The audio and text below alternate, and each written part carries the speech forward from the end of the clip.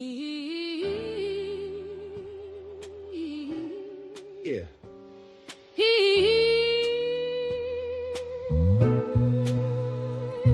Yo. Summer of 1995, hot night in July. Why did Janet have to die? This is the story of Eddie, Commonwealth of Massachusetts. The system is petty, juvenile law and politics so deadly. 15 years old, known as Big Lovable Teddy. Janet Downing, 42 years old, what's the motive? Killed in her home, young mother devoted. Eddie went in the house, the door was open. She was on the kitchen floor, laying there frozen. Eddie claims this was not what he planned to see. A man with a mask grabbed him. Be quiet. I will kill your whole family. Eddie left the house, ran up the street. Around the corner, washed up in the bathroom at Burger King. Janet was stabbed multiple times. Rest in peace. It was a gruesome murder scene. I agree. Eddie went to his work, said he got jumped, but never said a thing. What? About Janet lying there lifeless. His friend's mother from across the street. Shh. He was in the house. But Janet had a brother-in-law she kicked out for selling drugs. Said if anything ever happened to her, it's him you bring up. The night of the murder he showed up, was acting suspicious in the front yard. Gina in Virginia says he was looking for his keys. It was humid and muggy, but we were showered and neat. He was a cab driver looking for his key. Looking for a key to one of the cabs in the fleet. Yes. How did he know something happened on that street? Eddie says he is innocent, and the cab driver did it. Who do you believe? Believe. DNA under Janet's fingernail, unidentified. Who do you believe? Come on, come on. This is the story of Eddie, 15 years old. Life in prison. This is the story of Janet, life taken and stolen. For no reason. It was the summer, July 1995. do you all remember? 30 years ago, why she have to die? 15 years old, locked in a cage of murder that he always denied. Let's go. Summer of 95. Life goes by. Welcome to the stream, long gamers. Peace and love. La la la. Let's take them back.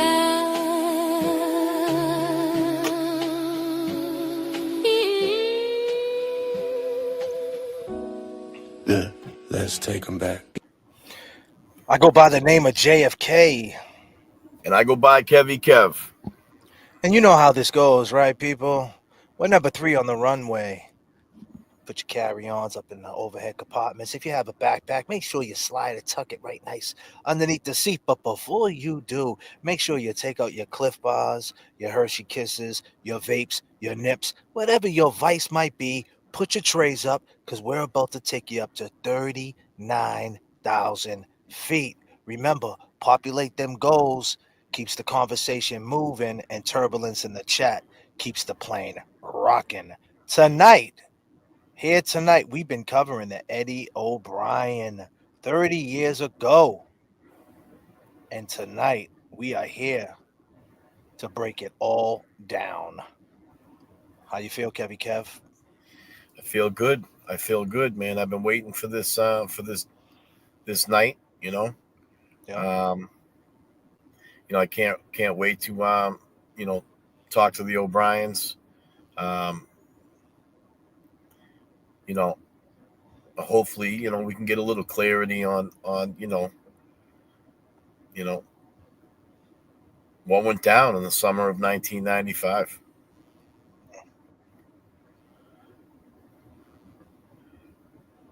A couple of questions that I want to know is, the energy, that night. I mean, afterwards, that whole neighborhood must have just been in awe, just a big, huge pause.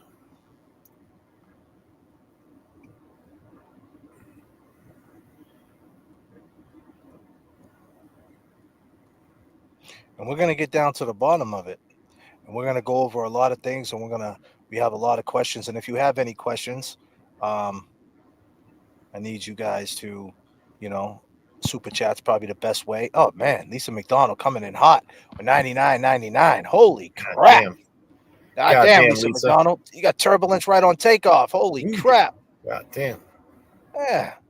Hold on a minute. You We know, I got a will. little turbulence in the chat. Oh no, we got just a little Yeah, yeah, yeah. turbulence in the chat. Turbulence in the chat. Can you hear me? Can you hear me? Boston, Turbulence in the chat. Yeah. Turbulence in the chat. Boston.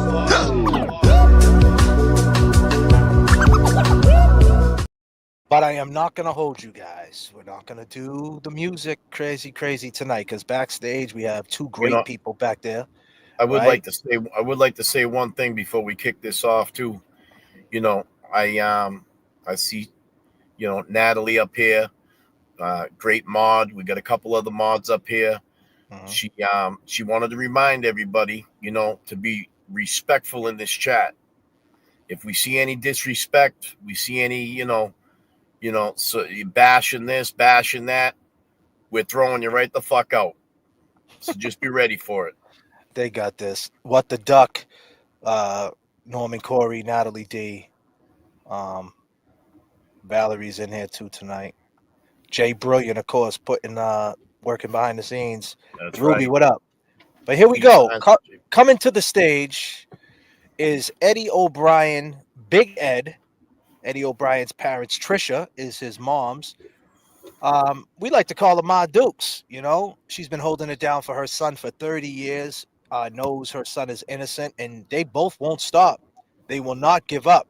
And without further ado, I need everybody to put their peace signs up, and let's make a warm welcome, and let's get it popping. For Eddie O'Brien and Trisha O'Brien, let's go. Peace signs. Here we go. Yes. Thank you. Peace signs up. Thank you. Nothing but peace signs up for everybody in here tonight. And we got everybody got peace signs all over the place for you guys. Everybody been waiting for this, Eddie and Trisha. Everybody been waiting. This chat, we got 385 people here. I'm sure little Eddie and Gardner's gonna hear about it because you know how it goes in there. I don't know how they know, but they know everything. What's going on in the street? Them people in there. I don't know. Everything. They know everything. So yeah, we got a great audience tonight, and I appreciate you guys for being here and having the strength to talk about this, and go back to that that horrible time. So to start it off, first question I would like to ask you guys: how did you two meet? All right. First off, we just wanted to say Oh, go ahead. thank you. Thank you for finally giving us a platform where a lot of people wouldn't. And we appreciate it, and we're in debt to you guys, and thank you very much. And Eddie thanks you. And Eddie thanks you too. We just got off the phone with him before we get on, so God bless. Yeah. That's awesome. Yeah. That's awesome. That's awesome. You guys look young, huh?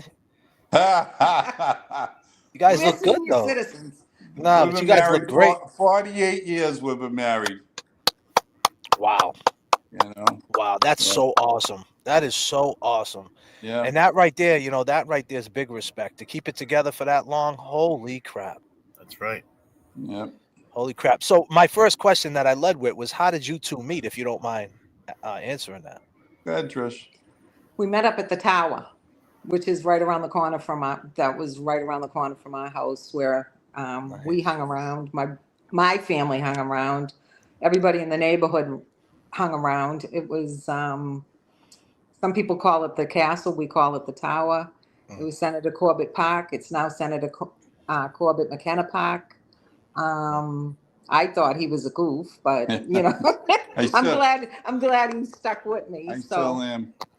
But no, I hung around with her brother Johnny before I really met her, and then we hooked up together, and here we are 48 years later, 5 children, 7 grandchildren. Wow. And another grandchild on the way. That's so awesome. Excellent. That's beautiful. That's a beautiful. And you guys are from Somerville your whole life? Yes, Wow. yes. We moved 2 years ago. We moved 2 years ago up to Reading, but God damn, Big Ed, what are you doing? hey, that's okay. I got the high ground. Yeah, it's all good. It's all Um, good. It's okay. but no, the house we lived on Boston Street was originally purchased by my father in 1959 Wow. when he became chief of police. He had enough money at the time. I think he was making like $78 a week back then, and that was for my mother. So we all moved in there. That's so awesome. That's awesome. So here we are. The year was 1995, July 23rd. A night that nobody could forget. First and foremost, what can you tell us about Eddie as a kid in that space and time? Say from like from 8 to 15, right around that time. Like, what was he like? He was a good kid. First of all, you know, I want to say something. We loved Janet too. Janet was a friend of ours for 18 years. Of course. Um, she changed my babies. I changed her babies. We lived across the street from each other. We had moved out for a little while. We were all, we spent New Year's Eves together, birthdays together. She was a wonderful person. She was a wonderful, wonderful person. And you know what? We miss her too. And we want justice for her also. We Right. want justice for Eddie and justice for her. And let's be clear, that was my second question. My second Mhm. question I'm was sorry. going to be no, no, that's all right. My second question was going to be, what can you tell us about Janet? But let's just stay right there in that pocket. So, what was Eddie like as little Ed when he was just running around out there in Somerville as a kid? Well, Ed, the first time we realized he was going to be as big as he is he had to get a mole removed from his leg, His foot. his foot, and his doctor took an X-ray, and he said when we were leaving, he goes, "By the way, you better call the Patriots because this kid's going to be about 6'7". That's crazy. So we're like, yeah, right. How would you know that? And then when he was my age at 15, I used to be 6'2", but I'm shrinking. I'm Yeah. 66 now, so my bones are the gravity is killing me. And and but Ed was a very mild. Um, he was just a good kid. Um, there was really no big trouble at all he caused us. He was a saint. I No, mean, he wasn't a saint. well, I mean, he did Mhm. stuff that was kid stuff, like nothing big or any of that stuff. I mean, his sisters drove him crazy, of course, but he was just a good kid. Uh, as Gina would tell you, he used to drive her crazy because to get by up to the park, he used to bounce his basketball, and he made sure he bounced it louder when he went by Gina's house because that's the way it was. I mean, in the wintertime, he'd hit her with snowballs. In the summertime, she'd get him with the hose. She actually went out Mm, and bought a 100-foot hose and to let him know that I can get you across the street now, Ed. right. So he was just a really good kid. Always proud of him. Wasn't the greatest student in the world, which now he's oh my God, now he's just he's so smart. He's self-taught, um, and he made it through St. Joe's St. and Clemens. then St. Clemens, and then he went to Don Bosco and Skip Bandini. Boy, I can't believe I remember that name. Was the Mm, football coach, and he seen this kid walking down the corridor, and he was like, "That's my offensive lineman." mm, And he asked Ed, would you be interested in playing? And Ed said, "Yeah, I'll give it a try." You know what I mean? So he went to football camp and came back, and he played a few preseason games. And the season started, and I'm on the sidelines, and I'm like, "Ed, you got to hit these people, man. I mean, you're so big, you could just take everybody down." And so when there was a little timeout, I grabbed him and I said, Ed, what's up, man? Why aren't you hitting? He says, Dad, I'm too big. He goes, I'll hurt these kids. He goes, look at these kids compared to me. There was another boy also the same size, and they used to call them the Twin Towers Right. because they were both so big. And he was the same way. He was a gentle giant too, and they played football together and they played basketball together. So at Don Bosco, and they were both two good kids, you know. And Yeah. the football coach finally came up to me and said, Mr. O'Brien, uh, he's a good kid, but he just doesn't have it in him. He just doesn't have it in him to just plow everybody over. And so that ended his football career, and it was on to basketball where he was damn good at it. You know, he Oh was a big yeah. kid, and he owned the paint. You know what I mean? So, Yes, he did. And he but liked basketball too. He had a picture with Larry Bird. I seen. Oh yeah. oh man, I stood in line for Now four that hours for what that, a picture that is. and I remember the Cambridge cop coming up to me and saying, "I'm sorry, sir, but I'm cutting the line off here." I said, "No, you're not." I said, "No way in hell. We're going to have a big problem if you do that." So he went down. The guy behind me said, "Well, sir, I'm cutting the line off here." And I was like, "Thank you very much." Hmm. And yeah, it was a great picture. It really made his month to take a picture with Larry Bird. I mean, Oh I'm not yeah. the type of person to stand in line, but for that, it was well worth it to see the Him and smile on his face, him and and Jeannie. Him and him and, Jeannie. and, and his older sister Jeannie both took pictures with Larry. That's awesome. That is, yeah, Yeah. That is awesome. great memory. So, What a great dad you are. I tell you that. well, A the lot of our only other dads weren't time doing I that. stood, the only other time I stood in line was the seventh game of the Bruins in Bruins. Montreal, and Terry O'Reilly was the coach. And that's another thing. I stood in line 4 hours, and I get to the gate thing, and the guy closed it on me. He said, "We're out of tickets." Oh And wow. I'm like, "Oh, no, no, no." So the guy in front of me, I was talking to for hours. So I chased him down in North Station, caught him out in front of Duncan, and let's just say I got 2 tickets off him. Oh yeah, You you And bought did. 2 tickets of them. So Eddie went to the seventh game. The yeah, first time they won Nice. the seventh game with Wow. Montreal. What year was yeah. that? That was like what? 86 or 90, something? 87? no, No, 94, 94, 94, Oh, 3, or 94. Yeah, yeah, yeah, 93. yeah, yeah. So So what was that that picture was with Larry? When was that picture with Larry? That had to be like 90, right? yeah, yeah, 91? that was around 90. He was young, Like right. really young. Yeah, that's when Larry was on his way out with the back injury. yeah, Right, yeah. Yeah, exactly. yeah, Yeah, yeah, yeah, yeah. yeah. Wow. What great times. The old Boston Garden. I miss the old Yeah. Boston Garden. Oh, big time, big Oh yeah. time. Yeah. And he was just a sports freak, and that's why we went to a lot of what do you call those card shows? Yeah, the You card shows trade they had. cards and all that Trading stuff. cards. Oh yeah, yeah, yeah.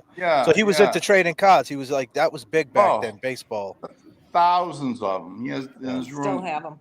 Yeah, we still have them, and that's the thing about the paper with the natural born killer stuff. We only kept that because there was a card show in Everett, and we wanted the clipping to know what time, where it was going to be, all that stuff, and then they just blew it out of proportion. So let's stay right there for a second. So let's talk about Janet. So Janet, you lived this. How long did Janet live in the house across the street? She lived right across the street from you guys, right? About 18 years. So 18 years, you guys had your kids together, and when we talked to Gina, Gina said that she would come over and drink coffee in the morning, like just hang out in the neighborhood. Everybody was tight knit, like so. What type of person was Janet? Like, if you can give a description of like what she was like as a person. She was wonderful. She was good. I can remember when she was having the twins, and she Wow, was huge. She it's she huge, was huh? huge. Yeah. I think one weighed Poor seven lady. two, and Oh I know yeah. because she was only tiny, Yeah, she's and tiny. Yep. you'd see her belly before you seen her, because she Right. was so big. Ooh-wee. She had the twins. Actually, the twins were birthday was the week after she was killed, and so she went through the summertime with them. But she was a wonderful person. She was an honest person. She, she would do anything for anybody.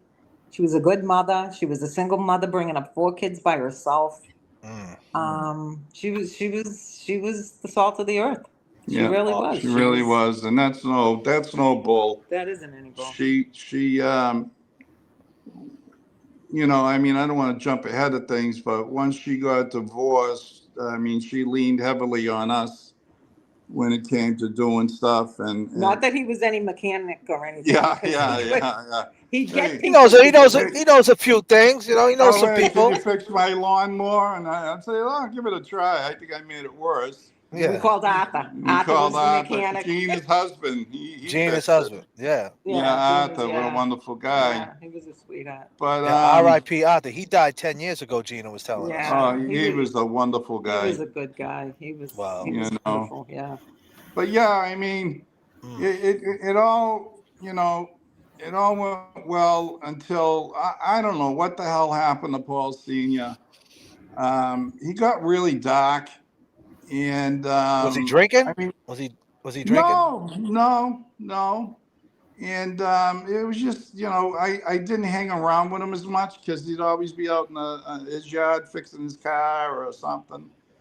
And one day, Kerry ran up to my house, was banging on my So Carrie. door, and So Carrie is Janet's older daughter, right? right. Right. Okay. And she ran. She says, Ed, hurry up to the park. My father's gonna kill this kid. I Mm. says, what do you mean? Just please run up there. So I ran up there, and as I'm running up there, I could see it. He's beating this 15-year-old kid with a motorcycle chain. Damn. And I'm like, and I grabbed a chain out of his hand. I grabbed it. I said, what? And the look on his face was, I said, what the hell are you doing? He goes, well, he was picking on Paul. I goes, well, you don't beat him with a chain. I says, Mm. get out of here. I says, just go home. And then I grabbed the kid, and they had the water bubblers, and I washed the kid off. And I knew his father. His father worked for the Middlesex County deeds there. And I knew what was going to happen. And I said, go tell your father. And then I just went and sat on my porch, and I waited, and I saw the father walking up Boston Street, and I goes, here we go. And so I had to move down a little bit because I couldn't see his front door from our house. And Paul opened the door, and the guy just punched him right through the screen. Yeah. And Rightfully so. Rightfully yeah, so. Yeah. oh Yeah. yeah, and let him have it. And then after about 4 or 5 minutes, maybe less, I went over and I broke it up. I said, okay, that's enough. You got him. Yep. And Paul's like, well, why didn't you help me? I goes, because you deserved it. Yeah. You know what I mean? Different So there times was, back then. I mean, I Well, there remember was. like if you threw a snowball on someone's car, like like dudes would jump out the car and try to kill you. It's like, man, I just threw a oh, big, snowball at your car. especially in Somerville, Yeah. you know, and it was just incidents like that, Mhm. and that, and That's when Janet. that's when Janet, yeah, She was afraid because he took the violence out of the home, and she thought she was going to lose everything. She thought she was going to be sued, but the guy did it the Somerville way, yeah. So let's and stay right there. So when you say the sum of a way, he was more. How did Paul grow up? Did he grow up like he was from Somerville. old He was not. Somerville? No, Like he wasn't a fighter at he all. wasn't a fighter, no, No, God, no, no. no, So no. but Janet had a job and she had a career and stuff like that. Yep. Right. Yep. And Okay. Paul started off at the post office. He was a postal police officer, which basically is a glorified security guard. And then he ended up becoming a postal worker inside the GMF. And in like right, what was it, 2 days before Christmas, when little Paul Yeah, was Janet was about out. Yeah. 7, and Janet was out, and once again Kerry come running over to me. I was the go-to guy in the neighborhood, Yeah, sounds it. and she said, he's beating little Paul. And Mm. I ran over there and I grabbed him by the neck and I said, what the hell are you doing? And I basically, I wanted, but I didn't. I said, just go to your friggin' room. And I grabbed little Paul. I put him on the counter in the kitchen. I wiped the blood off his lip and, calmed him down. I got him something to drink. I might have got him something to eat. I don't remember. But then I told little Paul, go to bed. I'll take care of it. I'll make sure he doesn't come out of his room. And then I went back downstairs because he knocked over the Christmas tree. So I put the Christmas tree back up. I put all the ornaments on it because I didn't want Janet to come home to that, you know. So the violence was basically it for Janet. Of course, in 1986, the Red Sox was in the World Series, and we got 2 tickets, and I was going with Paul. And Janet told him out on the sidewalk, she goes, I'm getting a divorce from you. Oh, And I'm saying, you really had to tell him now? God damn. We're going to the World Series. Oh man, what a joy kill that was. Yeah, they won the pennant that year, I think, too. Yeah. No, that was Bill Buckner. Yeah, I Well, believe. they won the pennant. They but won the were- pennant, yeah. But, I believe she did it that way because I was there. And there was other people out in their porches, which everybody was always out in their porch in the summertime for protection. Yeah. She told them at that particular time outside where people were around, and he just cried all night. So he couldn't. He just had a bad attitude. It sounds like this guy With women and children. with women and children. He wouldn't do that to a guy like me or Yeah. other kids from the tower or any of those guys. I mean, he wouldn't dare. He picked on who he could pick on, basically. Exactly. I get it. So Janet had enough. She's like, see you later, buddy. I have enough. And then the neighborhood's tight knit. Everybody finds out. So now he probably feels like he's getting ganged up on. Like, oh, I'm the guy, I'm the odd man out now. Like, and everybody's like probably pulling for Janet because she's the one ultimately that got to take care of the kids and get them ready for school and all the stuff that comes with being a mother, right? Cooking, cleaning, all that shit, right? So he just got he don't want to man up. That's what it sounds like. Right. And what particular time was it when the kids had a sleepover at our house? Was it That was when after he fight, he beat the kid with the chain? Yeah, Janet come over our house and asked if the kids could sleep over there. she was upset because of she thought, because he took the violence outside of the home, and she thought she was going to lose everything. She thought the guy was going to, she thought the guy was going to sue them. Yeah. And like I said, he did it the Somerville way, and he didn't sue them. So No. thank God. And she just figured that's it. Enough's enough. And I think she was happier after that. Right. So let's fast forward a little bit. So Janet, so how long were they separated? So 86 they called for the divorce. So that's about 10 years they were separated at the time of this happened. Yeah, about 8 or 9 years. Yeah. 8 or 9 years. Yeah. Yeah, because then Paul got remarried. So he moved on. Yeah, he got married. I think in 90 or 91. Right. Oh, that's okay. And then what did Janet do? Was Janet dating? Did she have anybody or anything like that? Or she just stayed solo? And it's funny because a lot of women back then, like even my mother, like they had that one guy, they divorce him, and they never really move on. It was just like they stay single. I don't know why, but it seems like back then more so it was like that back in that space and time with that older generation. So she just was all devoted to her kids. Yeah, she was a single mother, so that's why too, because she had the 4 kids. She worked, she cooked, she cleaned, she laundry, and she didn't have time for herself. Right. She was a good mother. I mean, she had a lot. She had a lot of bad incidents. I mean, she found a set of keys in Paul's room, little Paul, and she caught him climbing up the the drain pipe to get up to his bedroom. He was trying to sneak in the house, but she heard him, and she waited for him to climb in the window, and she confronted him, saying, "Whose keys are these? I hear you have a lover in East Boston, blah, blah, blah." And he assaulted her. This is Paul Jr.? Paul Jr. So he kicked her, he assaulted her. And I believe it was, 2 days after that? she asked me to talk to him. Mm. So she come over and she said, because she had no faith in the father and her family, and I was, I don't know. Now your dad, but your dad lived in the house too. He used to be the chief of police. So Right. you're more like, you got that aura about you. You got the, you and Trisha happy together. You got dad who's the chief of police. So they leaned on you a little bit to help out. That sounds about right. He's a friend. So A friend. Yeah, yeah, exactly. so I saw him and I said, I want to talk to you. Come in my How backyard. old? I'm sorry. How old was he at this time? That was just before she got murdered. Yeah, so about Oh, 16. so he was. It was So you're. about 2 days before she got murdered. So when you're saying he had a lover with the keys, was it a woman or are you saying it was a guy? It was a guy.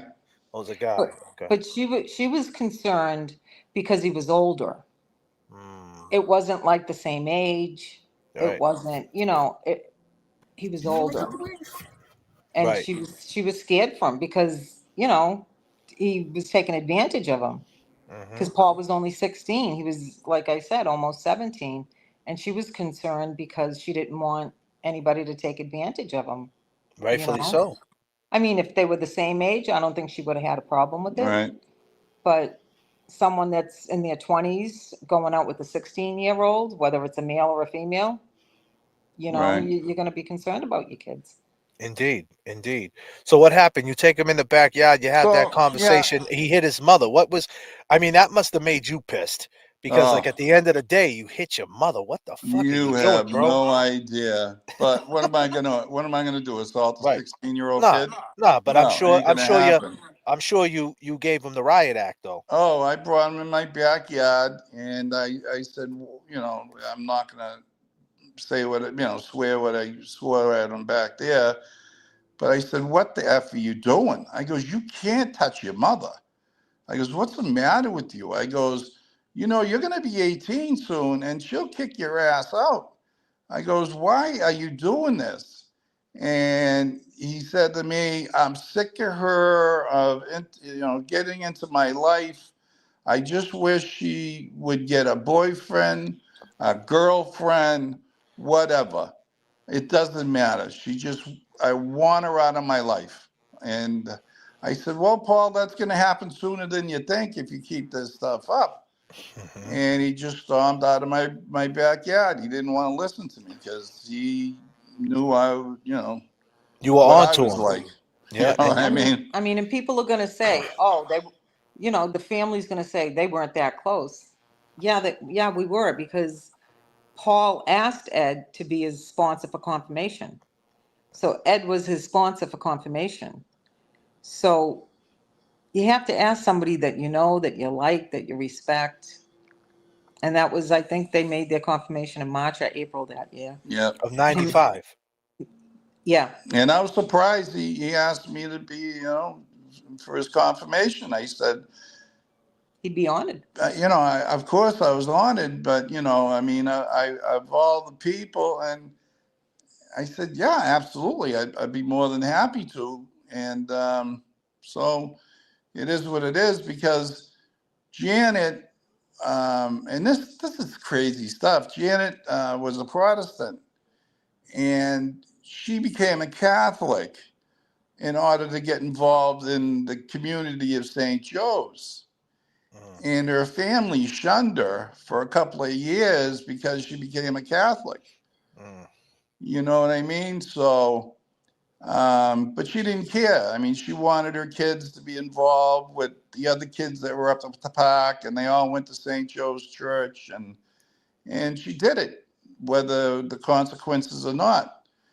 And so, yeah, it was a big moment for him to get confirmed. I think he was the first one. Was he the first? No, Who no. was the first one? I think Aaron. Aaron might have been the first one to get confirmed. But yeah, I mean, Janet was overjoyed that they were involved in St. Joe's community, and we all were. I mean, And St. Clements. So yeah, St. Joe's is where little Ed went to St. Joe's too, right? The Yeah. school. yes, And Till what they was that? closed. Was that all the way till like the seventh, eighth grade? Was that all the way?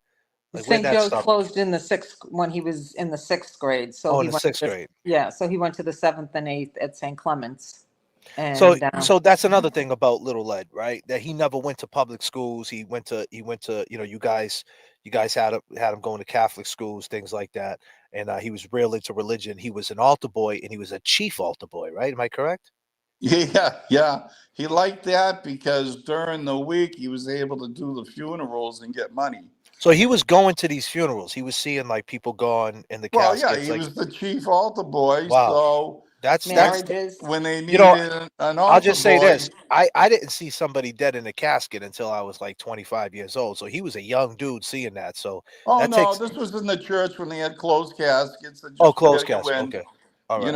and he Had a was, mass. and he'd give the priest the water to put on the casket and all that stuff, and Okay. and he'd make $20. You know what I mean? So, So he was a hustler early, huh? He well, he was no dummy. He was no he dummy. he Yeah, worked at the rectory also. Him eh, and Jeannie worked at the rectory. yeah, Mm, Every He single wanted weekend. those baseball cards. that's what he Oh, I'm yeah. telling wanted. Oh you, yeah, they worked for $4 an hour, and this is back in 95, 94, and they would have to answer the phones and answer the doorbell if someone came to the rectory.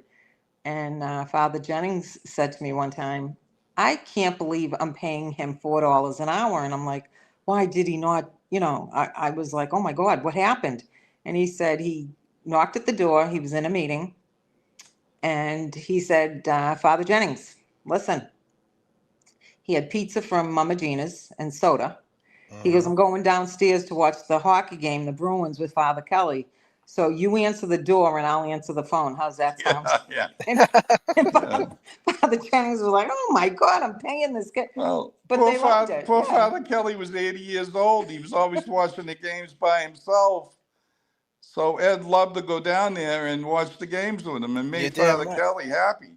mm, Yeah. And it's funny that you say that because it's like to kind of jump ahead a little bit, like Eddie being around the old timers, like the old Somerville and older gentlemen, like in respecting his elders, helped him probably in his, being in prison because there's so many old timers in there in the politics. Like he knew how to you know, politic with them, and have that mhm, connection with and have respect for them. Because nowadays it's kind of the opposite. Like kids nowadays, like they don't really respect the older people. It's like, oh, right. you guys don't understand what I'm going through, now. And it's Yeah, like it's a disconnect between the younger generation and guys like my age that are, almost at their fifth level. I see it all the time. But, it's funny because when we were growing up, I don't know, it was just like respect people who did it before you, right? And he Mhm, had that obviously, and look, it still worked to this day, even though unfortunately he's in there, but still that type of yeah. mindset helped him out. Um, Well, he's helped so many inmates in there, whether it be helping them write out their parole papers, that type of thing. I get calls all the time from people that have been out and saying, if it wasn't for your son, I wouldn't be out here. And that's if right. anybody should be out here, it should be him. So he's not for himself. He's not a greedy person. No. If he can help you out, he'll help you out. So let's go to so Trisha, July 23rd of 1995, you and Big Ed had just had a baby. Your baby was only 2 months old. Megan was born March 30th, and this happened July 23rd. So you just had and what's your youngest daughter's name now? Meg, Megan, And how old is she now? She's like 30, what, two? she's 30. We had 30. Mary. Mary is 32, so we had a 2.5-year-old at the time too, and a That's 10-year-old. Jessica was 10, and Jeannie was 17. wow. But you know what? They ended up being a blessing, really, because we couldn't just sit there and feel sorry for ourselves. We Hmm. had diapers to change, babies to feed, all that Hmm. type of thing. Right. So They're a they kept handful. us going, you know what I mean? Right. So July 23rd, 1995, Eddie, Big Ed, you're sitting at your house. What were you doing that night before they came running into back? Once again, they come running to get Big Ed. Running You're to probably me. like, you're probably like, here we go with this shit, right? So Yeah.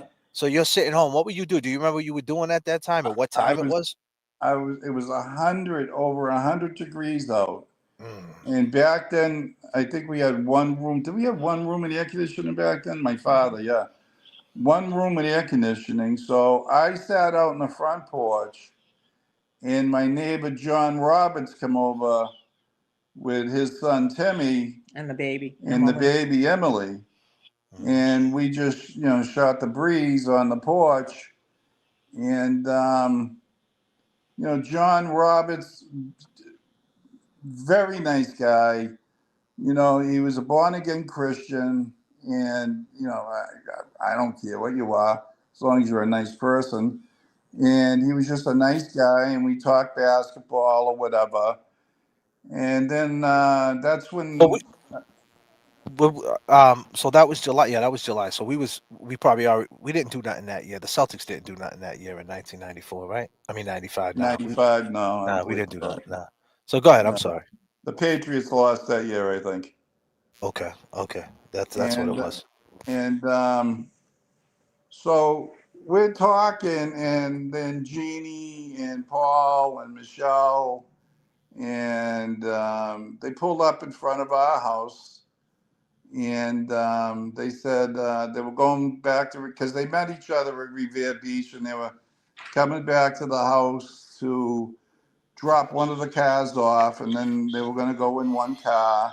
So let me stop you right there. Jeannie, your daughter, Jeannie, that's your daughter. How old was she Right. at the time? 17. 17. She was 17. She had her own car? No. No. She had She my was using sister's car. She your had my sister's sister's car. car. So then she was with Paul Jr. and they went to the beach. And then they came back and they left again to go back to Revere Beach, right? Now Right. right now, did she give your sister back her car? Whose car they go back to Revere Beach in? Michelle's. And who's Michelle? That was their friend Michelle Cameron, and I think her friend was there too, Raquel, and Jeannie and Paul. So they all got into Michelle's car. Okay, so And they had to drop off the car they used, and yeah, then go back to go hang They out at the all, beach. yeah, they all wanted to hang together, so they all jumped in one car. Let me ask you one more question, right? Where was was Janet's car in the driveway at this time? I don't recall. You don't recall? Okay. I think it was parked in the street, right? Um, Because she went food shopping, so I yeah, don't know. it was probably, when she went food shopping, she'd park in the street. If she didn't, she'd park in the driveway. But I'm not going to make up anything. I don't remember. No, it's okay. That's fine. And I was then, just wondering. and then they pulled up, and I'm messing. I'm one of those type of guys that likes to torture little kids, But Yeah.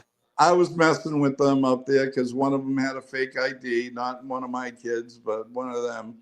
And I grabbed it off her, and I said, "What the hell are you doing with this?" And blah blah blah. And I'm not giving you your keys back. And then as and then we're there, and then all We of a got sudden, Gina Mahoney. I'm sorry, Big Ed. We got Gina Mahoney in here. Gina Mahoney. Gina, Goddamn, Gina. She I said love Pac's still Gina. on the street.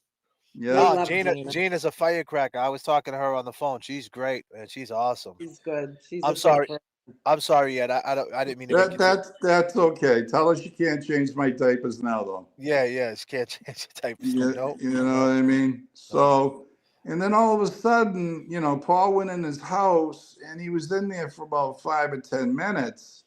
10, 15. Yeah, maybe even long. I don't know exactly, but, and then he come out, and usually he'd come over with the rest of us, because, all the kids were out there. There was little kids out there. There was kids his age out there. And he just looked at me really strange. Like, I don't know if it was more confused or terrified or whatever. And I just looked, I said to myself, geez, that's awful weird. You know what I mean? And then John Roberts says to me, "Did you see that?" He goes, "Did you see Paul's face?" I said, "No shit." I goes, "You saw it too." He goes, "That was awful strange the way he looked at us over here." I He goes, gave you. "Yes, it was." I What was goes, the "Thank look like? God." What was like? What could you describe the look like? Disgust? Like Like he looked. like I said, I don't know if it was more confused or scared, or it was a face I never saw in the kid before.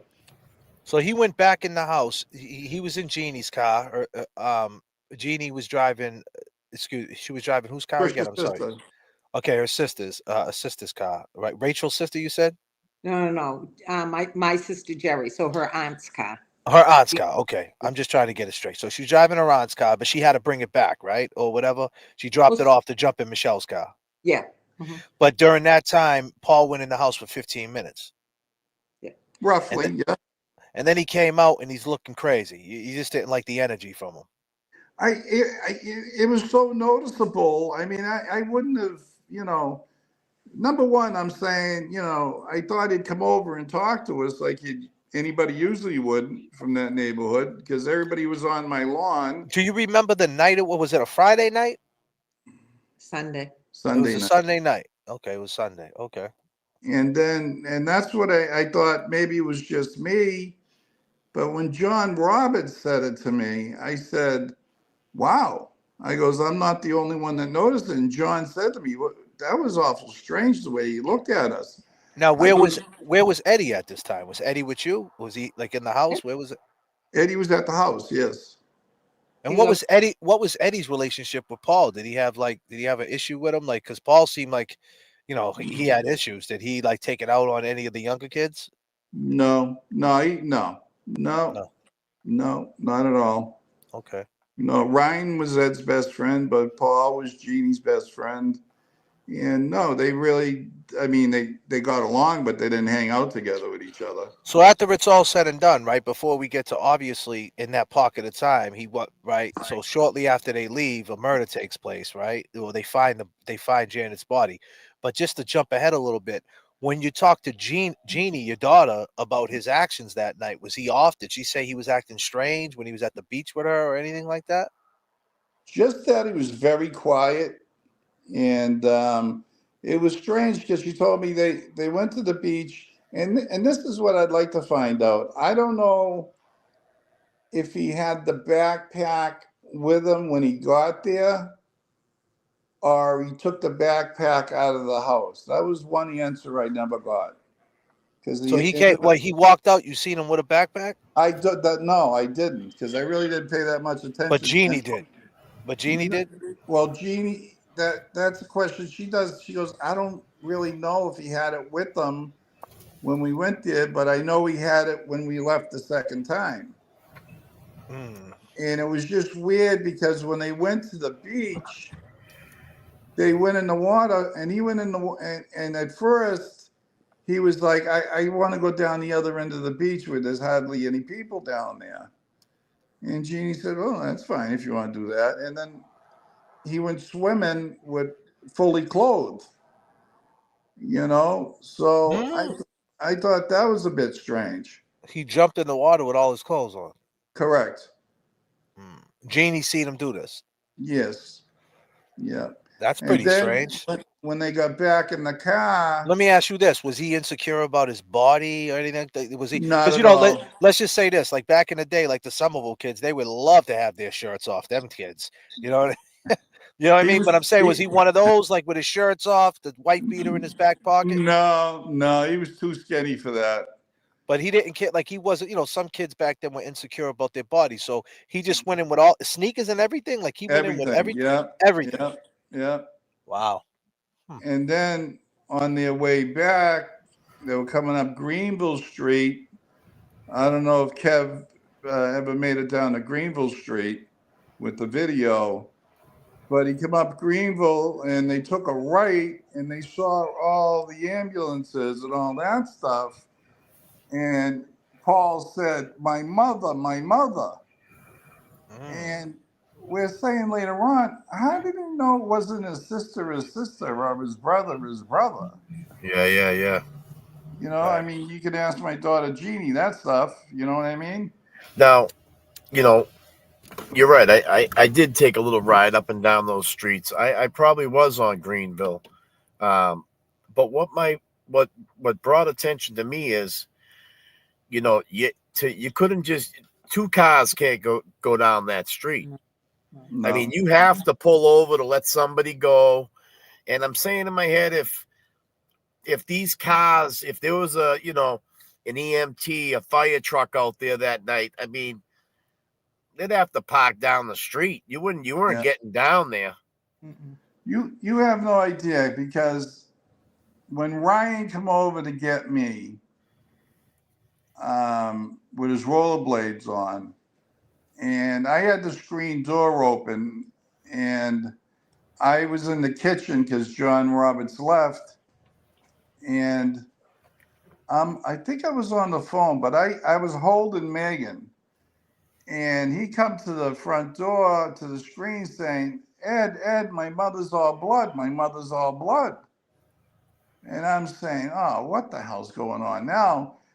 And I don't know what it is, instinct or whatever, but before I left the kitchen, I immediately called 911 just in case, because I didn't know whether she fell off a chair and hit her head, or I didn't know what was going on.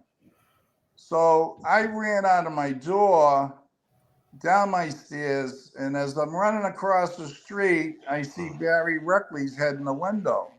And Barry Reckley lived in the duplex with Janet on one side and him and his wife on the other side. And so of course, everybody had their windows. And that was another strange thing. Here I am sitting on my porch, and everybody had their windows open. Janet had her windows open, and I didn't hear a damn thing. You didn't hear a thing, right? I didn't hear a damn thing. Which and thought I see the crime scene pictures, and there's a series of 7 windows right in the front of that house. Right. Yeah. And they were all open. So it was all and it's back to the ACs back then. Like, it's like it was just a different time, right? Like fans, like one AC in the room and the rest turn on a fan. If not, sit outside. Right. Drink a cold soda and shut up. Right. And I didn't think about it till a little bit later on. I'm like, I didn't hear nothing. And I'm only, I don't know, Kev, if you saw the red house there. It's white now. It's white now. Someone bought it. Directly across the street? No, that's Gina's house. Okay. There's the white house, the green house, and now it's a white house. It used to be a red house.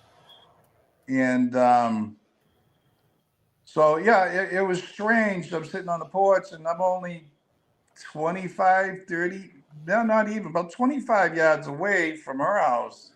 And I didn't hear a damn thing. Yeah, but, strange.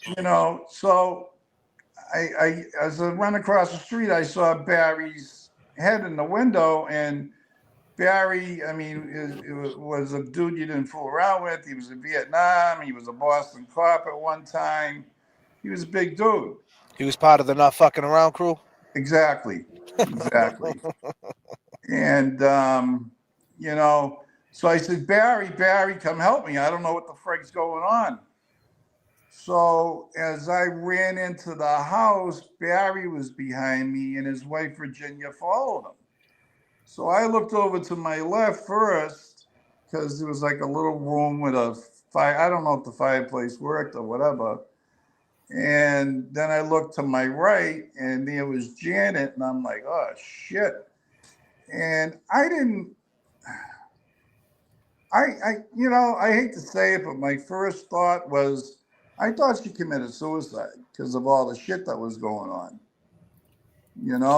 Did you hear anything from Gina when Gina was talking? Did you already get word, since everybody came to you? Did you already get word to keep your eye out for this cat, Adi?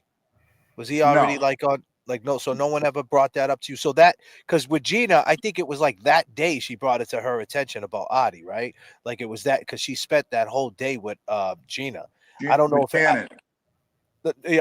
So Janet spent the whole day with Gina. But right? Janet, and then brought up Adi. So that never got brought up prior. You never heard anything. Gina never, because I'm sure No. Gina might have said something to you guys about it. No, I was leaving my house about 9 a.m, and I saw them on Gina's porch around that time, and I said, "Hey guys, I'm going down Dunks. You want anything?" So you seen them together that day? Oh yeah, sitting on the porch and the little table there Gina has, that she has coffee out there all the time, usually with Arthur sitting in his seat on the other side. Yeah. And I asked him, I goes, "You guys want anything from Dunks? I'm going down to Dunks." And they said, no, we're all set. We have coffee and stuff. I said, all right, no problem. If you want anything, let me know now. And they said no. So, okay. So I left and I come back and Janet was still on the porch with Gina. And that's when she spilled the beans about what she felt about Artie. Right. Because various times during the day, I'd be in and out of my house and Janet, and I thought it was strange because Janet, at one time, I'm saying she's been on that porch for like 5 hours now. Well, What the hell whenever are they talking about? Mm. when you bring back when you mention, you know, you see it, you're saying to yourself, oh shit, I mean, could it have been suicide? Like I remember she was struggling with she thinking she's gonna lose her job. Did she Right. ever And tell you guys that? Did she ever tell you guys that? No. you No. know, well, Gina expressed that to us when we talked to her that she was going to draw up a grievance for her work, and she was they were trying to demote her and not find her a new position, and I'm thinking in my head, hey, she's a single mom, she's got these kids, the house. Rents back then, I don't know if they covered the mortgage, but I mean, it was pretty cheap, you know. So in my head, I'm just thinking, I thought something like that, you know, was that a possibility? When I heard that she was struggling with the stress with the job and all this. She was depressed. Yeah, I mean, every night she'd come home from work, and you can ask Gina or anybody else, and Janet would back into her driveway, shut off her car, and just sit there for like a half an hour. I It's still like do she that. I mean, didn't want to go into the house. I hang in my car too. I just sometimes it's Oh, like we that shit look. I see that. Yeah. Yeah, this is not a car though. This is a 777 Airbus. If you didn't know, Oh, okay. All we're right. actually on an airplane and we're flying. We're at 39,000 feet. But Okay. yeah, you know. But so this happens, right?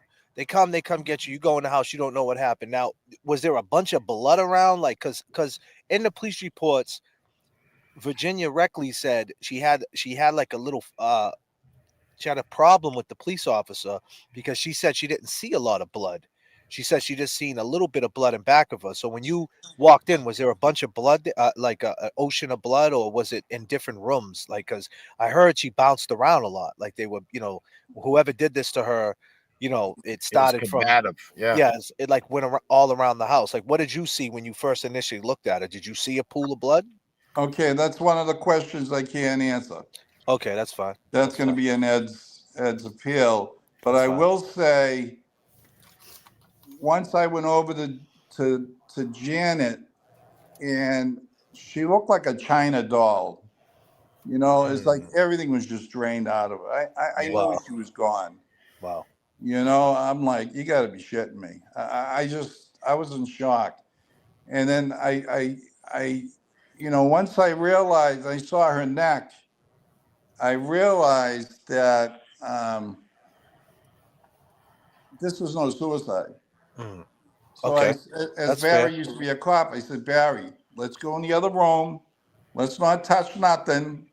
And let's sit on that coffee table. And that's it, and wait till the cops show up because I Yeah. ain't touching nothing. So what happened when the police showed up? Because that's another thing, right? If you can speak to it, right? I don't want you to say anything that you can't say. But so when the police Right. show up, Virginia says in her report that the police were acting kind of like shady a little bit. They were like, she was like, go in there and help, and the cop was like, like, what do you, just acting like an ass a little bit.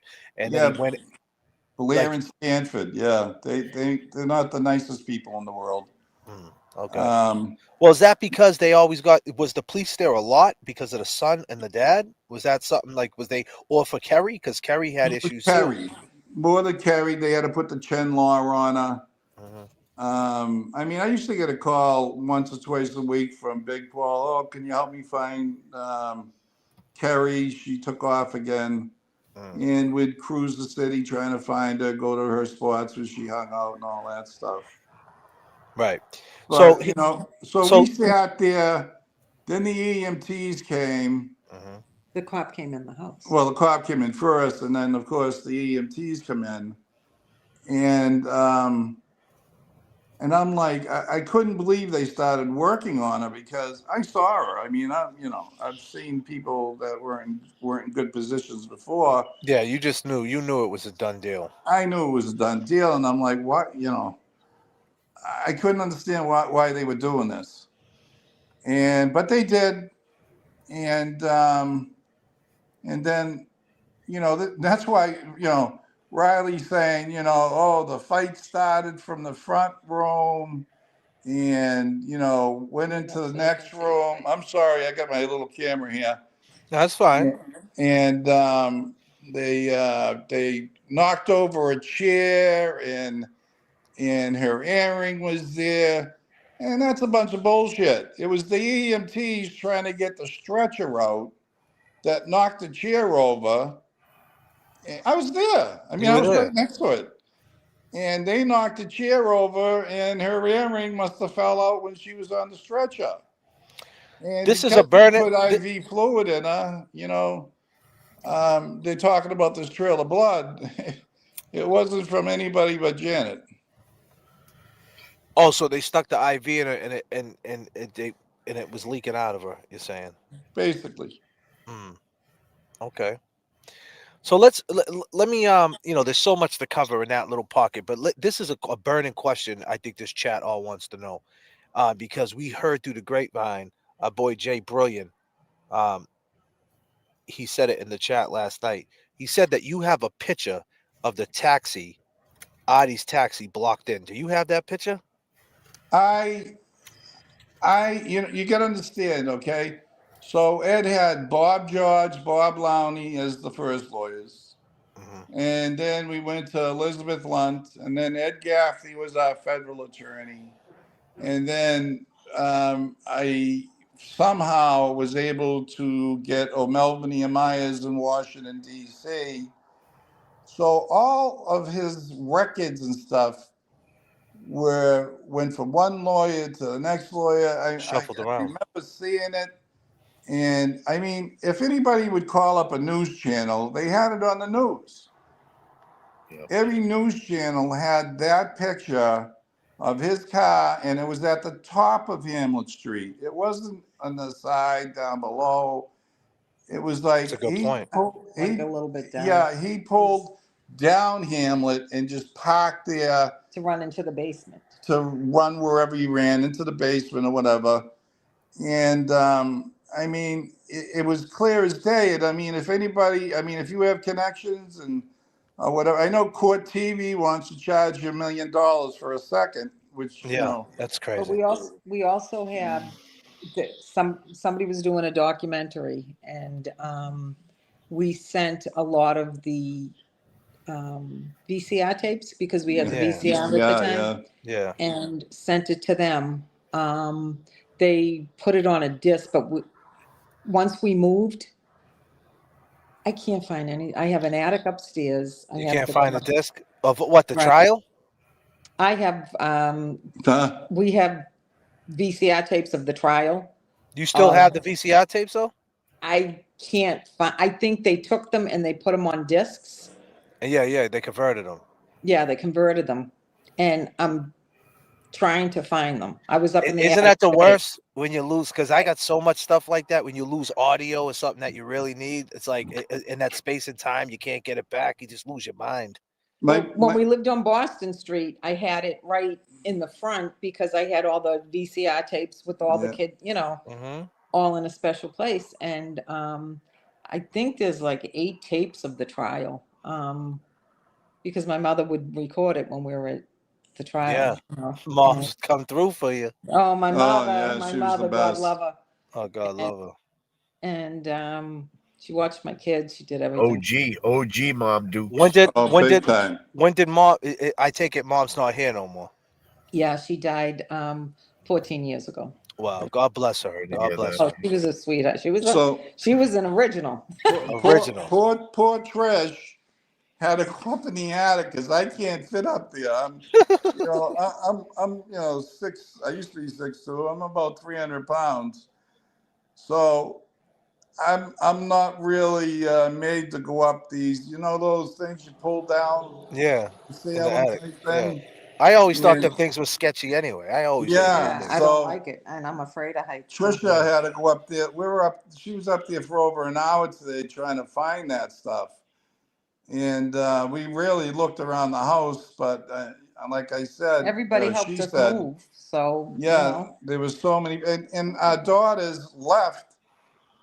I could kill them to this day, but not just our daughters, but a lot of people left some stuff behind at the house, our old house. So we don't know what the hell happened to them. That's all right. That's all right. We're gonna figure out. We're gonna. We call the chat long gamers, and we're trying to figure out now how we could put together like a little fund to get the and pay for it if we have to go over the trial and do like watch parties. And you guys are welcome to join us or just watch in the chat and watch the trial and see the corruption take place, so to oh, speak. You know what I mean? Because unbelievable.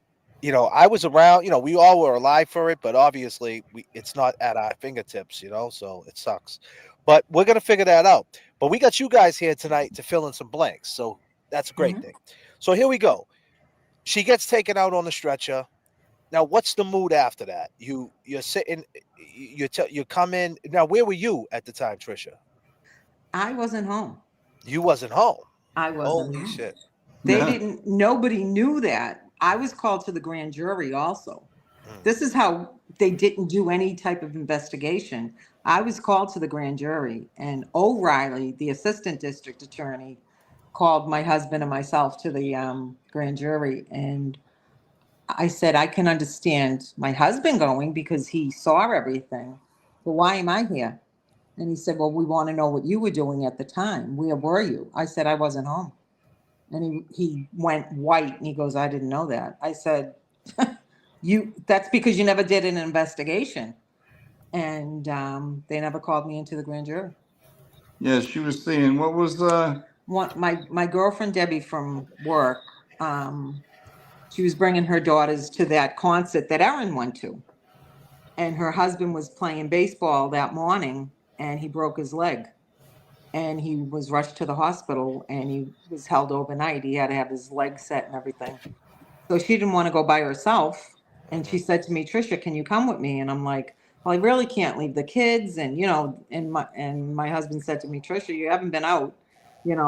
Megan's 3 months old, for crying out loud. Just go. And I'm like, well, I could see if it was a good concert that I wanted to see, but Right. I just didn't want her to go down there by herself. what was it? The Backstreet Boys? The New No, Kids on the Block. no, I don't know what It was it one of was. them. Yeah. No, I would have enjoyed them, but no. Yeah. Yeah. Yeah, we all love Maki, Donnie. We all love Maki. Donnie and Maki. Yeah, yeah. You know. So yeah, so they didn't have a clue. So she gets to the grand jury. She said, I wasn't even there. What are you talking about? But so what happens when you come home and you find out Janet was murdered? We came up Hamlet Street. Now at that point, did you guys know she was murdered? Like, you guys knew she got stabbed and killed by somebody? Like, I what was the word on the street? And with your dad being the chief of police, did he get any word on it? No, you're gonna understand at that point in time my father was retired and dying of cancer. He God bless retired him. in 1980. He retired in 1980. And he just, he ended up dying in April of 96. So when he got the cancer news, he lasted 9 months. So he was wasting away in the house. You know what I mean? It's too bad. Sorry to hear that. Yeah. Which Ed took care of him. And when the All Star game of the baseball All Star game, he made sure he went up to the hospital and he watched it on the little TV at the hospital because he knew it would be the last game he could see with them. Yeah. The All Star game. So Ed spent time up there with his grandfather and took care of him at home too. Yeah, little Ed. So what happened? So you didn't know. No one knows exactly what happened. You just know that she expired. I come up Hamlet Street and there were the tape was up and I couldn't understand what was going on. Um, there were The lights up same there street. going. Did you see that taxi when you came up Hamlet Street? There was I can't really say right now. No, that's all right. But Yeah, because it was hard to get up Hamlet Street, but everybody was around. There was so many people up there. Yeah. So I mean, there That's were that's that's what I hundreds of people. There were hundreds of people up there. I, that's what I, I I wanted to ask you was, so I mean, you know, all this is taking place. You're just getting home. You're kind of driving up there. Did anybody just go in? Did everybody? I was gonna say, did everybody just go in their houses and that was it? Or I mean, I'm oh, sure it was.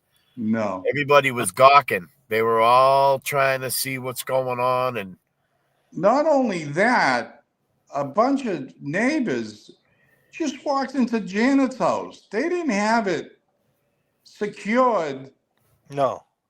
for a while. So, and So people were then, just walking in. yeah. So And what they do with Ryan? So Ryan, let's stay there for a second. So did you seen Virginia that night or no? You said you seen Virginia, right? You seen Barry, you said, right, Eddie? I saw both. You seen both. So Virginia takes Ryan out, right? Right, And then Gina comes over, gives him a hug or whatever. And then right. that's right around the time Adi pops up out of nowhere. You didn't see Adi though. I didn't see Addie at You all. didn't see Adi. So he allegedly pops up. Gina says he pops up. Virginia said he pops up. And he's just saying, I'm looking for my key. Right. And he's in the front yard. And like you said, it wasn't locked down. So in that space of time, are you saying that if there was a guy, which would be Adi, looking for keys or a key in the front yard, he could have done that on a murder scene? It was so Well, no, at that particular time, because you gotta understand, I was in the house and the cops didn't want to let me leave okay. until I got on the phone with the cop down midnight where Ed got jumped down there. And I talked to the cop because I knew most of the cops at the time. And I said, "Can you please give Ed a ride home?" And he said, "Yeah, sure, no problem, Ed." So So the cops uh, drove Ed home right after he gets jumped. right. And so I start to walk out the door to go see what the hell's up with Ed. And the cop stands in front of me and says, "You're not going nowhere." I said, "You're talking to the wrong guy." Mm. I goes, "My son's over there injured. I'm going over there whether you like it or not. So get out of my way." And he got out of my way. Of course he did. And then as I was walking across the street, I saw Ryan in the back of the cruiser. I just Which, want I got excuse me. Can you hear Yeah, me, Jay? I can hear you. I got Eddie O'Brien, Big Ed here. We got Trisha here. This is my co-host. He's part of the team. He goes by the name of James Jackson. He just joined us. He jumped on. James, you want to introduce yourself to Ed and Trisha? How are you? How are you, how you Eddie? doing? How are you? And Sorry, chat I was having some technical. difficulties. difficulties. That's all right, buddy. That's all right. Chat, James Jackson is here. The co-host, the co-defendant, he is here with you. And let's just keep it going. Let's keep it going. What up, James, man? Hope you're feeling good, my brother. What up? What Good, up, man? I'm good. I'm good. good, good, Just good. trying to get in a So good spot. yeah, man. Take your time, brother. We're here, bro. Just listen in, man. Pay attention. That's all I ask. So let's keep it going. So now you leave, you find out he's at Midnight Variety. You ask the police to give him a ride home. They give him a ride home. He comes in the house and he got this cut on his hand. What was your first reaction? Well, my first reaction was I called because I couldn't leave the scene itself. I could just go to my house because the cops followed me over there and all that. And I wiped them down with peroxide. And my father saying he's got to go up for a tetanus shot. I goes, "Yeah, Dad, I know. He's going to go. Uncle Doc's coming over to bring him up to the hospital." So Uncle Doc brought him up to the hospital. And then I went back over to the house. So he goes to the hospital. Your brother took him to the hospital? Trisha's brother-in-law. Tish's brother-in-law takes him to the hospital, and you go back across the street to the scene. Right. And then I ended up going up to the So hospital. at that point, do you think it could be related since he's cut on his hand and you see that she was cut? Like what was your what was you Not thinking? a clue. Not a Not a clue. clue. Okay. No, So never. That thought never crossed my mind. okay, that's fair.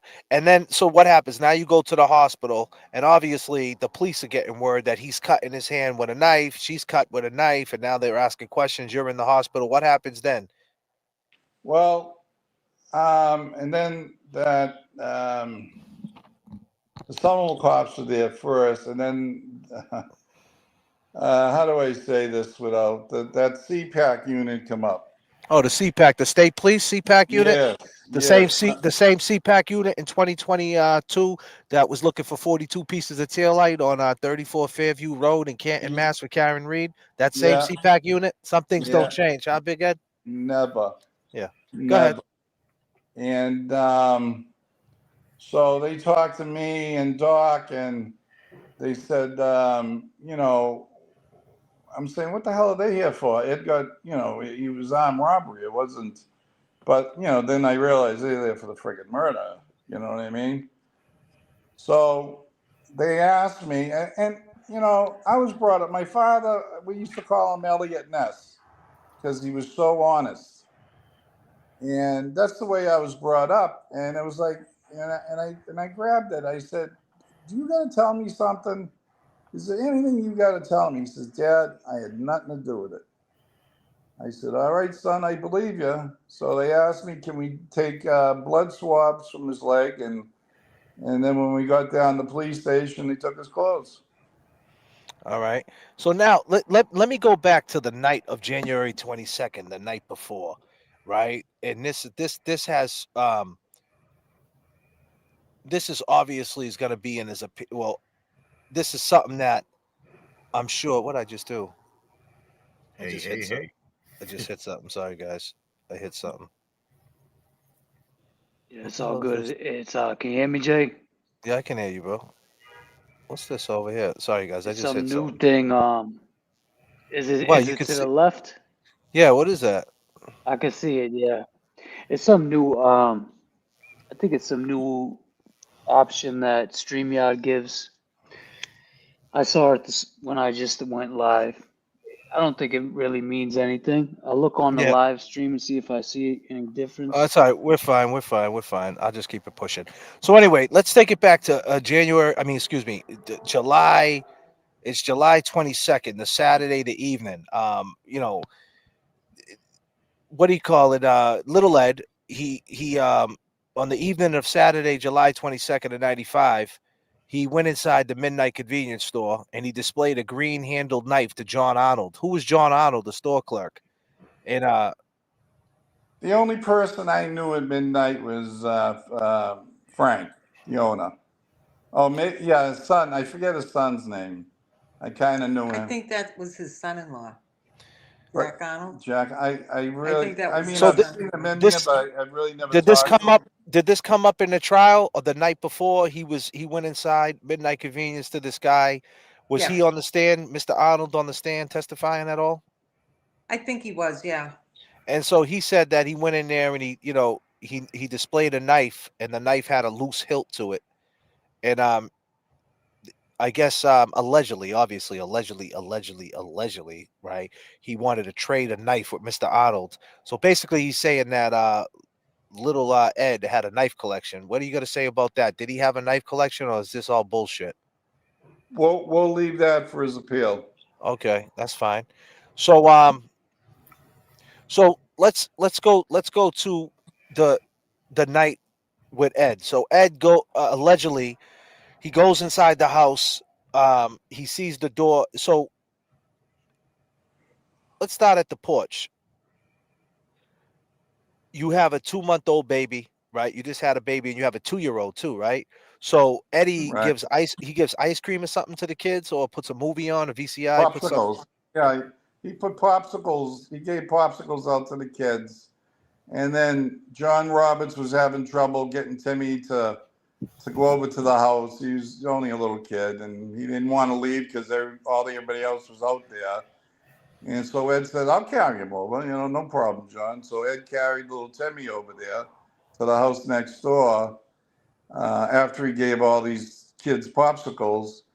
And then as he was going in, I said, "Hey, Ed, can you do me a favor?" And then I don't know what movie it was, Snow White or whatever. I says, can you throw the VCR in for your sisters so they can watch a movie? He said, yeah, no problem. So he did that.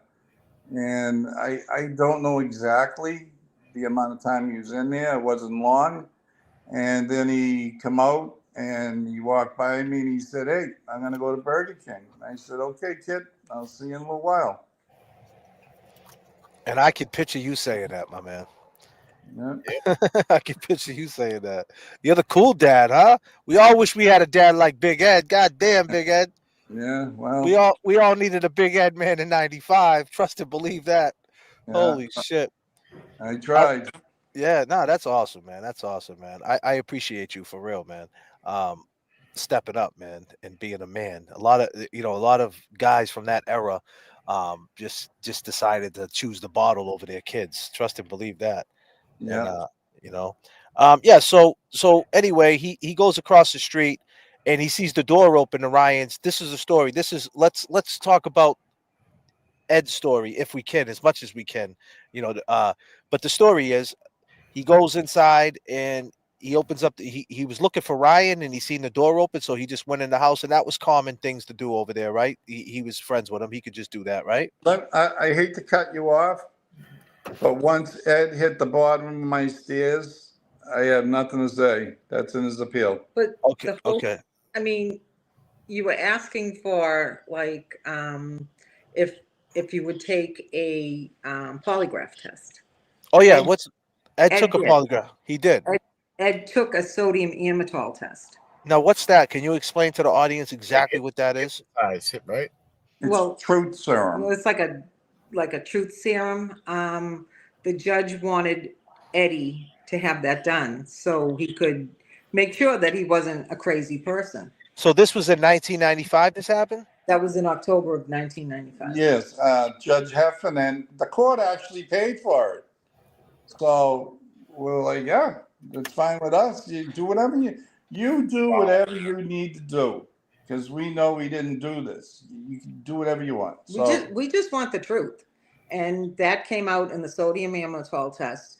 Everything he said, he told us, which was the truth. He did not have anything to do with this. He wasn't involved in it in any way, and it all came out. The three doctors that did this test, it was down in Hingham.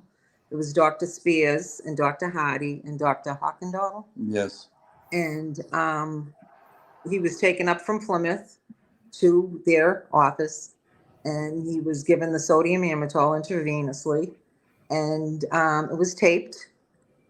And he told them exactly, because he had also, Dr. Spears had also given sodium amytal to, at I think a year or two before. Meinholz. Okay, yeah, and had given it to him, and he came out with a lot of stuff, because you can't lie into this. And he didn't even want to be paid from him. He goes, he's a sick person. Yeah, Meinholz. Raymond Patriarca Jr. took the test, and he was like, "You can't lie in this stuff," and they got me. You know what I mean? So But it was, so we do have the tape. We do So we have, so you have the tape of him taking the test. yeah. Wow. How do we? Now that's for the appeal. Is that for the appeal? No, that was brought into, No, I'm saying, can we use that? Can we get a copy of that and play that? I can't give it out because Ed doesn't want it to be, because No, that's fine. there was other, not just from that night, but other things that they asked him. Okay, So, that's fine. That's fair. so That's it's fair. but That it was brought into confused it it. was on the news. It was was on on the news. TV. It The was on- news, yeah. the news people got the copy of the tape. Mm. It was plastered all over the news. We were horrified. Not horrified, but we were saying, how the hell did they get a copy of this stuff? So Because we have a lawyer in here, right? Her name is Nan Gallagher. She's a friend of the show. She's a great lawyer, and she's she's a very great woman, very smart woman, and she just said there is not.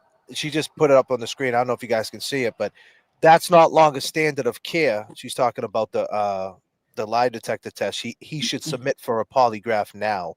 That was her advice to for you guys. I don't know if you guys are up on that. I'm sure Eddie is, because Eddie lives in the law library. We heard last night. Oh, big time. Yeah, Yeah. yeah. So I mean, that's just something to think about. And she's actually a New Jersey lawyer, but she's actually she's about to get her Massachusetts license. So I'm sure she's looking into this, and she's gonna look into this for Eddie and look into for because the show or whatever, and get down to the bottom of it. So now you guys have a new friend that is Oh, that's good. That's a she's good thing. yeah, she's a Join the very club. she's a And very that's and smart that's woman. that's another thing. They try to make it sound like the neighborhood was in an uproar and this and that. We have gained more friends and supporters than any detractors over the Right. years. She would be licensed soon in Massachusetts. Nan Yeah. will. So once Maybe Nan she can. becomes yeah, That, once Nan becomes licensed, believe me, she's a firecracker. She's definitely part of the not fucking around crew. I that's a love it. good thing because you Yeah. know what? We Yeah. need more lawyers like that. We Yeah. need more lawyers that aren't going to take what the um, district attorneys say because Right. everybody believes the district attorneys. Oh, And you know Riley. what? Huh. There was so much bad press because this was just one case, Hmm. but every other case they have to go back to the district attorney. Right. So they're going to get all and write anything they want them to say. Okay. So Well, what? what was her So name? so I know that you guys can't, whatever's in the appeal, but and we've been speculating what could happen, and I'll just say this that and you guys don't have to speak to this, but I'll just throw it out there that the hard thing for Eddie that he has to overcome in his appeal, just my opinion, this is my opinion, is that he has, and we've seen it in the parole hearing. I was watching the parole tapes today, and I have a copy that I don't know if you guys want me to play a little bit of it. I don't know if you guys want to watch it a little bit with us. When they I sent it to you. Yeah, you said. Oh, Yeah. so yeah, I'll play a little bit of that and Yeah. show a couple of things when Eddie was asked. Eddie said that I didn't do this. They got my DNA, and I mean they had my DNA. It didn't match the DNA under the fingernail, and that just blows my mind. That just Right. blows my mind, right? But the hurdle that he has to convince the appellate court at the time that the guy, because now the guy Mako was saying in one of the reports, he was saying, and like I said, you can't speak to this, but Mako said in the report that he's seen Eddie running down the street. He had he's seen him in the bushes running out. Eddie turns around. He's never seen him look like his eyes was popping out of his head. And then the very next day, Ryan calls up your house and talks to Eddie and asks him if said Mako seen him at the house or whatever it might be. Eddie denies it. Supposedly, allegedly, they go in the backyard with you and have like this little meeting, and Eddie denies it, says it's impossible you see me. And then later on, it comes out, Eddie denies it up until that point, and then later on, it comes out that he said he was there. Now, if one question you could answer, how long, if you can, how long after did Eddie say he was there? Like, was it weeks? Was it months? Can you speak to that? It was probably a couple of weeks. A couple of weeks. Okay. Yeah. All right. That's fine. And can we That's play a little bit of the that's parole? true. Can we play a little bit of the parole? Sure. Yeah. Good. That's why Ed wanted me to send it to you. All right, I'm gonna play a little bit of the parole when they're asking him questions about why he didn't say anything, and I think that's like the main thing here. Like, I think like if that never happened, he said it himself. That's the biggest mistake he ever made. I think like that's the hottest obstacle he had, that he never said anything. But then again, he's 15 and he's scared, right? He was So threatened. Yeah, hey, and he wasn't your regular 15-year-old kid. He acted younger than a 15-year-old kid. all right, let's play a little bit of that. I'm gonna put it up on the screen. We can watch it, people. This is Eddie now at his parole hearing. That's Eddie. And it's a little low. You guys probably can't hear the guy talking. Eddie's nice and clear. This is the much volume I can get, but check it out, people. And 2 weeks later, after consulting with the lawyers, you decided to tell the truth regarding that? That is correct. And why was it you decided not to tell the truth initially? I think it was just being stupid, scared. I think it was my belief that I didn't do this. This is just a mistake. They'll probably find out who did it. And then This I think was your best friend's mother, your next door neighbor. Why would you not say something at that point? when that night, Once you observed what you did? what do you, I didn't do anything. No, once you observed what you saw, I should say. Not When I say did, I meant what you actually I said. understand. I understand. That is one of the biggest regrets I have. I wish I had an answer for you. I just think it was the shock. I mean, I can't explain it. You're right. I should have. Okay, and you said you saw someone in there? And that's where you want to leave it? You don't want Yes. to indicate who that person was or anything? That's correct. And you maintained that for your 29 years in prison? Except for those first 2 weeks. Wow. Okay, now as far as disclosing who that person was?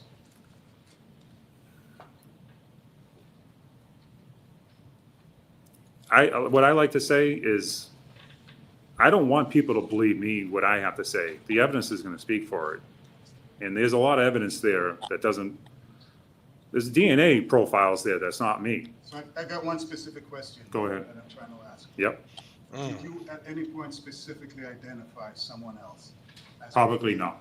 Never? Never. Okay. And the reason for not doing that was what? I don't think anyone cares to hear what I have to say about that. Especially back then. Not even to a close family member? Oh, I mean, that's different. Well, have you or no? That's correct. You did? I have, You yes. Okay, but that never came out to assist you in any way over the years? No. Okay. My lawyers at that time during the trials, the transfer hearings, as you can see, they didn't put on a defense. Okay. They didn't put anything on. He wanted more money, and that's all he cared about. No experts, no challenging. We were made promises about everything, and we had nothing. If you did do this crime, it would be pretty concerning. This is not an average murder. This is very sadistic. There's indication there might be some sexual violence involved.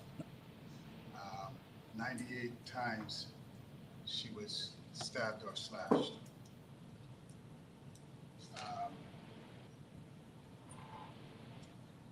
What do you think in terms of rehabilitation that would take? I can't answer that. I don't know. That's, The only reason I'm asking you that is because you were convicted by a jury. yep. You've been trying to appeal this for how many years now? Well, I've never filed an appeal. It seems like there's always So been you had a, the initial appeal after you were it was the direct appeal, correct? Okay. And since then, you didn't file any further appeals? So after that direct appeal, my attorney was working on the case, had a heart attack. It took me several years to find new attorneys. This is actually how I met Jack. I had a law firm that came into this case from Washington DC. They needed local counsel. They wanted to overturn the juvenile life sentence issue in Massachusetts.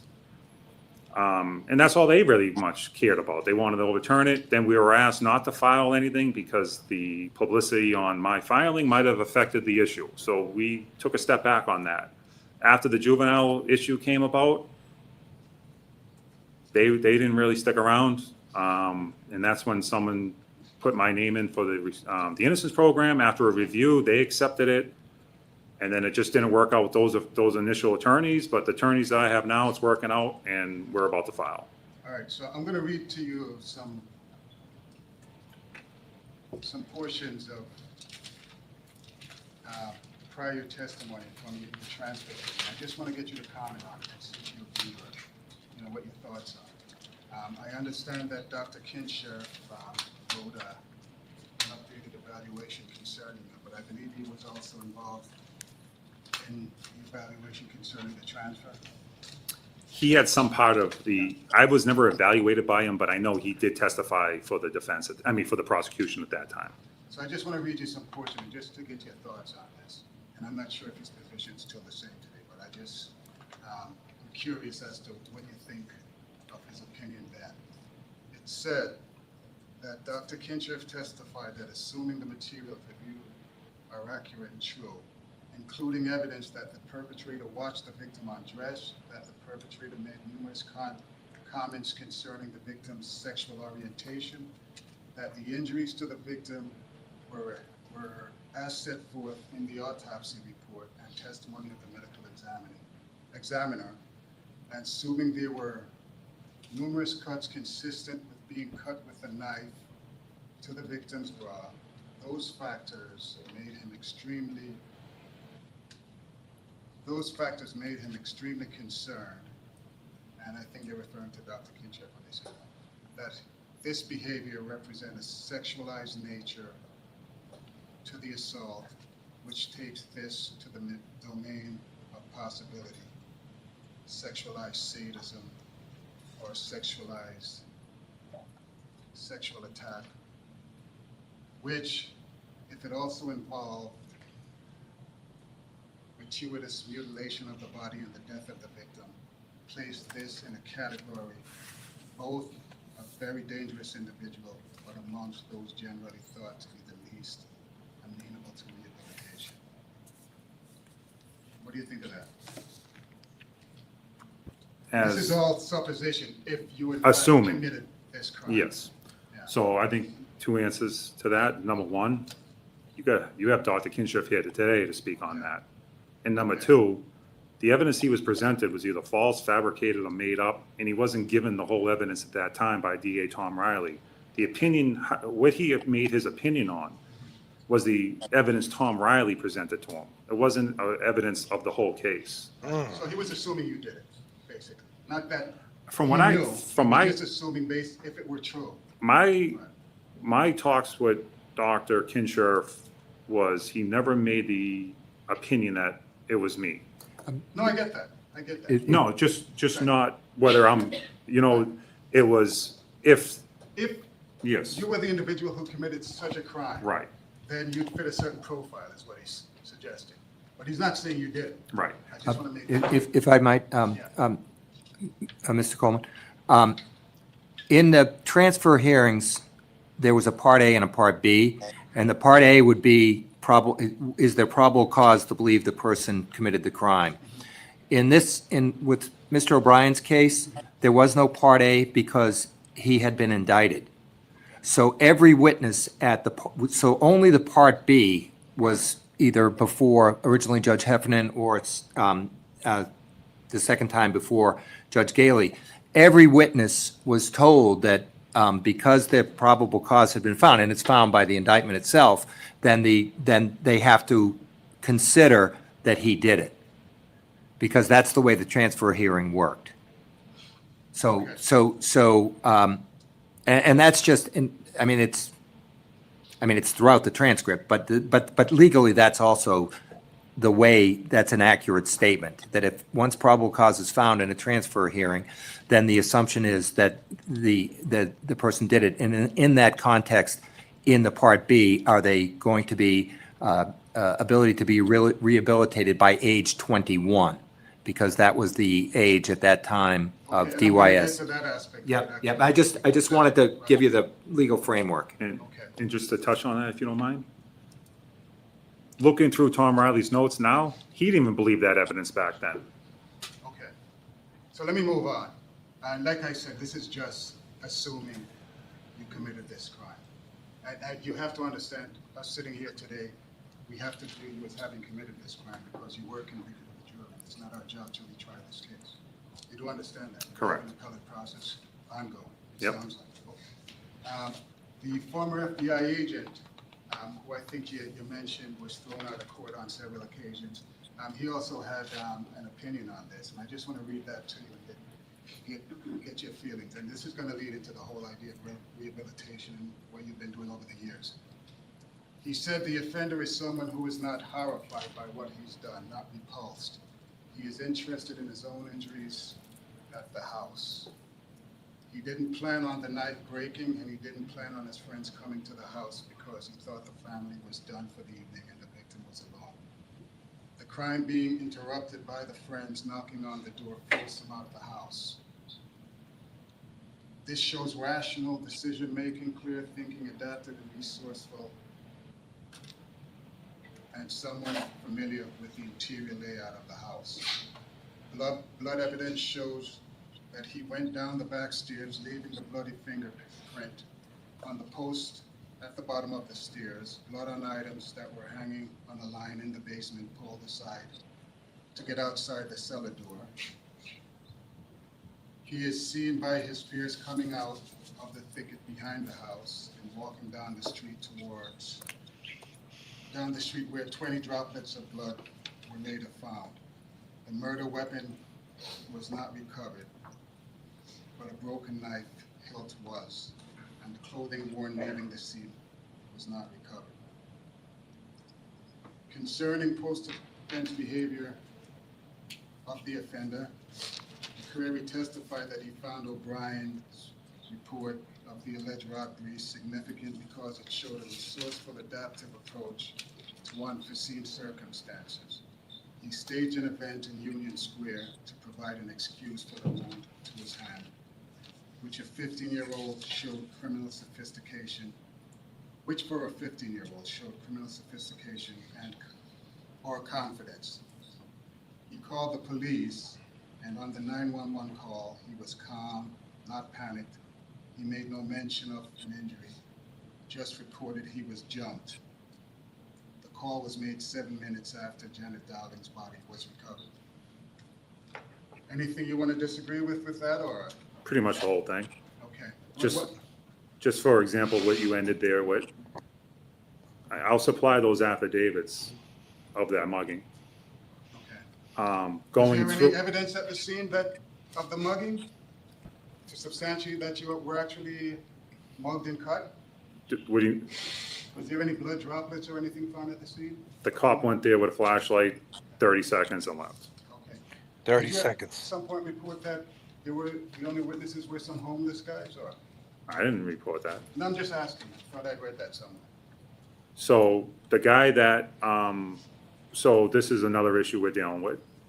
One of the guys were driving by Union Square that night, called the Somerville Police Department to report it, and they said they'd have someone come out and speak to him, and they never did because they didn't care. It wasn't until 2 years later he contacted the state police and said, listen, I witnessed that mugging.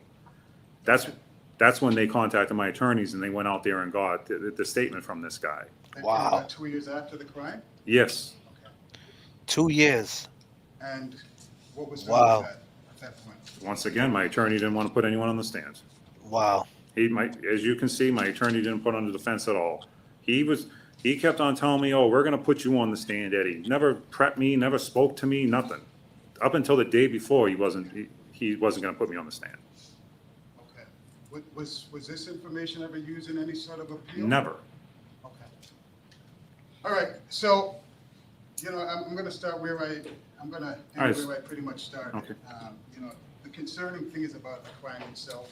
I agree with and you. the fact that you were convicted of it. I understand you have no history of, any sort of violence or anything like this. This is the first time you were ever charged? Correct. Okay. But this is a highly unusual crime. Yeah. And from my review of the file, the evidence against you that was considered by the jury was strong. I guess you're raising a lot of doubts now as to whether or not the information provided to the jury was accurate, things of that nature. And that's to be worked out in the courts. But from where we sit, Yeah, the parole. of a pretty heinous crime, which brings me to my last point, rehabilitation. We have the programs you've done. If we're to believe that you committed this crime and that there was some sexual component to that, it's going to be a question as to whether or not you're truly rehabilitated or whether you're capable of any further crimes, motivated by any sort of sexual deviance. What do you say to that? I would direct you to Dr. Kinshir's report. Okay. And what's your understanding of what Dr. Kinshir's report says? I glanced through it, but I know he touched on that. I can't speak on it. I'm not a doctor. I don't know, it's just, that's something, it's hypothetical. Okay. So from your perspective, you didn't commit this crime? And That is correct. There's no concern as far as those areas? That is correct. Okay. All right, so I think that answers my questions. So thank you. Thank you. Board Member Coughlin. Good afternoon. Good afternoon. I first wanted to express my condolences to the family and loved one of Janet Dowling. I know how difficult and traumatizing these hearings can be for families and survivors, especially when you're not expecting to be here initially. So I just wanted to recognize your pain and acknowledge that in the room today. Mr. O'Brien, what do you think it's like for the family to sit here today? Oh, I think it's horrible for them. Nice. What do you think their experiences might be? What do you think some of the feelings that they might be experiencing are today? I'm sure there's a lot of hatred, a lot of sorrow, digging up old feelings, emotions. I'm sure they're more comfortable with me not having a parole hearing, not filing a Rule 30, and I'm sure this is something that they probably never want to deal with again.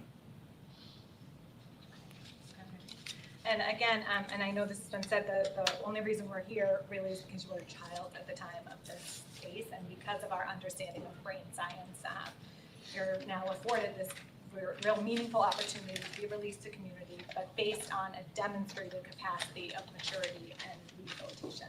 And I think, like many of the board members have said this morning, that sort of demonstration of rehabilitation is a challenge because we don't have a baseline.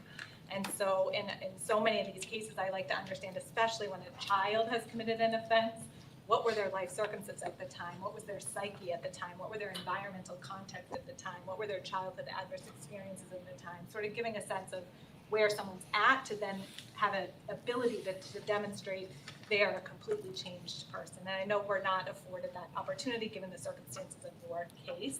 So my questions really are, I only really want to understand who you are and who your character is today, because I really think that that's the only thing we can really consider at this point. But I just had a question and clarity in terms of the challenges you had with the Innocence Project.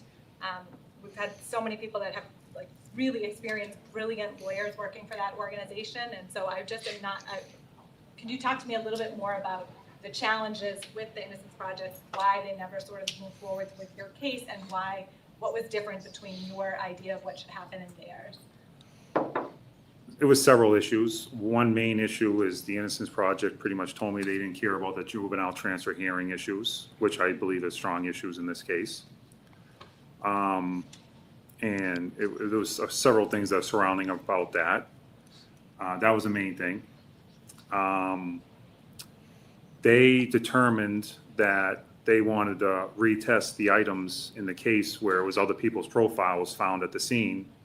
And it was our suggestion that my suggestion, the people who possibly could be is not in any database to match it against. So it wouldn't be considered new evidence. It would just be considered the same, someone else's profile. So there was discrepancies. Then there was, we disagreed on some of those issues, but mainly I believe that it was the juvenile transfer hearing items and appealable issues that they weren't pursuing. They only considered innocence, and they believed they had an issue there, but they didn't want to really include the other things, and they were kept on me telling me down the road we'll deal with that, but it wasn't being done. All right, so tell me about your character today and why you think it's in the best interest of society to have you living in community. As I stated in my opening, I believe actions speak louder than words. Everywhere I go today in the community that we're trying to build at NCCI Gardner, it's all about building community, helping each other, respecting each other, caring for each other, building each other up. That's what I would take to the community. My family and friends all know who I am, and they're not supporting me just because they think I'm a good guy. They respect me. They love me. And I would take that to the streets with me. I respect, as you can see, I haven't received a disciplinary ticket in over 10 years. I haven't been found guilty of a disciplinary ticket in over 10 years. Tell them. I respect the officers who treat us horrible. I treat people the way I want to be treated. And it's about respect and decency. Great, thank you. That's all the questions I have this afternoon. Thank you. Board Member Ortiz. Who's that? Good afternoon. I know we've been sitting here. His name is Ortiz. He's from the Okay. He's from the parole board. So let me ahead. attack Go this. ahead. Okay. Go ahead. Do it. All right. Number one, any of these psychiatrists, especially McCreary, whose testimony was denied or tossed out in courts across the country because he's not qualified to make any decisions on someone's uh, so-called behavior, crime scene, or any of that stuff. He didn't have the decency to actually talk to us or talk to Ed, like Ken Shar didn't talk to Ed. But the whole thing you got to understand is we paid Bob George $170,000 to put on a defense. Right up until Bob George went to jail for fraud, he was ripping clients off left and right. And he can do whatever he wants with that because I'm the only one that testified against him I couldn't believe they reinstated this guy. So it was all about the money. Yep. And he never in this world thought we were going to go through 2 transfer hearings because Judge Heffernan was not going to bound Ed over into adult court. And he assigned his own psychiatrist, Bonham, Dr. Bonham. And Dr. Bonham, very well established, and he came and visited us. And we said to Dr. Bonham, myself and Tricia, in our kitchen, after he interviewed us and about Ed, he looked We at it. also went by ourselves to his office. Yeah, we he did a talked to full him many times. He evaluation. did a full evaluation. And we told him that day that he wanted a list of, what was it, 10 people Mhm. to talk to in our circle of friends. And we gave him that list of 10 people. We gave him 100 people. Yeah, we gave him We more. gave him 100 people, and we told him, call them, go into our neighborhood, take a right, take a left, talk to anybody you want to talk to. I don't care who you talk to. Talk to anybody. Talk to his teachers. Talk to his coaches. Talk to anybody. And he said, okay. We started getting phone calls from some of these people he called because we never told them that he was going to call. We just wanted it to be open and honest. We didn't say, oh, here's a heads up or here's this or this, he's going to be calling. We just said call. And he was shocked by that. He said that has never happened before. Yeah, he was like, I've been in this business 40 years. And usually when I ask someone to provide names so I can talk to them, they already know I'm coming. They already know what they're going to say. But everybody that you gave me, when I arrived at their door, they said, hold on, we're not talking to you until we talk to the O'Briens. We don't know who you are. And he says he was shocked at that. And he's the only one that did an evaluation. And that's why Heffernan wasn't going to bound him over to adult court because of Bonham. And The the other judge, guys, McCreary. the judge Go ahead. said, Hefferman said that also he's working. I think he works at Suffolk University or something like that now. The Suffolk Courthouse. I don't know Yeah. where he works now. I don't know. Yeah, well, he said that he wants to see Eddie out and he wants to shake his hand. Oh, Did you see now he that? does. Yeah. Yeah. It was the worst mistake he ever made was to change No, because Heffernan. Is it Heffernan? Heffernan, you're talking about a Yeah, the Bonham. judge, the one who didn't want to bound him over, the original judge, Heffernan. He was an honest man. Right. Okay. He always He stuck to his guns. he stuck to his guns, and he was by Weld, Governor Weld. Talked to Wilkins, who was on the Supreme Court of Massachusetts. So let me some of these. I'm trying to come up with some questions that you guys can answer, right? And one of them I think is that you can answer, and that's a good one. One is, all right. So when did he get? Who was the judge who gave him the bail? What was her name? McQueenie or something like that? Quinlan, Regina Quinlan. Virginia Quinlan. When did she give him the bail? What year was that? It was December of 95. So December of 95. So that was before the transfer hearing? Yes. Yes. So he was still in juvenile court, and she was going to release him underneath your custody with a bracelet and all that, right? Right. He was already, they already came in and checked our house and they And already. everything. So DYS was letting Everything. him go. He was coming home. Right. Yes. We And waited until he get the Christmas tree because we knew he was wow, coming home. wow. Hold on a minute. Hold on. I want everybody to hear something real quick. We got to take a quick little intermission real quick. December, they granted the bail. They were going to let him go, people. He was coming home.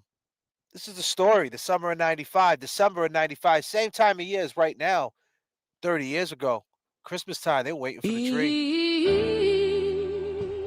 They were waiting for the tree. Eddie and Janet. The summer of 95. Eddie O'Brien's parents is here tonight. Let's go, people. Yeah. Let's go. Summer of 1995, hot night in July. Why did Janet have to die? This is the story of Eddie, Commonwealth of Massachusetts. The system is petty, juvenile law and politics so deadly. 15 years old, known as Big Lovable Teddy. Janet Downing, 42 years old, what's the motive? Killed in her home, young mother devoted. Eddie went in the house, the door was open. She was on the kitchen floor, laying there frozen. Eddie claims this was not what he planned to see. A man with a mask grabbed him. Be quiet. I will kill your whole family. Eddie left the house, ran up the street, around the corner, washed up in the bathroom at Burger King. Janet was stabbed multiple times. Rest in peace. It was a gruesome murder scene. I agree. Eddie went to his work, said he got jumped, but never said a thing. What?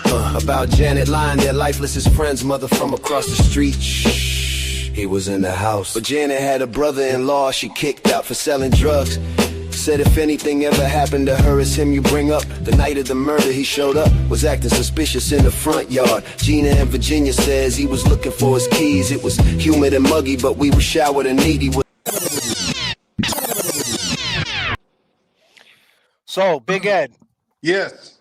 December of 1995, Trisha. Let's just take the moment, okay? So now you had a couple of months. You had about 90 days to process this whole shit. 1995, 30 years ago. He's in DYS. He's in Plymouth, correct? Was he shipped to Plymouth at that time? Was he being held over there still? Yes. Yes. So he was being held in one of the worst DYSs because it was brand new and it was in the jail. Am I correct? Yes. They were horrible. Yeah. They were horrible. I heard stories about that place. That was kind of like I kind of aged out at that point. But yeah, I heard about that. Non-contact visits for 2 years there. So he's in there. So he's basically he's not a resident like they call him a resident, but it's the inmate mentality because he's on prison grounds. He's in a jumpsuit. He couldn't wear his own clothes. Could he wear his own clothes or no? I don't think so. I forget. It was 30 years ago. Yeah, that's all right. That's all right. So, but the point is, Janet's gone now. Things are starting to unravel. You're starting to, you already know that you're already obviously on the side of your son, but now things are starting to become clearer. You're starting to look back, hindsight. Right now, you're finding out that your son is going to come home to you. You waited for the Christmas tree, and she granted him the bail. A judge looked over all the evidence. She's seen everything that all the other judges seen. Right? This is a judge. This is a woman in a high position, and she says, "No, I'm letting him go." And what was the bail? How much was the bail? Do you remember? 20,000. 20,000. 20,000. Yep. It's not a lot of money for someone who allegedly committed a crime like that. And you heard the parole board. That's the tough part about this, and Eddie knows it too, and everybody knows it's such a. Randy, was that a parole hearing or was that another trial? Yeah, it sounded like a trial, right? It did. I mean, no, it was a parole hearing, but I'm saying like that they were judging him for sure. You know what I mean? And they weren't they weren't really giving him. It just sucks about the parole hearing. They just want him to say he did it. That's what they're used to people doing. They're used to people saying, "I'm sorry, I committed this crime," and then they let you go, right? If they're gonna let you go, he's never gonna say he did it, so they're never gonna let him go on parole. That's just factual. But to go back to 1995, so he's coming home on 20,000, right? For this allegedly this horrendous crime. She sees all the evidence. Obviously, she's not sold on it. She sees holes all in it. And she's going to let him go on the bracelet back to the parents. What happens next? We were all prepared for him to come home. Governor Weld got involved in it and said, this big kid, he's not a kid, he's a guy. And he The really said, governor. The governor. Governor. Oh, this isn't just another kid throwing rocks through the window. He said on the steps of the State House in an interview. And then we were told that they were appealing to a single justice of the Supreme Court. A single justice. And the single justice, we went into the Supreme Court. We went to the Supreme Court like 4 or 5 times before we even got to trial. Okay. And he had no grounds to, they said, we went in. Eddie was waiting at the Cambridge courthouse to come home. To get released. It was Mary's birthday, her 3rd birthday. It was So they had him waiting to be released, and all the while behind his back, they're in the Supreme Court trying to fucking stop it. Right. And wow. It was what our a daughter's. mind fuck. It was our daughter Mary's 3rd birthday. We went into the Supreme Court. We were home waiting. Everybody, the whole family was there because the lawyers told us absolutely not. There's no way that they're going to take the bail away. And we got the phone call and they took the bail away. Yeah, as a matter of fact. So he drove all the way from Plymouth to Cambridge to be ready for the bail to get raised in Cambridge. We already paid it. We already paid the money and everything. Oh, man. And then we were waiting for the phone call. Everybody, we had a ton of people at our house. And Bob Lowney, who worked with Bob George, who was a half-decent gentleman. His brother worked at the Supreme Court. He was a clerk. He was a clerk. He took the phone call, and here's the grown-ass man. He just started crying. And this is one of Ed's lawyers. And once I saw the tears coming out, I'm like, are you shitting me? Are you kidding me? He's actually going to bring this to the Supreme Court, a bail hearing? I just couldn't believe it. And Tricia couldn't believe it. It was horrible. Absolutely horrible. He got the phone call and it was over. Yeah. Eddie was going back to Plymouth. It was And what was it? And what was Eddie like after that? I mean, because at this point, right, like he's got to start losing hope, and unfortunately he's got to like adjust to this DYS life, which to me, I feel like DYS is a little bit tougher than jail in some ways, but that's just my opinion. And what was he like when they took the bail? What he was very disappointed. He was coming home. He was gonna, it was Christmas. It was Mary's birthday. Yeah. We had her cake that day. And have Mom's Christmas dinner, the turkey with this. You know what I mean? He just. What date was it? What date was it exactly? Do you remember the date? 22nd of December. Oh my God. My daughter Mary's birthday. Oh. Yeah, and we didn't get the tree because we knew he was coming home and we wanted to get the tree when he got home. There were 13 stipulations for the bail. Go ahead. You want to name some of them? Yep. A parent had to be with him at all times. He could not leave the house. He could not contact the family. He had to take his schooling. He had to go to school. He had to be able to be in front of the... Yeah, they put a camera thing. We had to buy a table. To put the camera... To put this sort of camera on. So what was it, every 2 hours?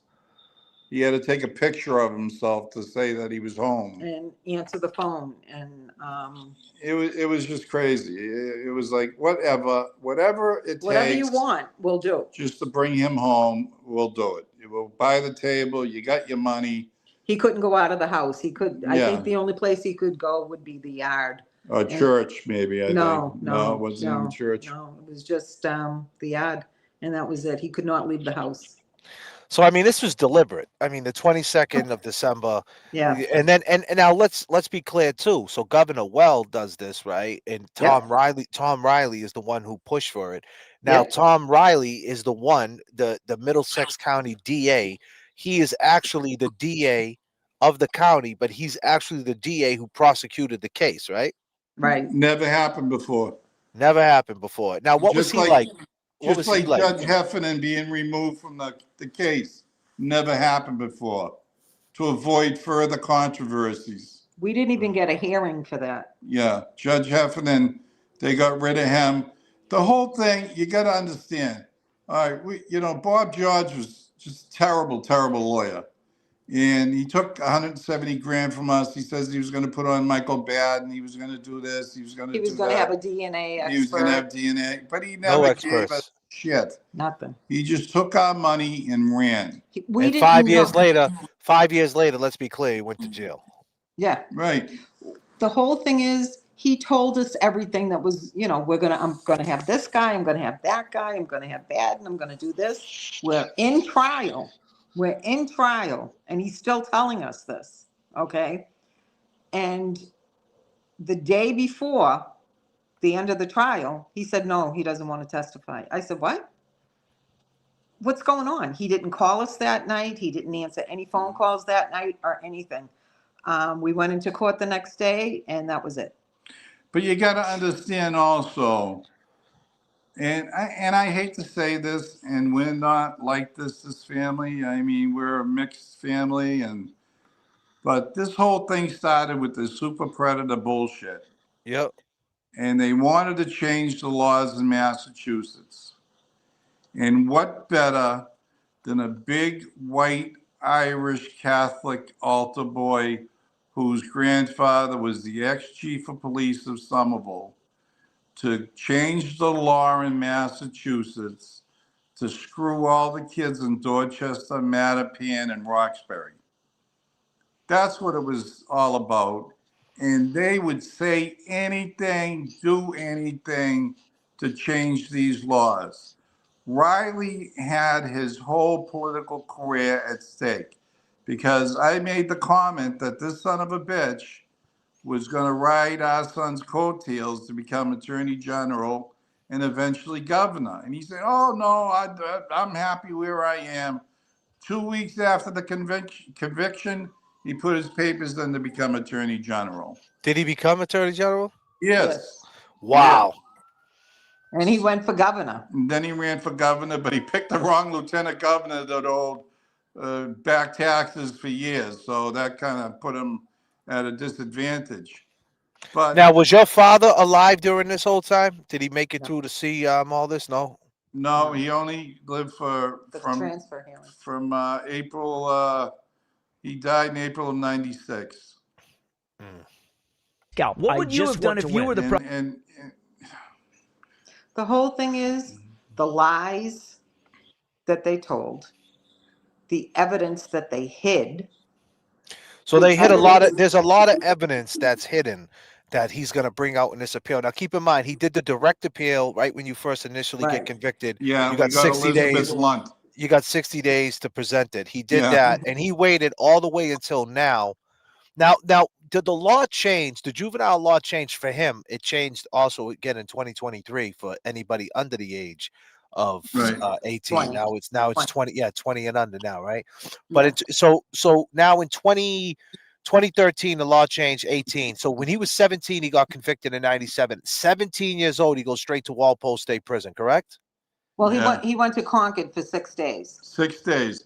So usually, I mean, unless you know better than, but he went to Concord, and usually when they send someone to Concord, they're there for like 6 months. Yeah, he went from there to Walpole. Yeah, he was there for 6 days. Yeah, they tried to do and him then in. Me and Trisha were driving up to Concord to visit him. And we had the radio on. They said they just transferred Eddie O'Brien to Walpole. And it was saying, what? You got to be shitting me. Well, see, that's the thing. But that's the thing that people got to understand. If Eddie didn't have strong paperwork to show people, to say, and the good thing about it, right? The only good, I mean, I don't want to say the wrong thing, but the only good part about him being in DYS is that there was probably a couple people in Walpole that he knew from DYS or knew somebody and helped them get through that, navigate through Walpole, because the word was already out that he was being framed up, and he had the paperwork to prove it. Because with them type of charges, he wouldn't have lasted 5 minutes in Walpole State No, Prison. absolutely No, not. he You wouldn't. know, And you got to understand too with the blood.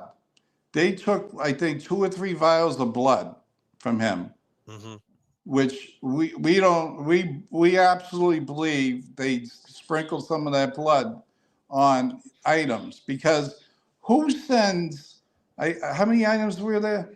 I think there were like 6 items that went down To to Quantico, Quantico. FBI lab in Quantico. And we didn't find out. It was taken from the crime lab in December of 95. Yep. It wasn't received by the FBI until January 22nd, Yeah. after Mary Kate McGilvery, who was from the crime lab, stated that she sent it down there. So it was over a month.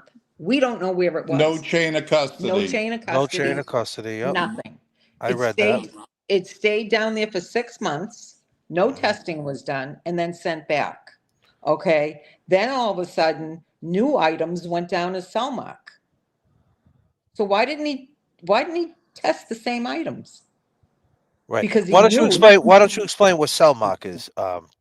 Selmark is DNA diagnostic company. laboratory. Yeah. Okay. So it comes back from the FBI, again, no chain of custody. Yeah. He switches up the items and he sends them to Selmark, which he's pretty friendly with. And why would you do Thomas that? Riley. Tom Riley, yeah. Why would Yeah. you do that? And the FBI supposedly has no record of it ever going down there. Because we put a Freedom of Information Act in, and they said that it never came here. So where was it for 6 months? That's crazy. You know, and they had his blood. And believe me, as you well know with the Karen Reed thing and all that stuff, these guys in the CPAC unit, they'll do anything. They don't care. The whole thing too is the chemist from the state crime lab, Pino, he was fired. And also Mary Kate McGilvery, who did the testing, she was fired from the crime lab. Both of them were fired from the crime lab. Who said it was Ed's blood? She she said he couldn't be excluded. Yeah, he couldn't be excluded. That's what he said. Right. That's what the big saying is. Well, what about that? Can you guys speak to the blood that was allegedly on the dress? That wasn't his. It wasn't his. It wasn't his. So the blood on the dress, they said it didn't come back to him. The blood on the dress. It wasn't DNA tested. Yeah, the pink dress, that wasn't his. That wasn't. No, that was DNA. hanging on a clothesline, allegedly. Right. Down the cellar. Right. Yeah. Now, what about the blood that was behind the cab? Was that ever tested? Well, we're not going to talk more Okay, about the blood. that's fine. It was tested, but it wasn't DNA. Nothing was DNA tested. Okay. So what about so there was a hair, and like I said, I don't want to, Yeah. People can Google this stuff and you guys can make your own assessment. Right. And we could talk about it when they're not on the show, ladies and gentlemen. We can break this. So much to talk about. I have a lot of information and I don't want to disrespect Eddie and sure don't want to little Ed and sure don't want to disrespect his parents. So, but there was a piece of hair in her hand, right? Can we agree to that? There was a clump of hair in her hand. That's crazy. And they never tested it. That wasn't. Was that now? Did they bring that up in trial? Like when the trial's going on, because when we talked to Margot, she said they didn't even bring up the DNA under the fingernail or the hair. They just didn't even bring it up. Thank you, Bob George. What they said was, Bob George, inconclusive. Everything was inconclusive because they didn't know whose DNA it was. It wasn't Ed's. But they said it was inconclusive. And you're going to also realize they found a hilt of a knife on the stairs. Yep. It had Janet's DNA on it and a male DNA on it. Another one. But it wasn't Ed's. But it wasn't Ed's. It wasn't, and they said that was inconclusive, even though he was excluded. No, they said it was inconclusive. So they said that at trial that it was Yes, inconclusive, was even though he was exclusive. I mean, excluded. Excluded, right. right. And his lawyer never corrected him on that. No, His lawyer never had any DNA testing done. right. We were told everything was going to be done. We were told so many things. Yeah. You We were know, told DNA testing. They were going to test the hair. It's awful funny. Jimmy Mills came out. investigator. He was one of the first investigators that was with Maria Curtatone and Ralph Ciampa. And That was one of his lawyers, right? Maria right, Cortoni. She was out of Right, Somerville. I right. right. remember her. I remember her. Hmm. Yeah. I love her. Yeah, she's And cool.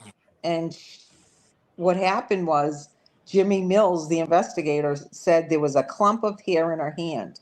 And it's awful funny. Here it is in August, and all of a sudden Artie gets his hair cut really, really short. Had hair regular all June, Hold July. on a minute. Hold on. I'm sorry, Trisha. We do a thing called taking it up to 39,000 feet.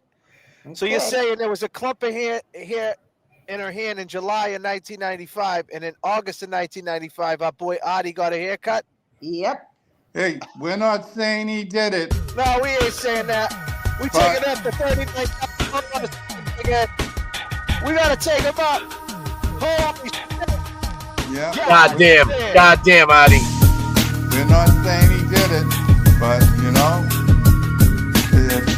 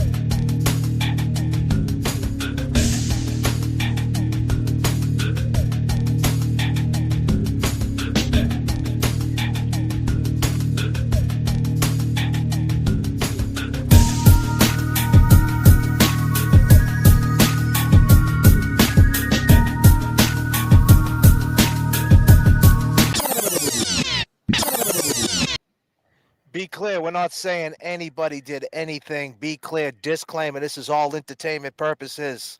We are not saying anybody did anything, but we're just saying what happened. That's all. Just like Adi lost his key. And that's it. Like at the end of the day, that's what happened, right? Adi lost his key. And that's just a fact. But yeah, and we'll just leave it at that. But yeah, wow. So that's a clump of hair in the hand. They never tested it. Would you believe it? That must be dry. That's crazy. That's really troubling to me. you know, and that's the whole thing. You know, 30 years, people thought myself and Trisha were crazy, but we knew. I mean, we knew that a guy like McCreary, an ex-FBI prof. You know, I talked. I don't know if you're familiar with John Douglas.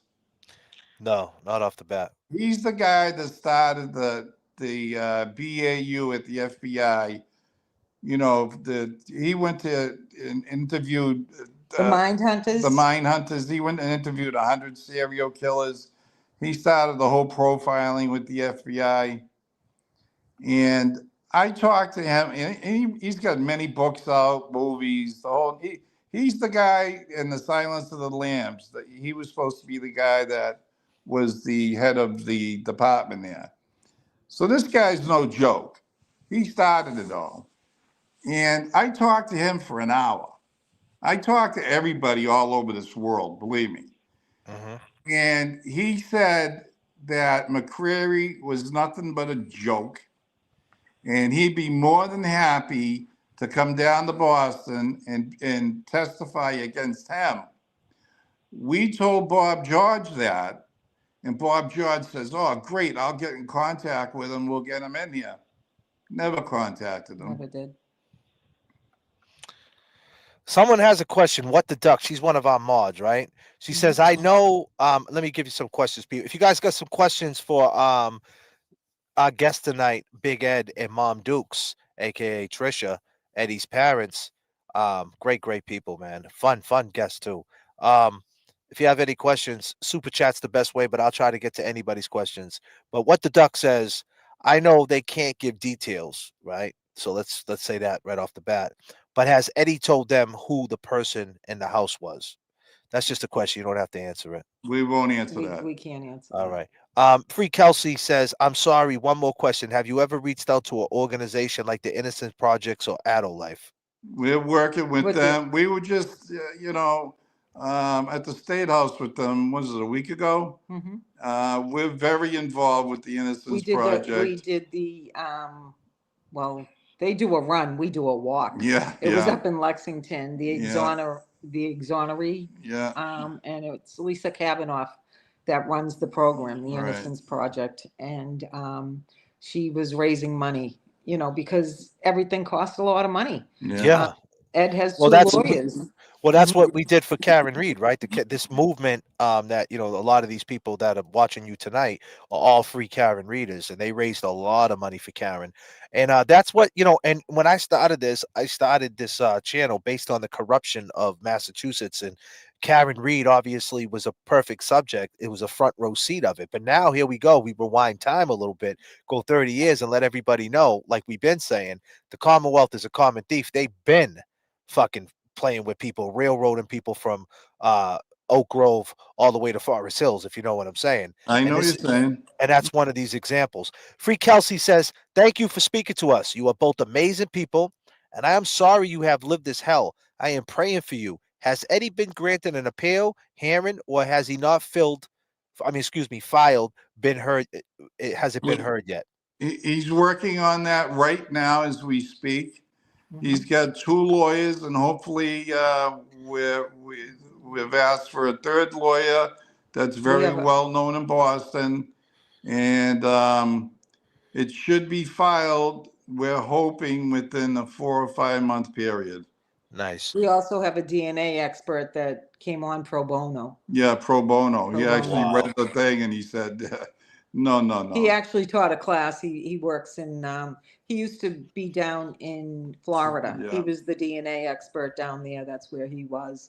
Once he retired from there, he came up and he's a professor in Pennsylvania. Right. He's at Pennsylvania. Yeah. And he read Ed's book and he actually did courses on it. That's Yeah. awesome. Yeah. Girl, So we've been blessed. We've really been blessed. Yes. Because a lot of people have helped us.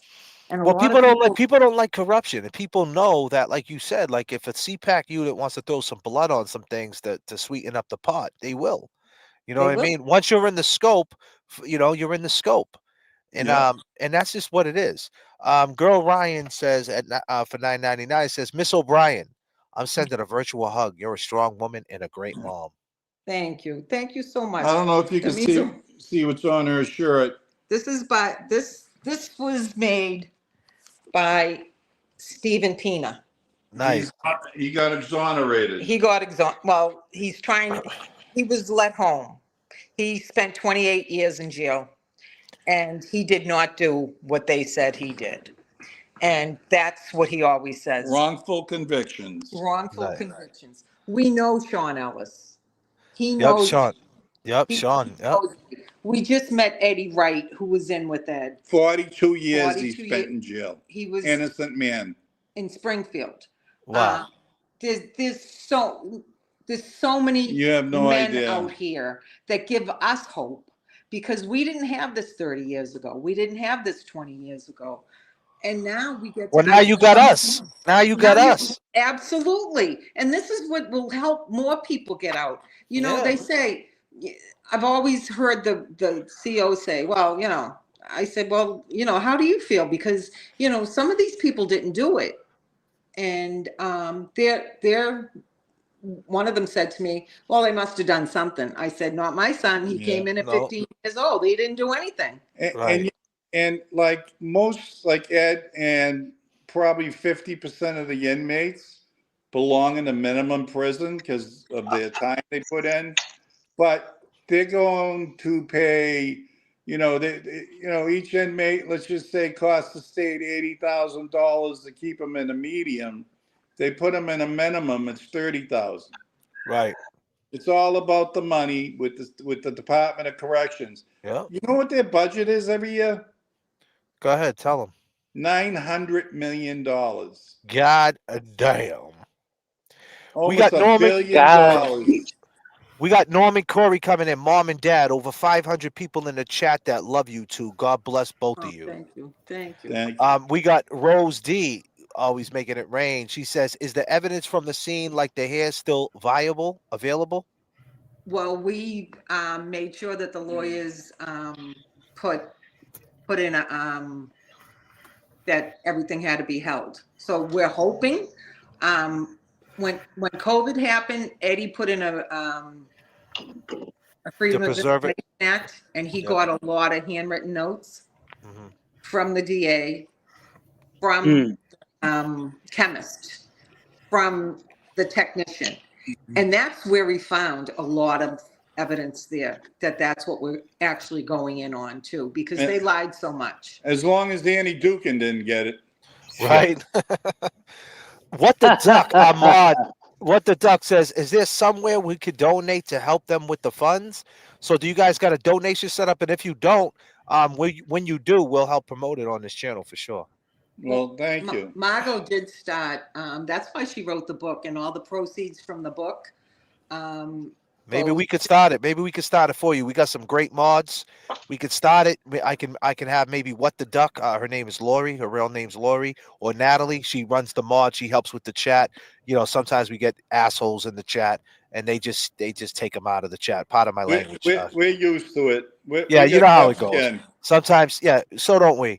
But we got 527 people, so I can have one of my mods reach out to you. Before they do, I'll let you know, and maybe they could set something up, and you guys could coordinate it, and then every night we'll see what we can make to go towards the lawyer. Like I said, Nan Gallagher, she's about to get her license. I don't know how she feels about this, how deep she wants to get into, but knowing her, she's watching, she got her eye on it, so that might be something she might be interested in too. So we'll see. Well, thank you. Thank you. And Thank listen, you you guys are always invited up to our house.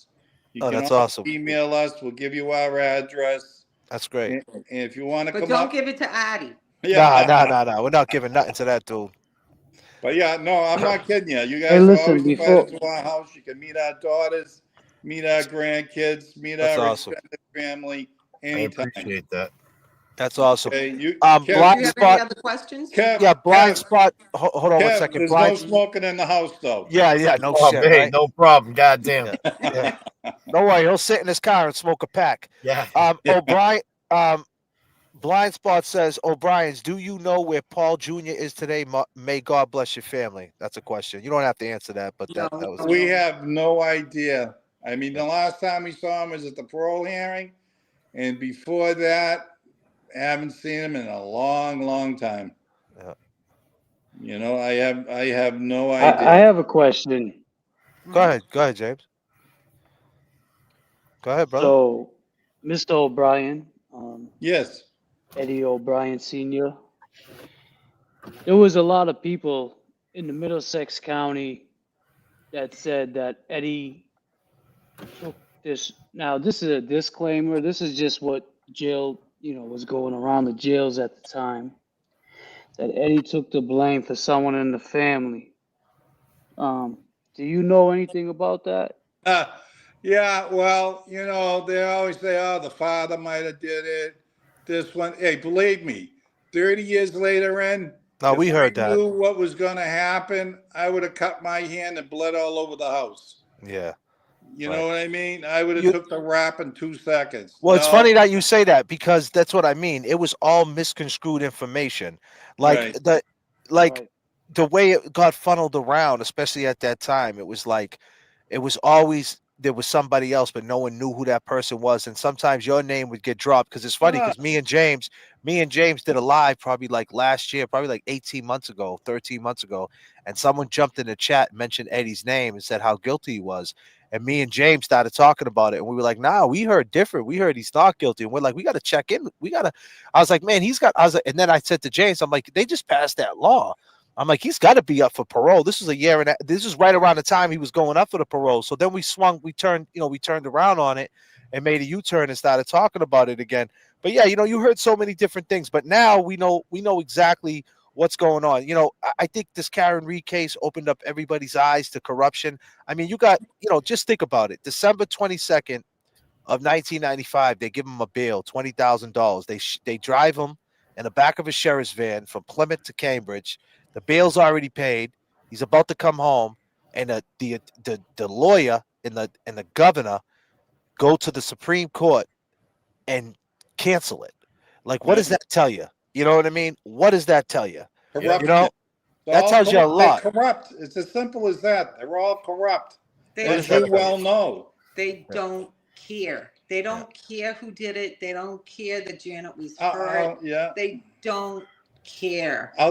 They just want to win.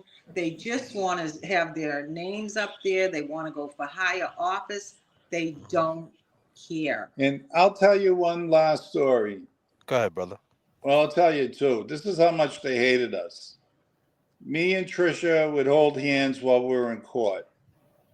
Bob Lowney, one of the lawyers, come up to us and said, Judge Wilkins says, if you people keep holding hands. Not Wilkins, Judge, what the hell? McDaniels. If you keep holding hands, he's going to bounce you out of court. Wow. You're getting more sympathy than the victim's family. And we grabbed each other's hand. We put them up in the air. Go ahead, throw us out of court. You were on national TV. How's that going to look?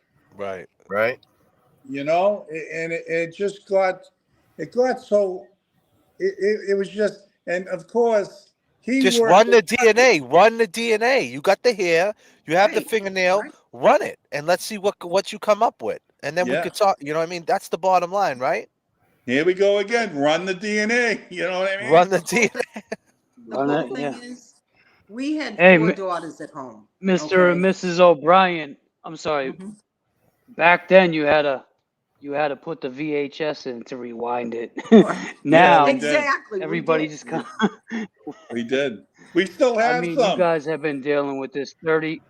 Well, I'm sure you do. And 30 years later, how does it feel as 2 parents to raise a child from 15 on incarcerated? Well, you got your good days, you have your bad days. He's been to every prison in the state except for one. We've bounced around everywhere. We have 4 daughters. We have, like I say, almost 8 grandchildren now. You can't let it get you. You can't let your hope just dissipate. You just got to keep moving forward. No matter what happens, you just got to keep moving forward. Because most people that are in jail this long, first they start losing their friends for visits, then their cousins, and then their brothers and sisters. And eventually their parents won't even come visit them. Or they passed away. You know what I'm saying? So we've never given up. He gets visits every week. He sees all his nieces and nephews. The babies go down there and visit him. So he calls us every day. So you can't lose hope, and you got to have faith in God. The whole thing is facts. The whole thing is facts. If he had done this, our hearts would have been broken. Well, guess what? Been able to make it through. Let me just say this, right? I don't want to kill that moment, but this is pretty good. Former Governor Weld, guess where he lives? He lives in Canton. Canton. There you go. God damn. All right, there you go. Yeah, I had to testify at the State House a few weeks ago about the DOC visitations. And who do I see come out of there? Was Governor Weld. Wow. And people grabbed me and said, don't say nothing. Don't do nothing. And I'm like, he's an old man, old frail man. An old frail man. Yeah, and And that's I, how it is. It's funny because there was this cop that used to beat us up when we were young, right? We did some things, right? But I yeah, mean, it's back to what you said, how you had restraint. You was a neighborhood guy, some of us did some stupid shit, but you didn't beat up at 40 or 35, you didn't beat up a 14-year-old. These cops, they took liberties with us, beating the shit oh, out of us, right? And I it's like, know. damn, we did do some shit, we did do some dumb stuff, but man, some of the beatings we got, man, it was kind of bad. But so I'm at Planet Fitness one time, like 2 in the morning, a late night, right? And who do I see? I see this old, frail man on a treadmill. And I said, "Oh my God, look who it is. It's this guy from back in 1995 that used to smack us in the face and spit on us." So I Yeah. jumped on the treadmill next to him and started jogging with him. I'm like, "Hey, what's up, Officer Griffin? How you been? How's that hip? It doesn't look too good, huh?"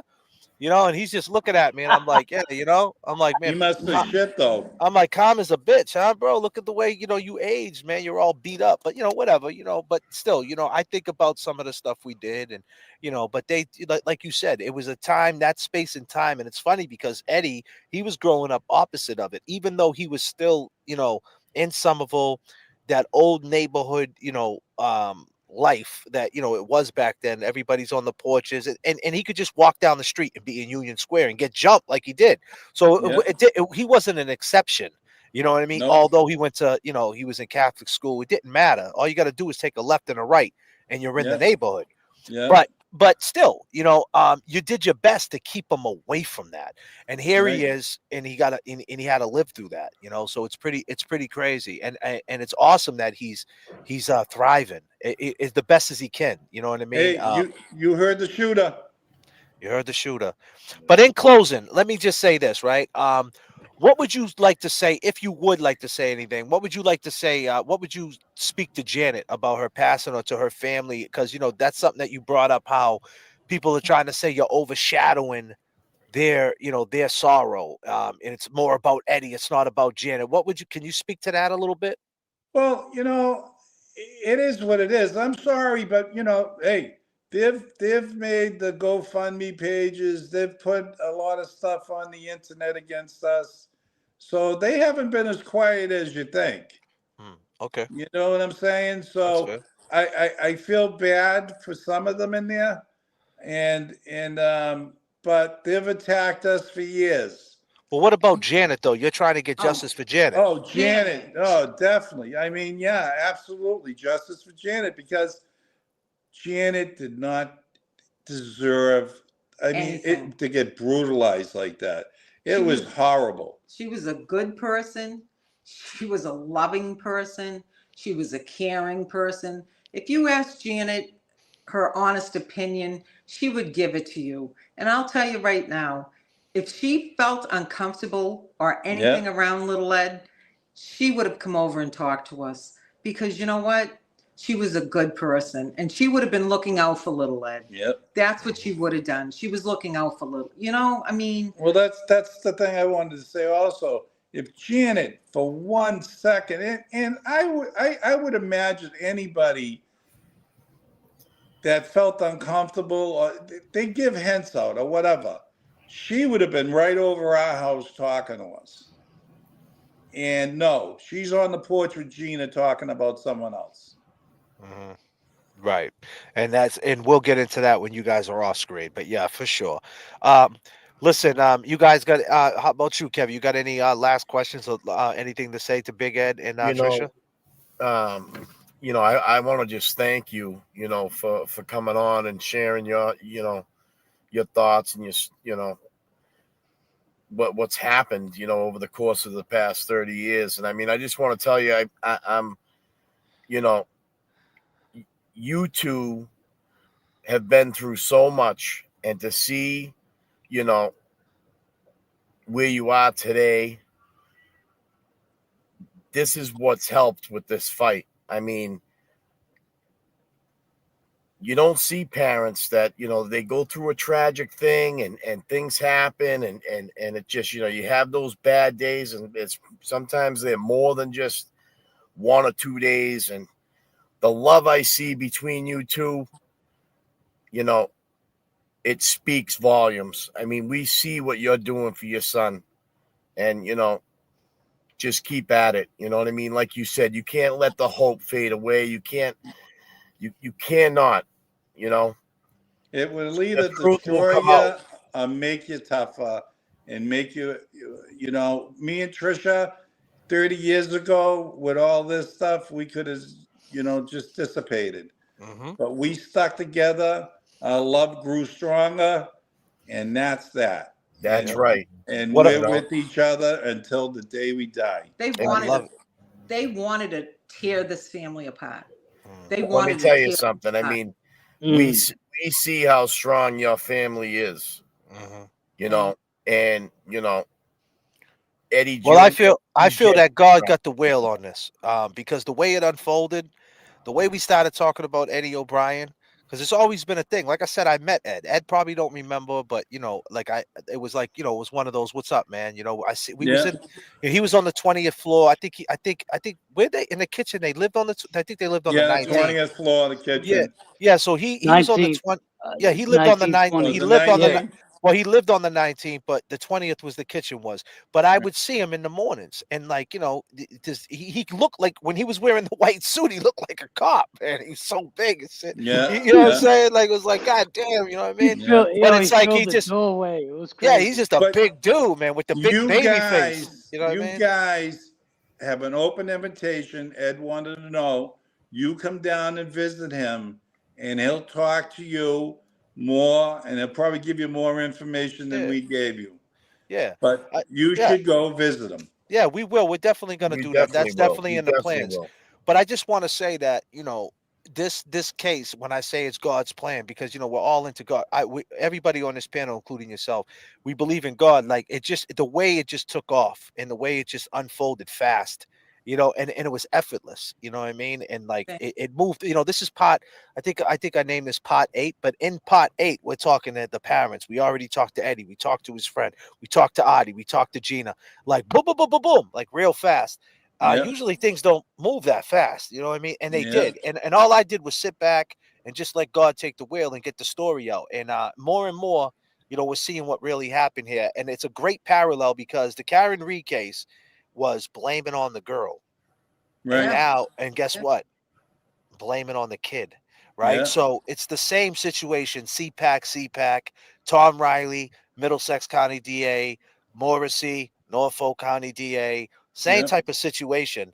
Political shit, politics as usual in Massachusetts. And with that, I just want to say, Big Ed and Trisha, we appreciate you coming on. You guys can come back anytime, answer any more questions, or come up and hang out anytime you want. And we appreciate you being here. And we'll talk to you guys very soon for sure. Thank you Thank you. very much. Thank you And Thank very it, you, and much. it Ed. always stands. You're always Thank you. invited here anytime you guys want to come up. I Absolutely. I got appreciate you. that. I got your email and your number. We'll talk soon. Okay, Ed? All Okay. right, you Thank you guys very take it much. Thank easy. you, We Thank Ed. you very appreciate much. Thank you. everything. Peace and love. Get Thank some you, sleep, All Ed. Mr. and right. Mrs. O'Brien. Peace. Bye Thank bye you. now. You Take take care. care, guys. Bye-bye. Peace. Awesome interview. Take care. Awesome interview. You guys want to take it for a second, man? I gotta go Wow. do something real quick. I gotta take a Yeah, quick I'll break. tell you. I mean, I just, I like I was just saying. I mean, Go ahead, Kevin. I all, the utmost respect for the parents. I mean, they've been through a lot, and I meant to say something to Ed Senior. I mean, you know, Ed's a junior. I mean, that's his boy. You know, and they got the same name. You know,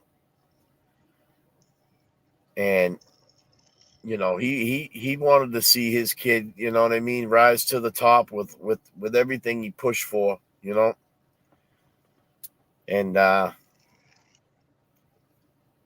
it's just a tough situation when you know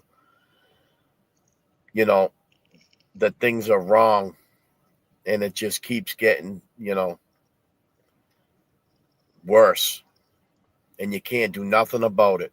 Being a parent, I mean, with the courts and the rulings, and you know getting all the railroads and the stop signs, and it's just, as a parent, you're supposed to be able to protect and guide your kids, and you know he's got to try to navigate all this with his son behind bars. I mean, it's just a tough thing, and I see it, that it's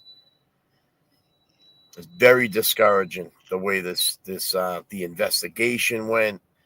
The politics being involved just goes to show you that we put a lot of trust in communities and politicians. I mean, we're the ones that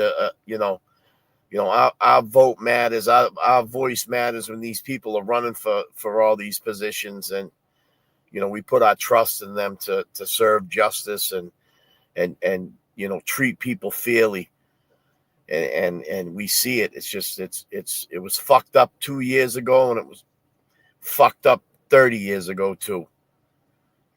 It's been going on a long fucking time. I mean, Kev, you said it. You said it right there. I think back in that time, 30 years ago, we had trust in our police force. We had trust in anybody that was held to a higher standard. We had trust in them and faith in them, not to have a corrupted system and not to have all that. I seen Eddie's mom wearing a wrongful conviction shirt tonight, and that brand also goes along with Bliss and all those guys that were wrongfully convicted. And Eddie may just be one that hasn't got out of the system yet, but I think, like JFK said, and it was perfect, it's in God's hands and it's in God's time. Speaking on this whole situation now is going to bring awareness to something that maybe wasn't so much awareness brought to it 30 years ago. And that's all we can do, fighting corruption. Facts. I mean, that's what we said this from the jump. It's funny because I got that video where we talked about it. You probably don't even remember because we talk about so much on here. But me and you would talk, someone mentioned him, and me and you went on like a good 5 minutes about Eddie, talk about how what we said, we heard it was his dad. That's what we said. We were like, yo, So, but that's what we heard. It's funny you say that that's because why. that's what I heard. That's It's why. been, Yeah, because yeah, because we didn't know. that's one thing that stuck with me. Yeah, it was like, oh That's one man, thing that someone stuck with said me. it was That's his why I dad. asked him. Well, because his dad found the body. Yeah, The dad found Janet. yeah. So that in the system, that was like the thing, right? But it was just misconstrued information. But Yeah, but yeah, And that's the you thing. heard what he I said, think though. I too, mean, Jay. he heard it. Yeah, he heard it back then. I mean, yeah, anybody who Yeah. He found knew. He knew. it could have been I mean, he Barry, knew it could have been exactly what I Paul was Senior. talking. Yeah, he knew. Um, He but knew, but it's at the end of the day, it's like, uh, it's like Ed been saying that about this DNA. I don't think people really knew the details about this DNA, and and a clump of hair crazy. in her hand, and they just never ran the hair. I mean, well, what's going on there? Like, when's the last time you seen someone stabbed 90 times in a brutal murder like that, and in her hand is a clump of hair, and they don't run the hair? Or they did run the hair, but it didn't come back. Well, they didn't run the hair, but they in the DNA or whatever didn't come back to Eddie, but they didn't bring that up. They said it was inconclusive. No, what they said it didn't exclude him. And then his lawyer never said, no. That's not what it didn't. It wasn't him. You know what I mean? They try to make it like a light blow. Oh, that doesn't exclude him. Remember, I kept talking about the DNA, Kevy. Like there had to be a reason in trial. Like how the hell did they get past that? And that's how they got past it. They slipped it in like that. Oh, there's DNA under the fingernail. We ran it, but it didn't exclude him. No. It wasn't him. And his lawyer didn't fight that. Right. They hit him with a soft blow, like, well, it didn't exclude him, but it wasn't his, but it could be his. We don't know whose it is, and they just overlooked that one point. And the fact is, it did exclude him. exactly. And all he need, and you see what happened with his lawyer. I mean, Yeah, obviously, he wants to come up here. He wants to talk to us. Yeah.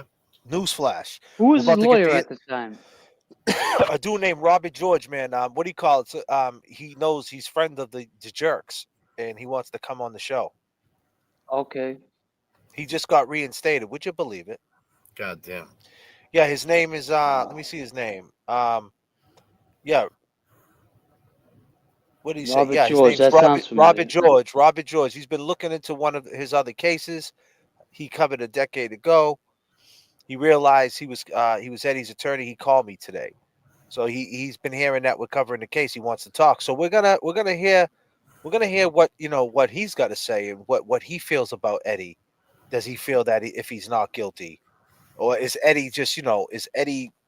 There's a lot of things that I can read about Eddie right now, which we couldn't get. They didn't want to get into it, which was cool. I'm happy they didn't want to get into it because there was stuff that Right. is just uncomfortable to talk about. Because obviously they believe in their child and they should. Yes. Um, Yep. but yeah, yeah. So there's some stuff, man. Blood or whatever. Allegedly, just to bring it back to some questions that one of the questions that I had was allegedly Mako. So I'll read this right here to the people. We heard what they had to say. The parents. It was a great interview. But one of the questions that I wanted to ask him and he couldn't answer, and it's going to be in the appeal. And this is on this is court documents. Let me find it. There's a lot. There's a lot of stuff.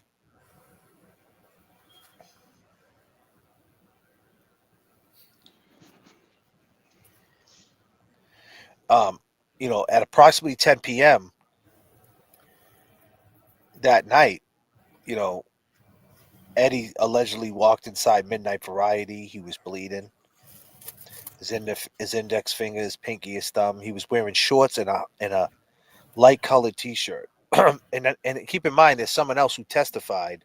A guy said he seen him in the backyard that he had a dark colored shirt on and a white T-shirt underneath. So when everybody talks about the blood on the shirt, like this, these are the things that got him convicted. Be clear, these are the things that got him convicted. Of all the things where you say, how could they just overlook it? Well, there was witnesses saying other things. That's why. The defendant They would explained that, probably persuade too. yeah, You know, You know. I heard his father say that when he went into Midnight Variety, there was a call within 7 minutes of the incident of them being on scene. what do you mean? What are you talking about? Well, he said that there was a call about Ed Jr. getting cut. Yeah, well, And Big Ed, yeah, and, Big and Ed, Big Ed Ed wanted to was in the leave the house. house. Yeah, and he Exactly. wouldn't let. And he wanted to leave the That house. was at 10 p.m.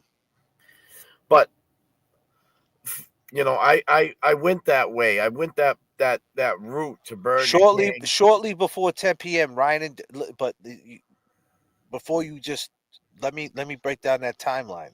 This timeline is like the timeline's everything and everything, right? So he's in the house. Big Ed's in the house, right? So shortly before 10 p.m. So we'll say I don't know, shortly 9:45. I don't know. Ryan Downing arrived home. As he entered the front door, he noticed the water running in the bathroom at the end of the hall.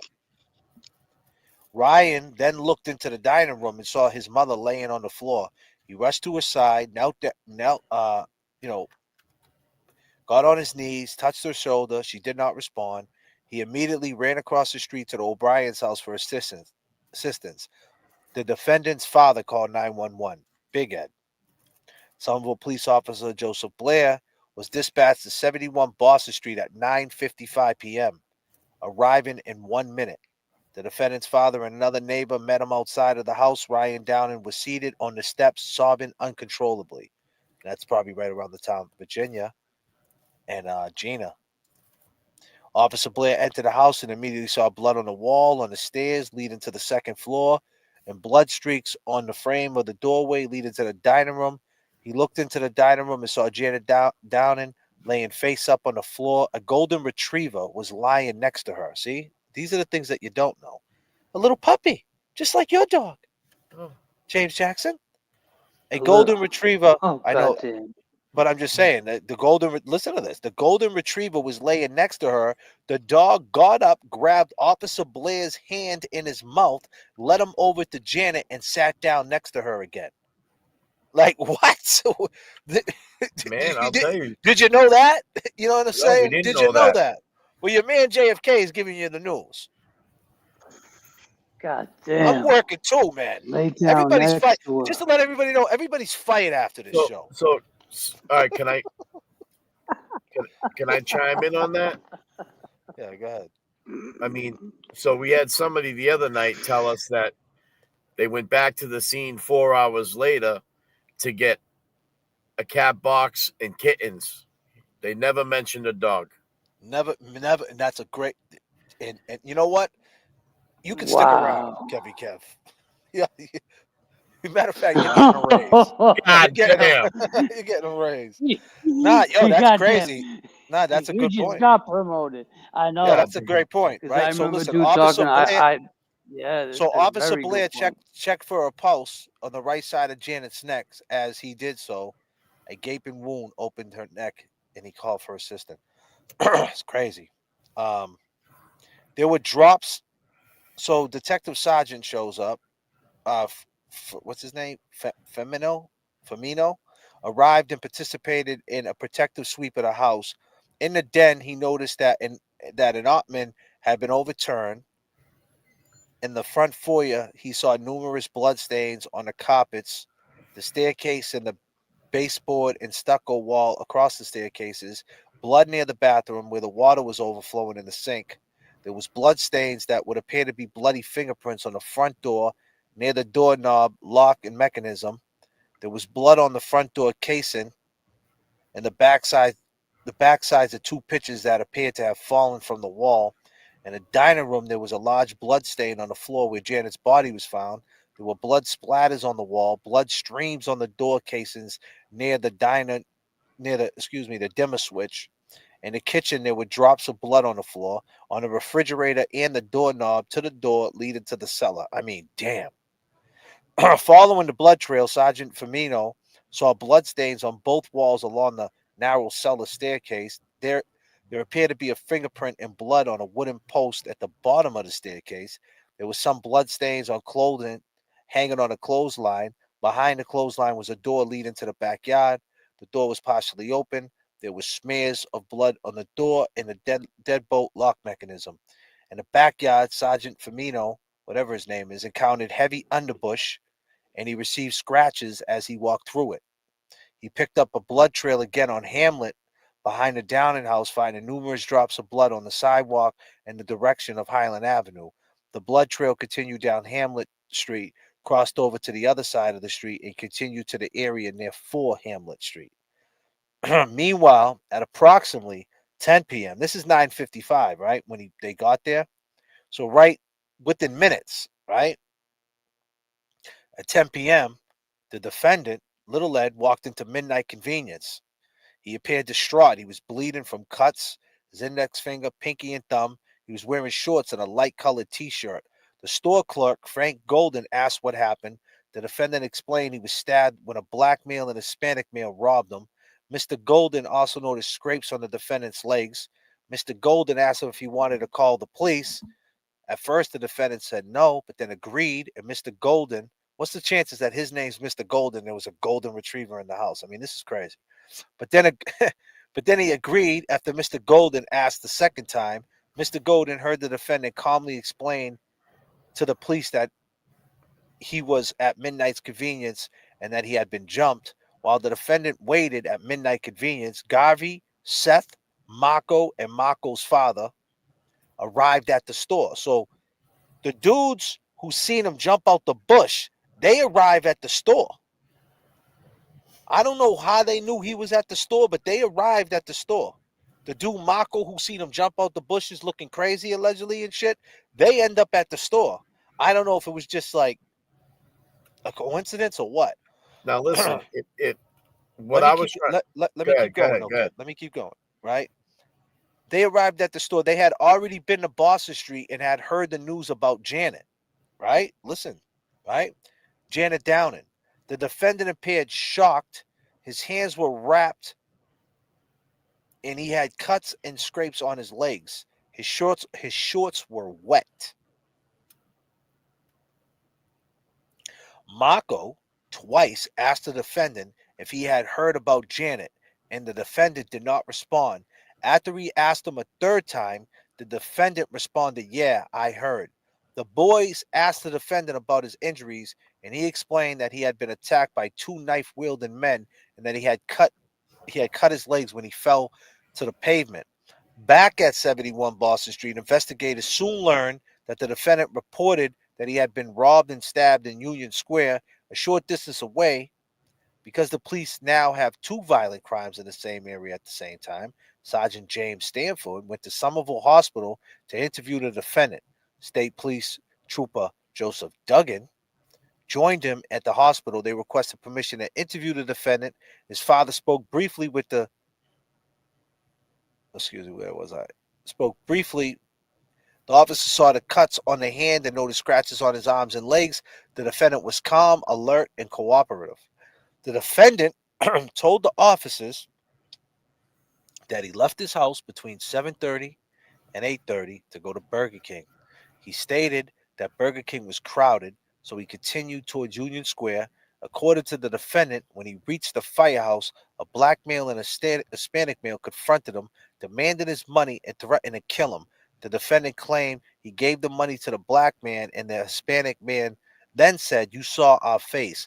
Now I have to stab you." The man swung at the defendant with a knife, catching the defendant's hand. The defendant said that he fell backwards to the sidewalk and the men ran off. He was calm as he recounted the story, showing no emotion. The defendant and his father consented to the officer's request to take his clothes, swabbing of the bloodstain they observed on the defendant's right shin.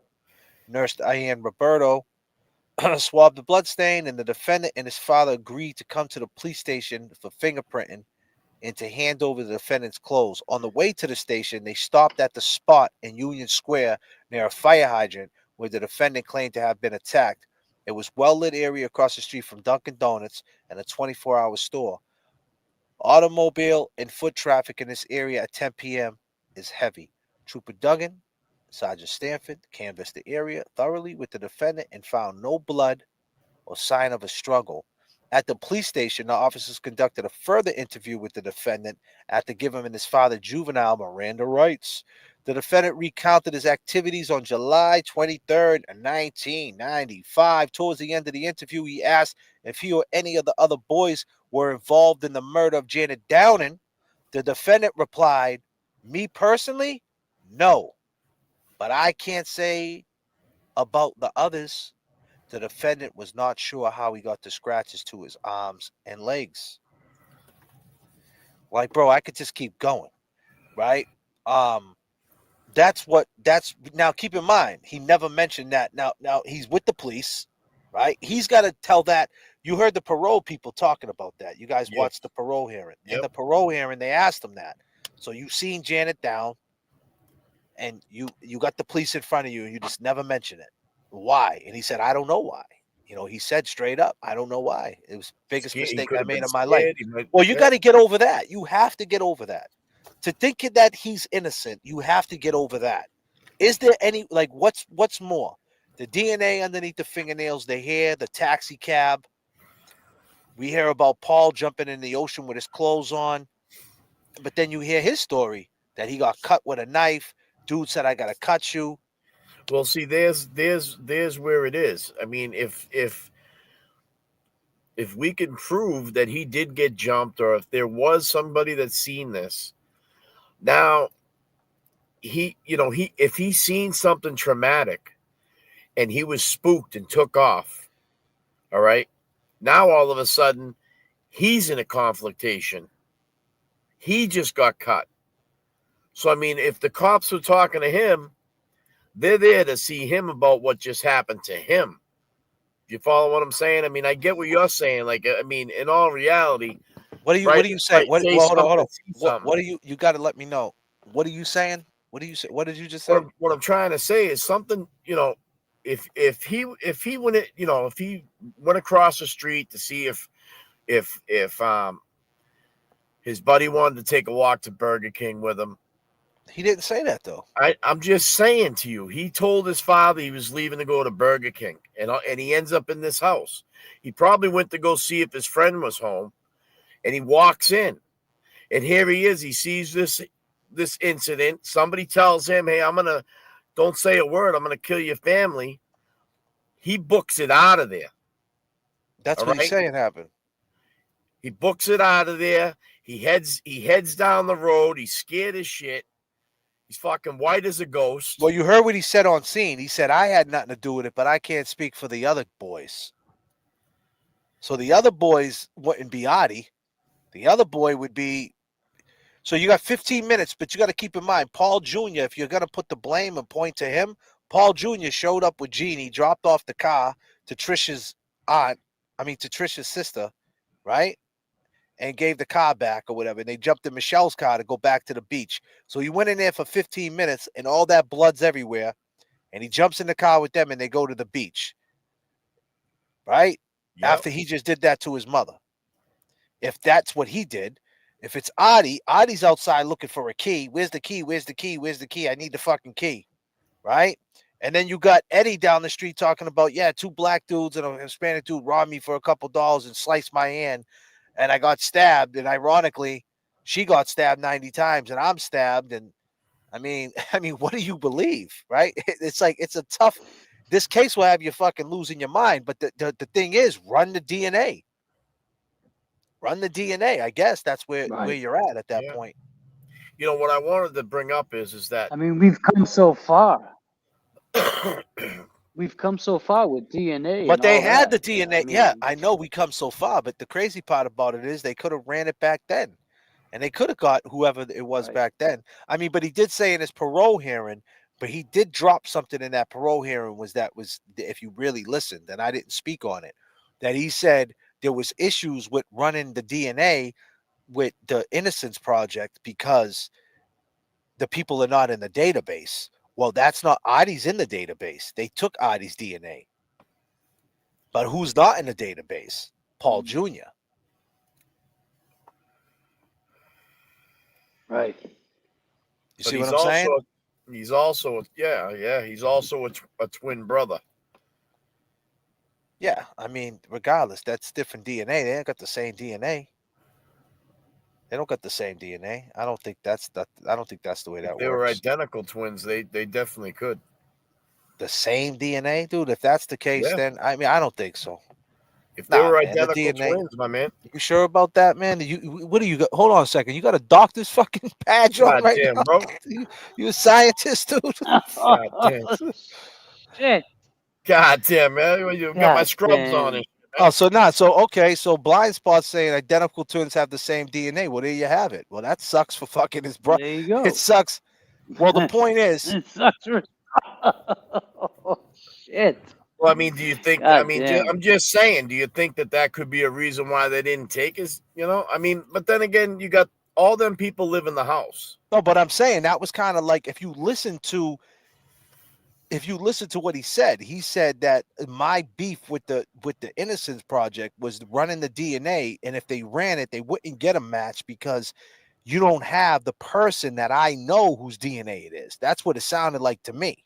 Yep. Like, I know who it is, but I'm not going to tell you who it is. But if you run the DNA, you're going to find it. But you're not going to find it because that person, DNA, he hasn't been swabbed. But Adi's been swabbed.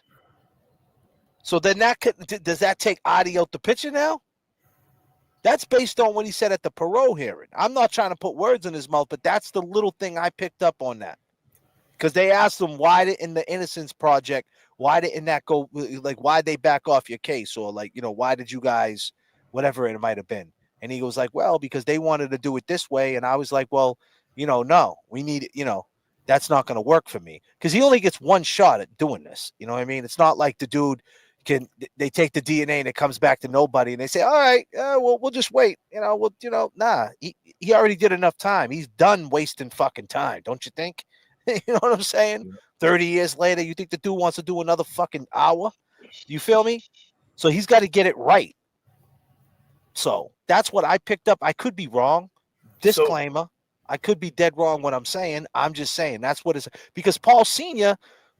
was talking, you know, about how he beat up his mother. Why don't you speak to that? Yeah. I mean, he was talking about how she was upset. She found a set of keys. Said, oh, I heard you got a lover in another city. Blah blah blah blah blah.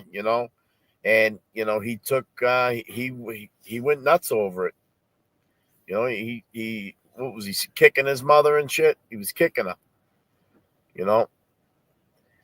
What's He going on with sounds. I Carol? What's mean, you going on got to with be this a Carol in the certain. chat? Is this Carol? What do you call its wife? What is she saying? Maybe found something Carol, that don't you care happened about at who the killed your house. Who sister? told you? Oh, so this is her sisters in the chat. Someone tell me what Carol said. Like, what should I? Hold God on, damn. she just wrote something. Yeah, well, she's answering a lot of people. I want to know the whole thing. People are thinking it's Adi's ex. Better not be Adi. He's got these fucking. I mean, you got to be a special individual to kick your mother. Well, you know what I'm saying, man. And I'm not putting no blame on nobody. I'm just saying you got to be a special kind of individual to put hands on your mom.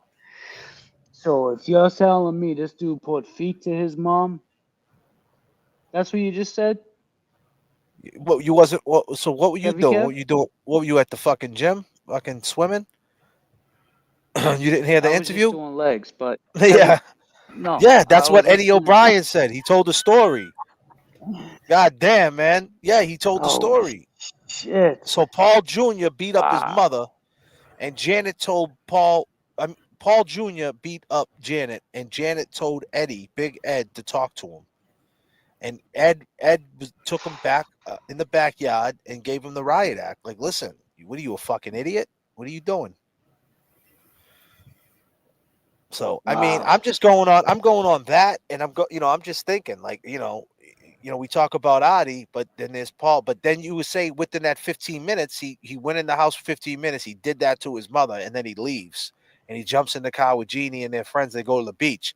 Allegedly, he jumped in the water with all his fucking clothes on. Now, Paul, if you're out there watching, why'd you jump inside the ocean with all your clothes on in a heat wave, 100 degrees in 1995?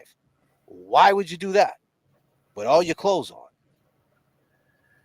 With your sneakers and everything. That's the word. That's kind of weird. You're at the Damn. beach. It's not like you jumped off a dock or something. Like, you know what I'm saying? Like, you're at the Right. beach. A You could have put your push. shit. A Like, you could have. push in the water. It's not like the Mounties. Yeah, it's not like Fucking the ran in Mounties it. are coming. I mean, I'm saying he could have put his clothes to the side and undressed and came back. Why would he want to be soaking wet? Why would you? So then what happened after, though? So he jumped in with all his clothes. Did he undress in there? Like, what did he ditch the clothes after? Did he walk around with the soaking clothes? And so all of it is all speculation. You know what I mean? Like, maybe he just jumped in the water with it. He did a weird thing. People do weird shit. You know what I mean? Yeah, that's fucking weird. Yeah, but then you got to say when he got out the water, then what did he do? He hung out with his friends with if the clothes He had walked. blood Yeah, on it. think about it. He walked through the sand with his sneakers and shit, and it was felt all nasty. Come on, man. Fuck, that's what we do. Pull the weirdo move, bro. But what I'm saying is, did he take the I shit mean, off after, or did he continue his night in his wet clothes that he alleged that possibly could have killed Yeah. his mother in? Yeah. Yeah. Oh, Jesus Christ! I'm in the fucking twilight zone. This shit's getting goddamn. crazy. I don't know what. Yeah, it All I is. know Yo, is he jumped in the before ocean. this dies down, I just want to let you know I'm gonna jump off before it dies down, but I want to say I can't wait to be on the next live and get more into this. This is getting really good. And Yeah. it was great having Eddie's parents up here, to they're still the question I asked them is a question that I think only parents would know or to feel. How do you feel raising a child behind bars from 15 to now, 30 years later? He's an adult. He's our age. And they take it day by day. And that just, to me, tells me that they believe in Eddie's innocence and they Let me believe say that this. there's someone else out there that did this. Ryan asked the defendant if he had seen anything suspicious in the neighborhood when he left his house for Burger King. The defendant replied no. This is the next day. So Paul Downing called Jeannie O'Brien the morning after his mother's murder. The defendant answered the phone and expressed his sympathies. He told Paul that he had been jumped and stabbed in Union Square the previous night. Ryan Downing also called the defendant that day out of concern for him after hearing that he also been stabbed. The defendant told the story of the alleged attack, adding that his legs got scratched when he fell to his knees and that the only witnesses were a couple of drunks across the street. The parole officer brought that up. Ryan asked the defendant if he had seen anything suspicious in the neighborhood when he left his house for Burger King. The defendant replied no. Also that morning, Garvey, right, one of the people who seen him jump out the bushes, right, allegedly Yep. jump out the bushes, Yep. John, Seth, and Marco came to the defendant's house, right? The defendant's father told Garvey that the defendant wanted to speak with him privately in the backyard. There, Garvey told the defendant that Marco, Seth, and John had seen him in the previous night jumping onto Hamlet Street from the bushes behind the Downing house. The defendant denied that, saying it was impossible. Marco, by this time, had already told police what he saw the previous night behind the Downing house. He again asked the defendant how he got scratches on his leg. The defendant now replied he did not know. Later that day, Marco asked him why he was in the bushes behind the Downing house. The defendant denied that he was there.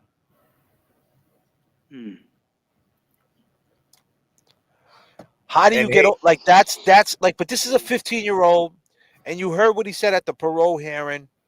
He said that's the worst mistake he made in his life, and that he thought, he said, I'll put that back on the stage. He said that. Go ahead, you could speak. I mean, just so I know, James. Here's another thing to think about. This kid, he's 15 years old, runs across the street, walks into his friend's house, sees the front door open, comes into this murder scene, right? He's got a size 15 fucking foot. Right. And there ain't no blood on his fucking sneakers, bro. I mean, he went through the house. They're saying He'd be tracking it. Yeah. He'd be tracking it everywhere. His shoes would have picked up size something. 15. I get. Let's hear what the parole. Let's hear what this is. The parole But hearing. that Let's never hear what came they out said. to assist you in any way over the years? No. That is one of the biggest regrets I have. I wish I had an answer for you. I just think it was the shock. I mean, I can't explain it. You're right. I should have. He ain't bullshitting. You know what I mean? He's speaking from the chest. Listen, hear what he said. Where you want to leave it? You don't want Yes. to indicate who that person was or anything? That's correct. And you It sounds like he knows who that person is. I'll tell you, parole's a scary thing. Even when you're getting out for, doing 2 years. This guy's doing 30 trying to get out. He's been in there his whole life. Yeah, but he waived it a bunch of Parole is a times. tricky. He waived Yeah. it. He waived because he got his first parole. His first parole, he could have got it in 2015, 2016. He waived it all the way until 2024. But weren't they saying and just admit to it and we'll let you out? Let's keep in mind, right? I just want to say this, right? I'm saying all the stuff I'm saying because if Eddie's going to get an appeal, he has to get over that. You heard the way the parole reacted. That's the same way the judge is going to react in the appeal. Yep. So you was in the house and you just didn't tell anybody for 2 weeks. You decided not to tell. Like, why? That's what he has to get over. I think that it's a softer landing that he has 30 years in. He was 15 years old. He was threatened. He was scared. If they could get over that part, it was a 15-year-old test boy. the DNA, then he has a chance. But that's a hard thing to get over. Right. It's a very hard thing to get over, and we don't know why he did. And Big Ed said he wasn't like an ordinary 15-year-old kid. So, and then you got the guy Yeah, he Mr. said Arnold he acted younger. Yeah, he acted a little younger. Well, they're saying that, and then he said, like, you got people who testified that the day before, he said, did you ever want to hurt somebody? Blah, blah, blah, blah. Then he asked, then they said that, then Ryan said he showed him how to open up the cellar door. It was a tricky way to do it, and he taught him how to do it. all these different things, bro. There's a lot of testimony in there that's going to be in the appellate. Like the way they line this shit up, you guys got to go through this. There's files and files of this stuff that doesn't look good for him. But to Eddie's credit, to Eddie, he had no defense. So that's the reason why I'm bringing up the prosecution, because now, we can form a defense, right? Okay, that's what they're saying. How do we get around that? What would you do? What would you combat that with? You know what I mean? Obviously now you look at it as he was 15, but then there's other people that age, super predators allegedly, but you got like the guy, what was his name? Chisholm and Danvers, who killed the girl behind the school. He was 14 years old. He stuck her in the trash. He stabbed her. He raped her when she was dead. And he was 14. He did that. So you can't, it's crazy because you don't want to think that, but that's the way that's along the lines. And then you're thinking about the political of it. Governor Weld, Riley, the juvenile laws, everything that went with it. Now the laws are turning back, right? Now the laws are turning the way they originally was as juveniles, right? Kind of having leniency towards them. But he lived it where they bounded people over in juvenile offender laws, okay, you're a juvenile offender. You got caught doing this 5 times, bound them over, put them in jail. So he was the face of that, just like Karen Reed was the face of they didn't want the ATF agent and all the people at 34 Fairview to go down. No. We already got, blame it on the girl, so blame it on the kid. Same situation. But here's the bottom line. And I'll just say this. Whether you think he's guilty or not guilty, if he would have had a fair trial and had say like a Alan Jackson defending his case, he might have walked. You know what I mean? Like, even if he was guilty, because there's a lot of reasonable doubt. The thing is, you got to draw a line. Karen Reed, I was on the side that she was innocent, right? So it was easy to say free Karen Reed because I was along the side she was innocent. But I also said, if you think that she's guilty, you really can't hate on her that she's going to get found not guilty because of all the reasonable doubt. And this is the same it's the same situation here. There's a lot of reasonable doubt. He was 15. You go with all the players, how they try to keep him in jail, gag him, leave him in jail. Like, think about it. December 22nd. It's a couple of days before Christmas. A 15-year-old kid's about to come home. No. The DA in the county and the governor steps in and denies that shit, figures out a way. When did you ever hear that happening? But a judge looked over the whole case, went through it all, everything that I'm doing, seeing inconsistencies, and says, I'm going to give him $20,000 bail. She was okay with it. And think about it. He was going home right across the street from where the murder happened. How crazy would that have been if he would have came home on a bracelet? The family would have been looking across the street. He's home in the window. The person who allegedly. So the judge wasn't afraid of that. His parents already paid the bail. Yeah, but the thing is, me and James knows how that process works. Like, he was in Plymouth, and they said, you got bailed, O'Brien, and they drove him from Plymouth in the back of a sheriff's van all the way to Cambridge in a cell. And all he's waiting for is them to bring him upstairs into the court and release him out the door. And he's probably wondering what the fuck is going on. And behind his back, they're in the Supreme Court taking it all down. And then all of a sudden, hey, all right, come here, O'Brien.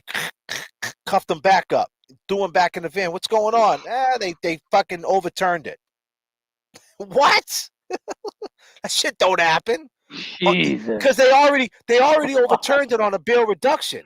He already had whatever bail it was, and then they overturned it on a bail reduction, and then they went to the Supreme Court and overturned it again. Like, on December 22nd. If you don't think that shit was tactical, you're crazy. To a 15-year-old? Man, that was the first Christmas he ever missed. And he missed that shit even worse because he was thinking he was coming home, man. He was in the back of that sheriff's van. They were probably playing Rudolph and shit was on the radio. Rudolph, the red nose. They're hitting every bump on the way. Probably listening to Frosty and shit. Think he's going to come home. And then they say, no.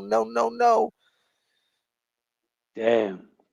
Think Thinking about about how that. great Christmas was gonna be. That's Yeah, think crazy, about that. man. That's the mindset. Like that's that long lasting effect. I guarantee that sticks in his head. That I could feel that. And hasn't had a Christmas since. And hasn't had a Christmas since outside. So I With mean, his th- with his family. with this family, 'Cause- right. but you know, But yeah, man, it's interesting, and to say the least, it's very interesting, and we're gonna get down to some more on it. It seems like Eddie's parents are very open to speak with JFK, Kevin Kev, James Jackson, and that's just what it is. I mean, JFK broke this story open. Eddie just went up for parole last year, and now Eddie wants to be heard. You know, all this and stuff. There wasn't I social want media like this him. back Yeah, then. I want him. I want him to be heard. You know, I want him to be heard, but I want people to Yep. understand. I want people to understand that you got to understand the facts though of the case. You know what I mean? I just don't want people to spin a narrative like Artie did it, Paul did it. Like we don't know who did it. Let's be clear. We don't know who did it. Right. You know what I mean? We know what they did that night. We know what Paul did. Allegedly, he left and jumped in the ocean with his clothes on. And we know what Adi did. He was out there like a bird looking for a worm and shit, looking for a key. These are all facts, but that don't mean they murdered anybody. Fucking gelling with gelling is there. Right. Yeah. So I mean, that's just the Right. facts. You know what I mean? Adi stalks everyone involved in this case. He's here now watching and commenting on a fake account like he does. He's too invested into this. Why can't Adi let this go? And listen, I hate to sound, Hey. like I don't want to curate that in this chat to say attacked anybody. But if you guys look at this case, and Shooting has every right to say what he says because he knows the ins and outs of this case. But I would tell everybody in this chat before you make an assessment, right?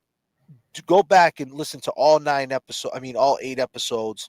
Do a little bit of digging yourself and draw your own conclusions. But make sure you look at the facts. Make sure, and I'm sure there's a lot of facts that hasn't been brought out yet in appeal. And unfortunately, we'll never know them facts until he can speak on them. Until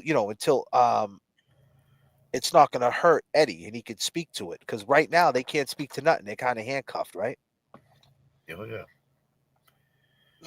Yeah.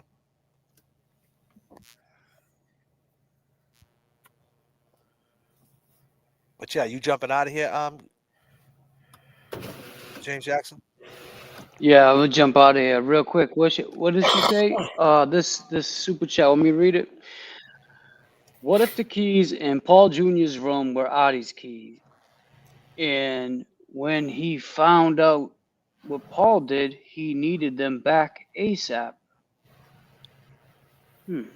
So what if the keys in Paul Jr.'s room were Adi's keys? And when he found out what Paul did, he needed those keys back ASAP.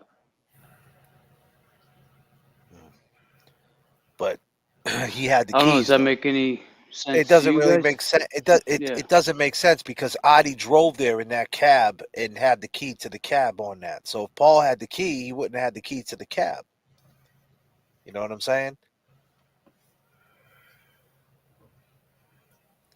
Yeah. Yeah. Because he told the cab, so you know for a fact he didn't have that key. Another thing is, you know how he always So stresses wait he a had minute. one. So wait a minute. Wait a minute. I just want to bring something up. So if Eddie goes in the house and somebody says, "Don't say a word, I'm going to kill your family," and he ends up bolting out now, somebody was knocking on the door, and he shut the door. You know who That- was knocking on the door? Marco was knocking on the Oh. door. Gavi was knocking on the door. But that's what I'm saying, cuz So like listen, though, if when you're saying someone, but listen what I'm saying, bro. When you're saying someone, you're acting like this like ghost. No, we know who they are.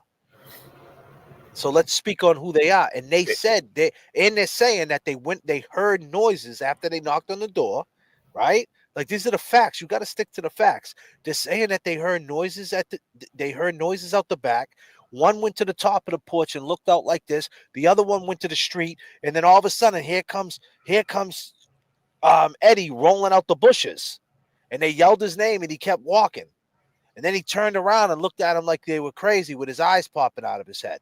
Then he went to Brigham's, then he went to Burger King, then he went to Union Square, and then he never said anything. This is what happened.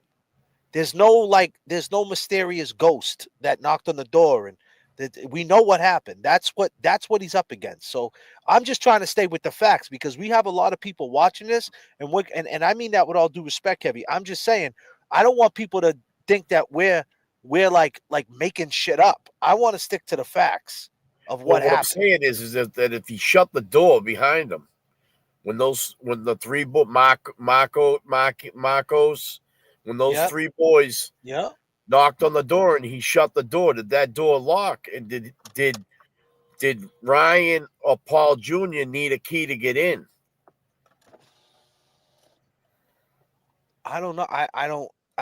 But you know what? I don't know if they did or not. All I know is Ryan came home.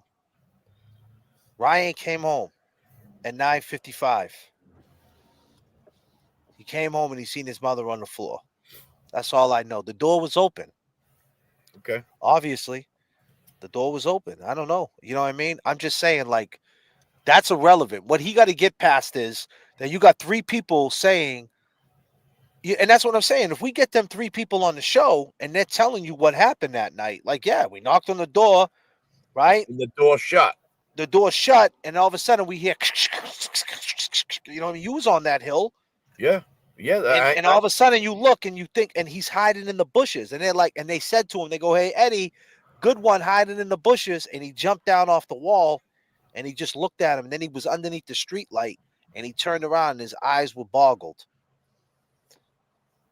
And then allegedly he goes to Burger King. And then someone testified, a person testified he was in their yard and that he was, you know, he had a doc, and Marco testified he had a dock shirt on.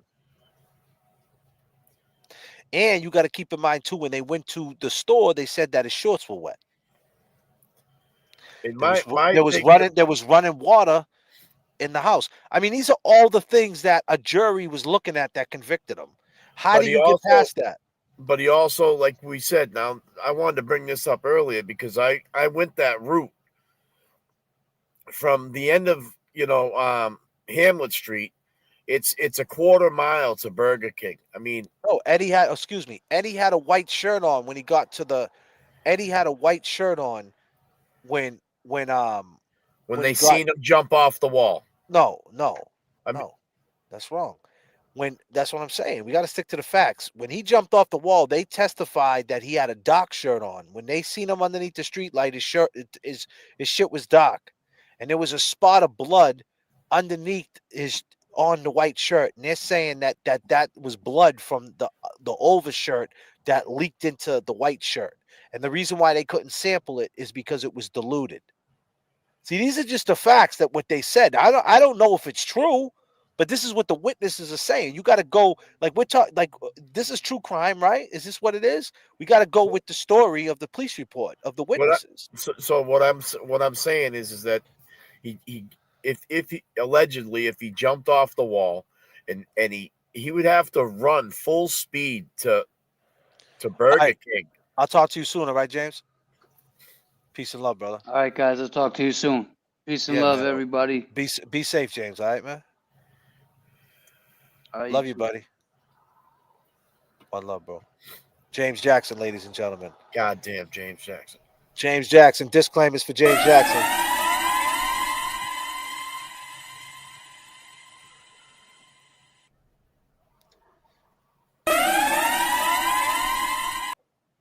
And you got to understand too, and I'm talking to you. I'm not even really talking to the chat. I'm talking to you right now. Just openly talking to my boy Kevy Kev, just like I would talk to him behind the scenes. The reason why we have to stick to the facts, my dude, is because if right now it seems, right now where me and you are at, right, we're like, yo, free Eddie O'Brien, like he got a raw deal, right? Like this 29 years at his parole hearing, right? There's a lot of things that make him not guilty, right? Yeah. But before we do that, we have to keep it 100% real, just like we did with Karen Reed. Why didn't she, from the waterfall, the 34 Fairview, the whole shit? You got to be transparent with everything. to order to have the right fight, to make everybody say, you know what, they're not being biased. They're not only looking at one thing. We're not saying, okay, DNA, and not looking at the fact that, there is witnesses and we got to talk to them people. And Yep. if we talk to them people and we think they're fugazi, then whatever, we can debunk that shit. But until then, we got to take them at their word that they seen him coming out the bushes. And he admits he was there. Now, Right. what I was getting at is like Marcos, the people that knocked on the door and seen him scurry out of the bushes. They went to the store. Yeah, they went to the store. I don't know. I don't know how they got to the store. Like So how they know he listen, was at the store. well, this is what I want to say is like that neighborhood. Like there's a couple of parks, there's a couple of cut throughs that you could definitely get to the store quicker than walking from the end of that street, Hamlet Street, to Burger King, and then leaving Burger King, taking another right, and walking all the way down to that store. The time frame is like it would be a 10 to a 12-minute walk. I mean, and he'd actually have to be kind of like moving. You know what I'm saying? If his pants could have got wet definitely from going in Burger King and splashing himself with some water, just like Margot was explaining to us. You know, I mean, his shorts definitely could have gotten wet. Right. You know, I went that route, and I mean, I'm thinking to myself, We got the link up in the chat. Anybody want to come up here and talk to us? Right, we're taking one at a time, and we're doing it for like 5 minutes or so. Right, you got 5 minutes to talk to us about this case. It's pinned up. 5 minutes. That's about it. We're gonna move through them fast. If anybody wants to come up, the other thing but I mean, bro, that's the thing. The appeal. How do you get over that? Because that's what I mean. that's what the appellate judge is going to look at. They're going to look at the whole thing, right? And do they get over that to get to that? But but on a wrongful trial, they should, right? Because technically, well, there's hair and there's DNA, and they never did it, and that's not fair, right? Yep. But do they turn around and do what they did to Karen? They double jeopardized Karen Reed, bro. And the fucking witness and all the jurors, I mean, the jurors came out and said, nah, we didn't have her on murder. We had her on manslaughter. We were deadlocked on manslaughter, not the murder. They came out and said it. They couldn't bring 12 jurors into a room just to tell Beverly Canoni, yeah, by the way, it wasn't murder, And they were like, we don't care. Boom. Imagine she would have got found for murder. She would have got found guilty. Technically, she should have never even had the murder on the table for the second time. Yeah. So you seen what they did there. So it's like, how do we get past that? And then how do you feel strong? The question is, let me pull up Unforgettable, right? How do you feel? How do you feel going forward? Like you heard the parole board, right? They said the same thing I've been saying. This is not a typical murder. No, it's brutal. This is brutal. How can you go forward saying free Eddie O'Brien when you look at the paperwork of the way they you know what I mean? There's a lot of things that you have to get past to really and you know what I mean? Because then it's such a bad death, man. It's like, you know what I mean? It's so And not bad. that- It wasn't a hit and run. It was just the stabbing, poking someone 98 times. That's fucking crazy, man. and, Tough. and the fact that not that she was sexually assaulted, but the bra got brought up about the holes in it and stuff. I mean, those are like, they're acts of some kind of, obsession. You know what I mean? And that's another thing that, makes that case when that judge is reading it off, he has to take all that shit into consideration. You know what I mean? Like,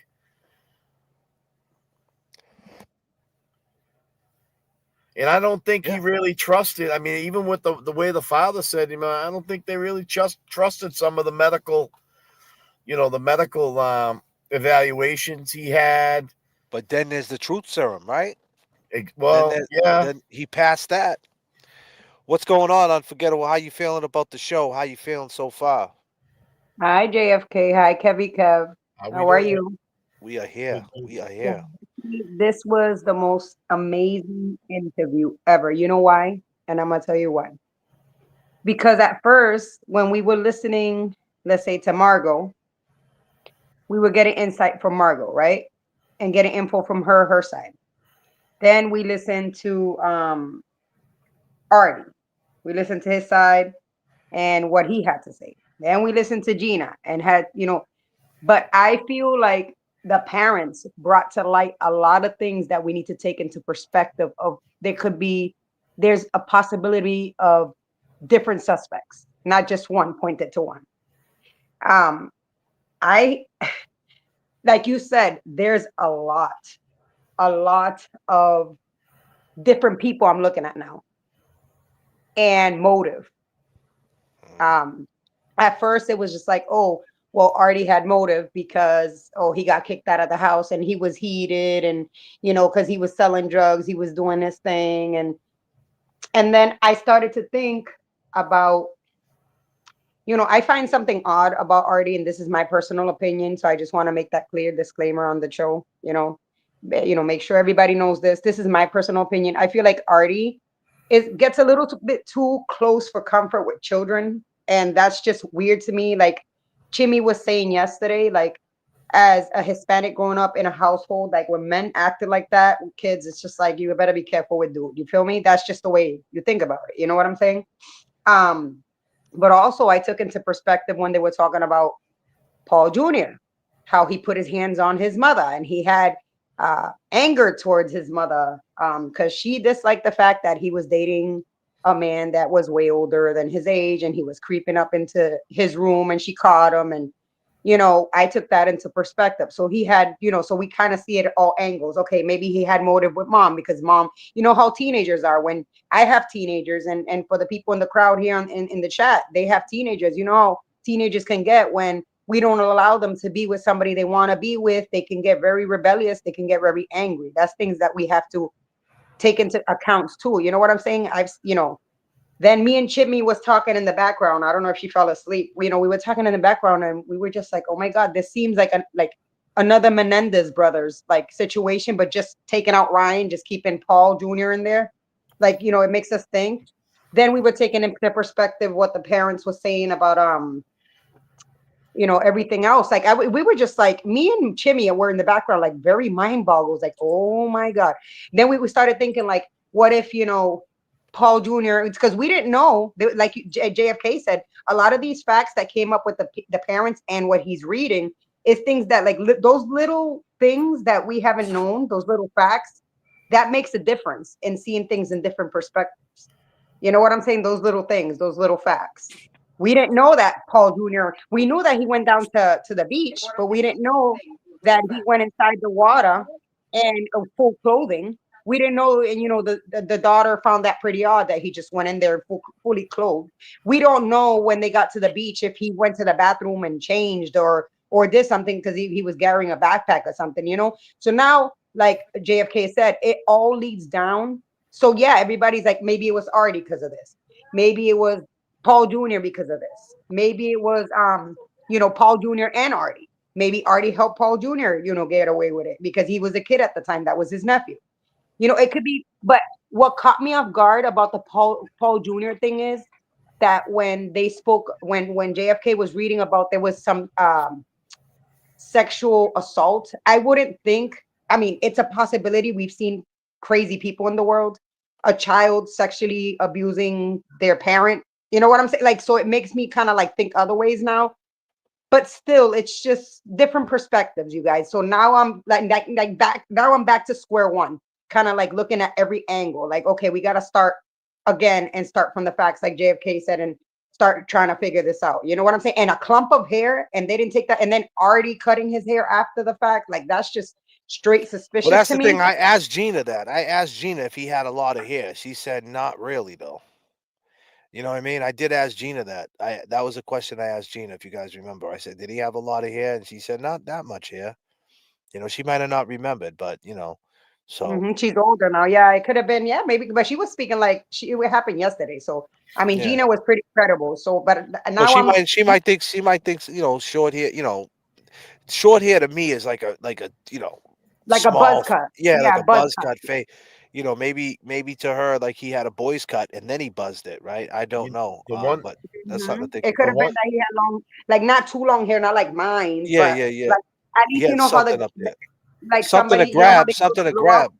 Correct. That you can grab it with your hand and rip it out. And then it's kind of like it was suspicious to me that he cut that shit off like right after, like after they knew they had that clump of hair. But it all comes down to the fact that the Commonwealth did not do their fucking job. Uh, If they would have done their job, and it comes down to the DNA and that hair. If they would have done their motherfucking job, we he wouldn't has have a been right to a standing. fair trial. He has a right to a fair trial. He didn't have a Correct. fair trial. Exactly. And I think But that it's hard to even think like that, knowing, right? Like this is the only time where for me it does. It feels funny because of the brutal, how brutal she got, poked 98 times. It's kind of like, you know, it's like you don't want to get this one wrong. You know, that's all. We got Lady yeah. Zelda. We got Lady Zelda. Hi, Lady Zelda. Hello, my darlings. How are How are you? you? How are you doing, Good. Lady Zelda? Thanks for coming on. How you doing? How you feeling? How you feeling about this case? What's your feelings on it? Go ahead. The floor is yours. I'm so glad you're on. Well, thank you. Thank you.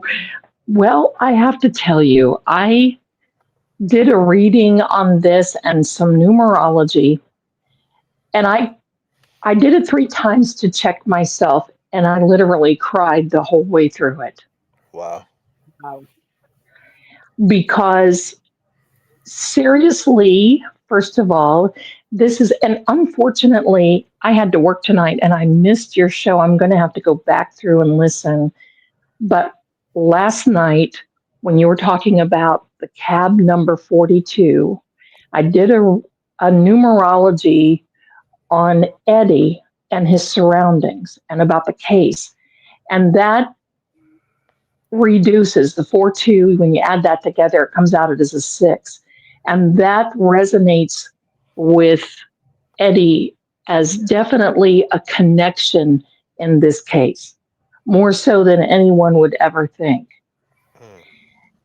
And I actually told Attorney Nan today. She and I had a nice little conversation. And I told her today, she asked me how I felt about it. And I feel that a man was definitely involved and most likely arranged this, but that it was a woman that was involved and did a lot of that. Because when you look at this, and I've been doing this for 50 years and working with law enforcement and all types of different agencies, a man will go in and maybe stop at 12, 15 times. But a woman under rage will go in and do this crazily, as in not stop. And the whole thing about her undergarments, her brassiere, that is cutting the motherhood. That is making a point. That is a particular idea of you think you're going to be the mother, you think you're going to be the ruler, you think you're going to be thinking about this in a certain particular way. I'll show you, because who can take one of those things off and put them back on, especially in the condition that Janet was in? It would, I'm going to say, I do believe that there is a woman involved. And in my opinion, because I don't want to get your channel all boomed up, but in my opinion, based upon what I've been seeing, I believe that this is why Artie was panicking. I do not believe that he understood what was going to happen when he got there. And when he saw what was going on, the panic started coming in and he just didn't know. But is definitely a woman involved in this somehow. And I believe that Eddie was the target. And the reason being is because, number one, it seems like he was just such a pure heart and such a good young man that he would be an easy target. And his parents did not have the funds for any type of legal. I mean, at $200,000, they ran out of money, and then their own attorney was in jeopardy himself for misappropriating funds or something in that regard. So there's so much more to this case than meets the eye. And I'm going to make a statement and say that in my professional viewing, profiling opinion, I do not believe that Eddie O'Brien is guilty. Bingo. And I Wow. appreciate your words. I appreciate your words, ladies elder. Appreciate you jumping on. We've been You're rocking out for welcome. 3 hours and 50 minutes, and I'll have you on again to do like a whole show on it. But Yes, I'm just yes. trying to keep it pushing tonight. But I appreciate your insight, and we'll talk again soon. Okay, sweetheart? Thank you very much, my darlings. You have a wonderful evening, and I'm sorry that it is so late. I just looked at the clock and I just finished my own work. Nah, that's Thank you fine. so That's fine. much. Thank Thank Well, you. you. thank Thank you you. so much. Listen, I told Attorney Nan today, I'm so happy to meet you because this means I'm a homegirl, doesn't it? Yeah, Doesn't it mean I'm absolutely. a Yeah. homegirl You're being a here? homegirl. Oh, good. You're a I'm a homegirl. homegirl. Yeah. Tell Good the spirit. show. Good show. Tell the spirit world to look out for us, will you? Without a doubt. Without a I doubt. I You've got a appreciate you, divine lady. power over you. Thank you, my darling, for having Yeah, me. Please you let me too. know. I'll be glad to come on at any time. Bye for now. Absolutely. Thanks, everyone. Be Peace and well. love, Have a ladies. good evening. You Bye. too. Beautiful, beautiful, beautiful. I think we had someone else pop in for a second. I think they left though. Yeah, we had someone else pop in. They left. I don't know where they went. Lady Zelda, ladies and gentlemen. Lady Zelda, ladies and gentlemen. Give it up for Lady Zelda coming in. She says she thinks Eddie, she ran a make on his license plate, in the spiritual world. And, she said he's not guilty. Thank you so much, ladies. I didn't mean to rush you off.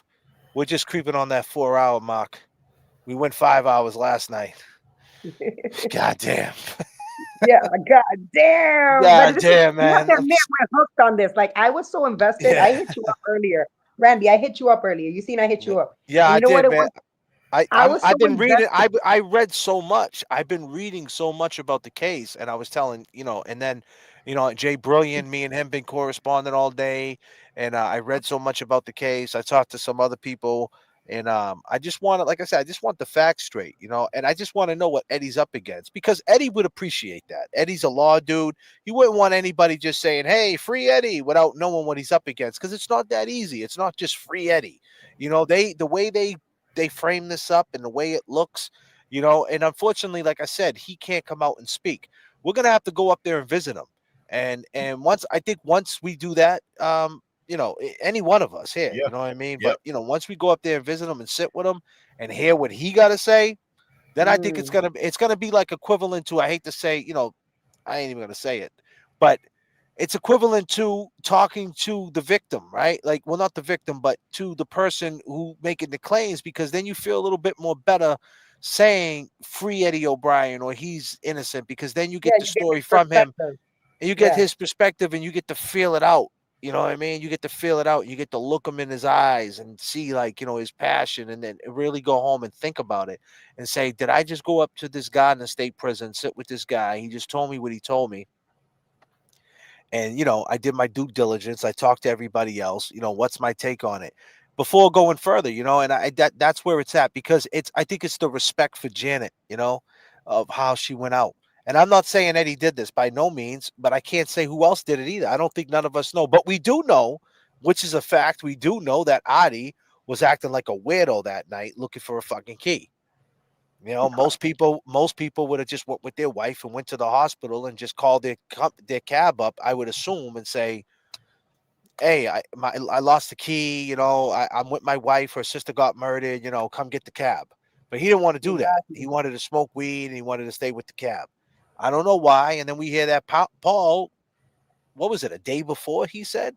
I think he said like the night before he beat Janet up, or he hit, well, not the night before, but a couple days before he I hit think it was like Janet. 2 days before or something like that. Yeah. So, I mean, like, what's up with that, right? I got Manda Marie. What's up, Manda? Hey, how are you? Hey, how you doing? Where you calling in from? Providence. Providence. What's up, Manda? What you want to talk about?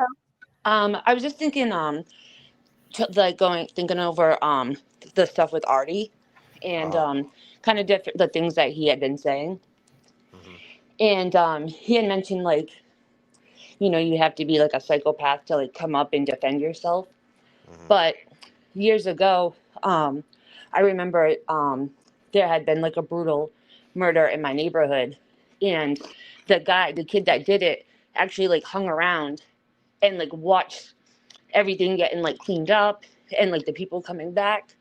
So it was kind of reminded me of like Artie kind of just being around, kind of like keeping like eyes on it still.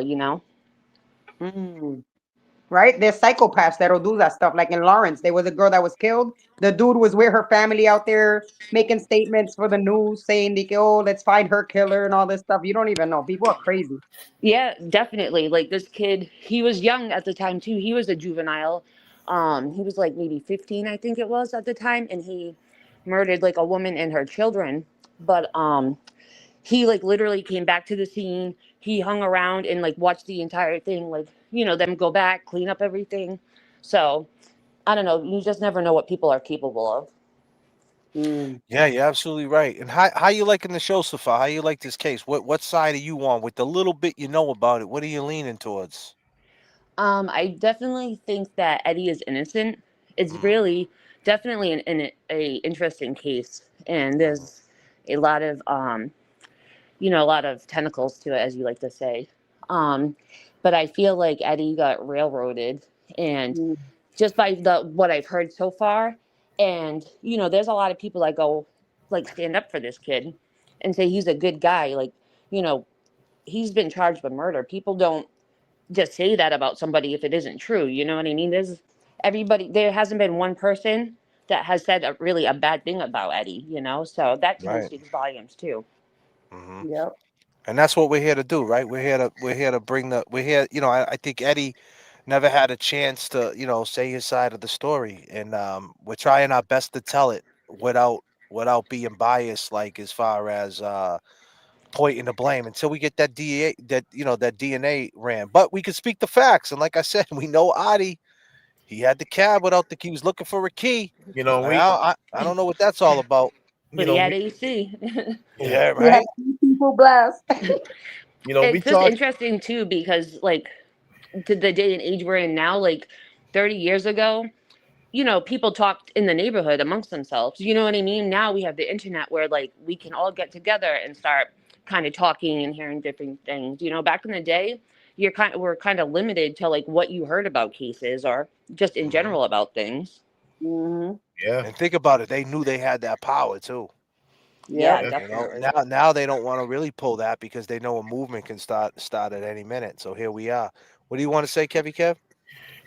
I mean, not to circle back and point the finger at Adi, but we talked about him going back and he said he got a kitty litter box and had to get the kittens. Now, you We think it talked was easy to find those kittens? right. Yeah, I we would think talked they'd be about that hiding. earlier. Well, You know, that's what we talked about earlier. Go ahead, Kevy Kev. like those, like we said, we're saying to ourselves, like this dude went over there to get kittens. Like these kittens, he must have had to look through for those kittens. Them kittens Those, must have with ran all and those hit people everywhere, going in and they there, didn't get out. The kittens didn't get out. The right? doors were open. And Right? then you're reading a document that states that there was a golden Golden retriever retriever. Yeah, in the house that did something to an officer that he will never forget. yeah. It bit his hand and took it to the body. And That sounds a Adia, little embellished. I mean, to be honest with you, that's like That sounds that's like when you A little like a dramatic. fairy tale. yeah. That Yeah, a little sounds bit like dramatic. it sounds like he was swimming and like a dolphin popped up and took him to No, let me shore. tell you something. There was a guy. There was a guy that there was a guy that passed away across the street from me, man.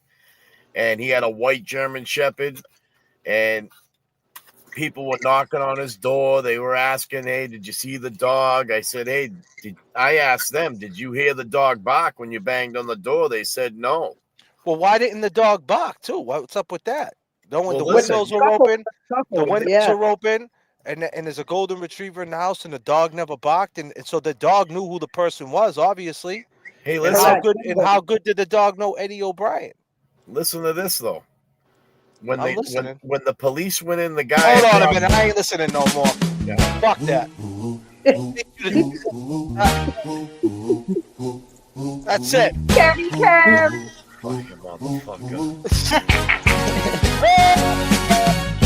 I just wanna chill and Here twist we the go. lie. Catch stunts in myself. Let's go. You drive me crazy, shorty. I need to see you and feel you next to me. Come on, Kenny Kim. Provide everything you need, and I like your smile. I don't wanna see you cry. Got some questions that I gotta ask, and I hope you can come up with the answers, baby. It's easy to love me now. Would you love me if I was down and out? Would you still have love for me, girl? My bad, Kenny Kim. I'm just busting your balls. Go ahead, brother. Go ahead, brother. I'm Yeah, just no, trying to lighten the mood. let me tell you, my neighbor, man, he had a white German Shepherd, man. The police went in, they went through the front door, they called for the guy's name. The fire department came, they went in through the back door. They called for the guy's name. They said, "Nah, man, he ain't here. There's no dog." Well, they found him on the kitchen floor with the German Shepherd laying right next to him. So No, I believe the it dog. happens, man. No, I'm not saying that the dog wouldn't be with the woman, but the dog, like the police officer said, the dog walked up to him, bit his hand, and like the dog's hand was in the the dog was biting his hand and like pulling him to the body and shit. You know, Yeah. I mean, It's like a dude, healthy hand. like, come on, man. I mean, he was better off saying he was swimming and Flipper popped up and took him to shore and shit. A couple of orcas popped up. Jaws came out. Yeah, you know what I mean? A great white took him to shore. But Like, you know what I mean? but Like, back come on, but man. back to that golden retriever. If Yeah, Adi went why to didn't that he bark? if, Why didn't he bark? no, if Adi went to that house to get kittens in a cat box, how come he never mentioned anything about a dog? So this Oh, chick right. Karen, this chick Carol in the chat, Brilliant's on his duty. She said something I didn't see. She said Jan was a night walker, and her door was open for John's, and she was getting her customers possibly. So she's saying that Jan it was a common streetwalker, basically a prostitute. That's what you're saying, Carol? That's What some the fuck? fucking like regardless if that was the case, right? God damn, you like Right? like what? Damn. Like and One who's thing has saying nothing that? to do Who's with the like other. so why don't you click on that link, come up here and Yeah, show your pop face up. Correct. You know what else and I then wanted say to it add with your about? chest. Oh, sorry. Go ahead, Mandy. Just Amanda. with Artie, not to like keep going back to him, but I think like he's his own worst enemy by trying to Yeah. defend himself so hard, and like his story switches up and he says things that just don't make sense. Like you're never gonna call an ER and be like, "Oh, can I talk to a visitor?" Like that's never gonna happen. Like that right there, he said that he called his wife at the hospital to talk to her. Like that doesn't make sense. That wouldn't No, it happen. don't make sense. And the ER too, like you said, like during that, if she was going there DOA or whatever died there, they're not going to give you Mhm. that information right Right, off the or they're bat. not gonna let you talk to like the family member, like of the Nah. patient. Like it just doesn't work like that. Exactly. Well, listen, Manda, you got anything to say to the chat now that you're up here? What's your name in the chat, Manda Marie? Yeah, Amanda Marie in the chat. I appreciate, man. You want to say anything to the chat now that you're up here? Um, no, I love what you guys are doing. I thought it was great to have Eddie's parents on tonight. I love having all the different, viewpoints of everybody, and it's just refreshing to just have a unbiased, viewpoint and just getting to learn about a story. But I Right. like what you guys are doing, and I appreciate what you're doing. Well, stay tuned. We got more. We're just scratching the surface, Manda. Yeah, definitely. I can't Come wait to up, see what else is coming. Have a good night, you guys. come up anytime when we drop that Definitely. link. Thank you. Good night, Kevy Kev. Good Good night. night, Thanks for Unforgettable. joining us. Good Peace. night, honey. Peace. Beautiful, beautiful, beautiful, beautiful. Amanda, you got anything to say in closing? Unforgettable. No, the only thing is when I hit you up earlier, I was letting you know you have me so invested in Oh this man. case now. And let me tell you something. You both have me invested in this case that I remember I told you guys my grandfather lived in Somerville. Mm-hmm. I had to hit up, like I started hitting up my grandfather's wife, her brother, everybody and asking them. And so her brother told me that he was good friends with Tommy O'Brien, which was Eddie O'Brien's uncle, Mm-hmm. because they were members of the Elks in Somerville. And he was telling me like, stuff about he told me about, remember the other girl we were talking about, Deanna, what was it, Deanna Cremens? He Mm-hmm. told me about that and everything, how his wife was good friends with her. He told me his wife was also friends with Carrie, which was Janet's daughter. Oh. And yeah, so he's telling me all this shit. I'm like, oh my God. And it happened literally 7 minutes away from my grandfather's house where that murder happened with Janet dying. And we used to go over there every summer. Let me pull Carol Ann up here for a second. Unforgettable. Sure. Carol Ann, what's up? Hi J.F.K. Hi Kevy Kev. Hey. Hey. Um, I'm sorry, my throat. I It's kind of all got my right. allergies. I just want to clarify. I'm the good Carol in the chat. It's All just I'm right. the That's girl from awesome. North Attleboro, and Mm-hmm. this person that came on is Carol GFK1. Yeah. I think it's Artie, and I just want to clarify that I'm the good Carol. I'm a long gamer. I love you guys. You know all that. I've been on your chat a Yep. couple times. So I just want to clarify because everybody's like saying Carol, Carol, Carol, and I'm like, oh my God, it's not me. It's not So you. Nope, I, not you. no, I'm a good girl. And so anyways, my brief statement on all this is um, I'm very opinionated. I think you know that. I do believe that Eddie is innocent, and I'm so proud of you guys doing this. It's just amazing, and just his family, his parents. There's no way they could have had, raised a child to have done something like this. So I That's I a do good agree. think, point. I That's a yeah. good agree. point. No, I no, no, no, no, no. So I just praying. I'm so happy about this. I hope Nan gets more involved. I hope what you're doing and bringing all this attention. I definitely would love if you could. We set up a defense fund and just keep this going. It's just I was like at 8 o'clock when it did come on at 8. I was freaking out. I was like, what? So, anyways, that's it. I just want to say I'm the good girl, Carol, but not that, bro. Not the Carol GFK1, who I think is who I think is Artie. If you What the read that, times yeah, are out anyway.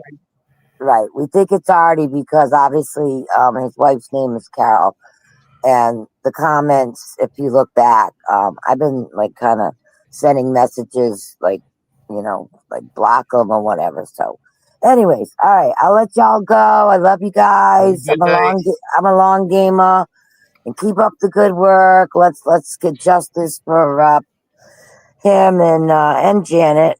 Eddie and Janet, and God, what an amazing, the parents, just like wow, just unbelievable, amazing people. So maybe we can even do standouts sometime when the appeal is, let's get on this. Keep on it. Yeah, absolutely. I appreciate you, Carol. And anything Sounds I good. could do to help, I'm here in North Attleboro. I know you're down there. I'm in Massachusetts, so I'd love to be involved in anything I could do to help. Just, give me a message, and I think this is the greatest thing you've covered in a long time. Get away from all the bullshit. We Sounds good. 39,000. We 39,000. We had to repair the We plane. We're got back up. we We're got back up. 39,000. All right, all right. Love y'all. All right. Bye. Peace and Good love. night, Carol. Have a Peace good All and love. right. night. Good night. Good Peace. And we got JFK. free Kelsey. Hold on. Oh, We got free Kelsey. Kelsey. She got a lot to say. What up, girl? She got a lot to say. Thank you. Sorry, I'm being interrupted. Sorry. Hi. Like I got like 3 Hey. days worth of stuff to say. Go ahead. First of all, great job. Thank you. Oh, what'd I do? Can you see me? Okay. Yeah, I can see you. So yeah, that was amazing. Wow. Like things have happened so fast. We went from hearing about the case from you and just looking at some old headlines from years ago to, oh my God, Eddie's parents. Like within It's a week. fast, I just right? can't. It's been I so mean, when you fast. said Artie was coming on, it was big news, you know? And then I don't know, to go to Eddie's parents, and what great people. I mean, they just were just 48 years of marriage. What does that tell? I mean, that speaks Yeah. volumes right there, you know? Strong. They were just so likable. They just have that that instant like factor. And I can't say how I would be. I can't even put myself in that position knowing my son has been gone since he was 15, and for them to have such a warm and welcoming way about them, like they're not mad and disgruntled, and they don't look like they're washed up alcoholics. I mean, you know what I mean? Like like you get a picture in your mind of a couple of people that have been dealing with this, and it's not a very pleasant picture that I had in my head, you know? So God love them, really.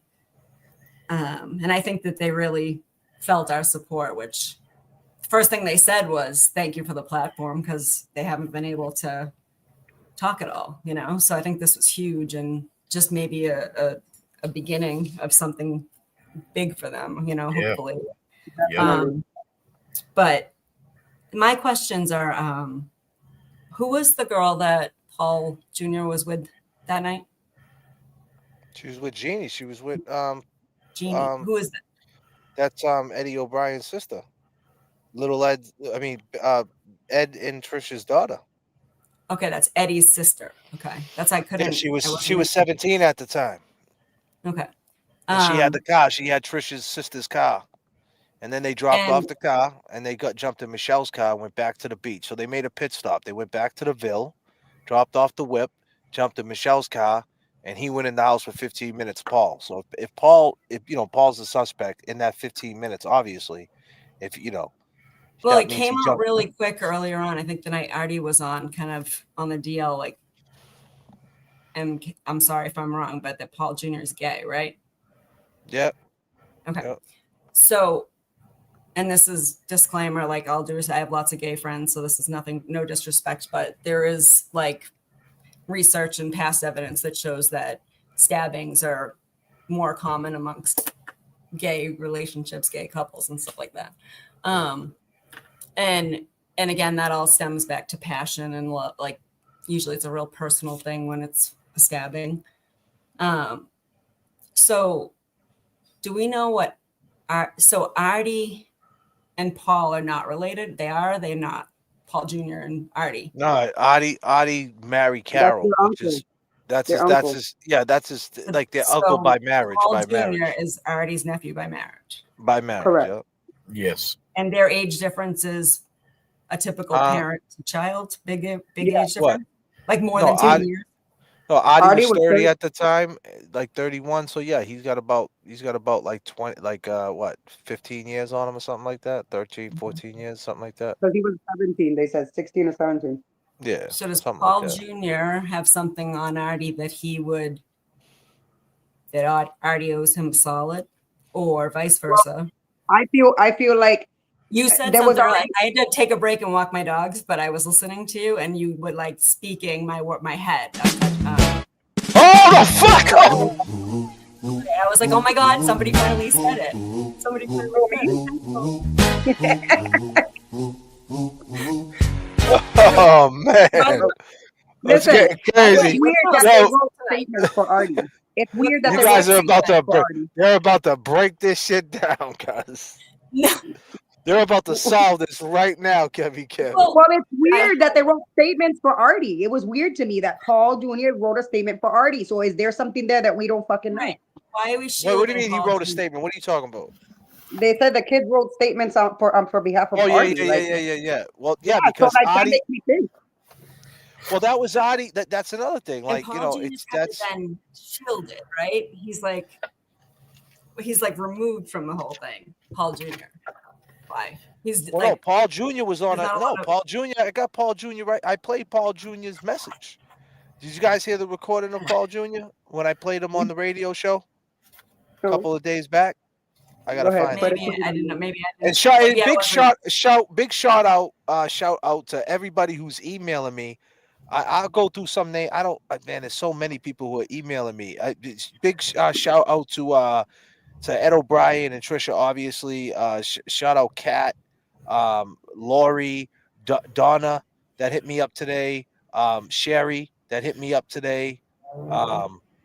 There's so many people who are helping me out. Do not think that JFK is getting a lot of help. And Freebird, I think, hit me up too.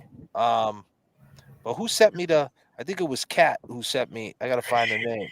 So Rob. before we started hearing more about Paul Jr., like yesterday, I was all about, sorry, Artie, really hyper focused on him. Like, I didn't really think he ever lost his keys. I think he had the key. He just said it was lost, right?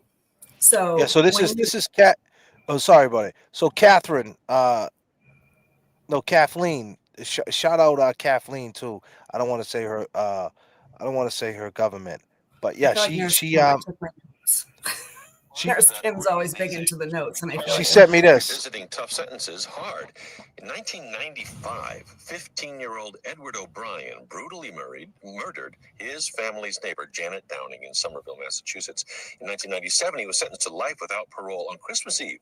Just a month ago, the Massachusetts Supreme Judicial Court ruled that all past life without parole sentences for juveniles would be reconsidered, resentenced, including O'Brien's. Janet Downing's son, Paul, is with us now. Paul Downing, thank you very much for being here. Hi, Tom.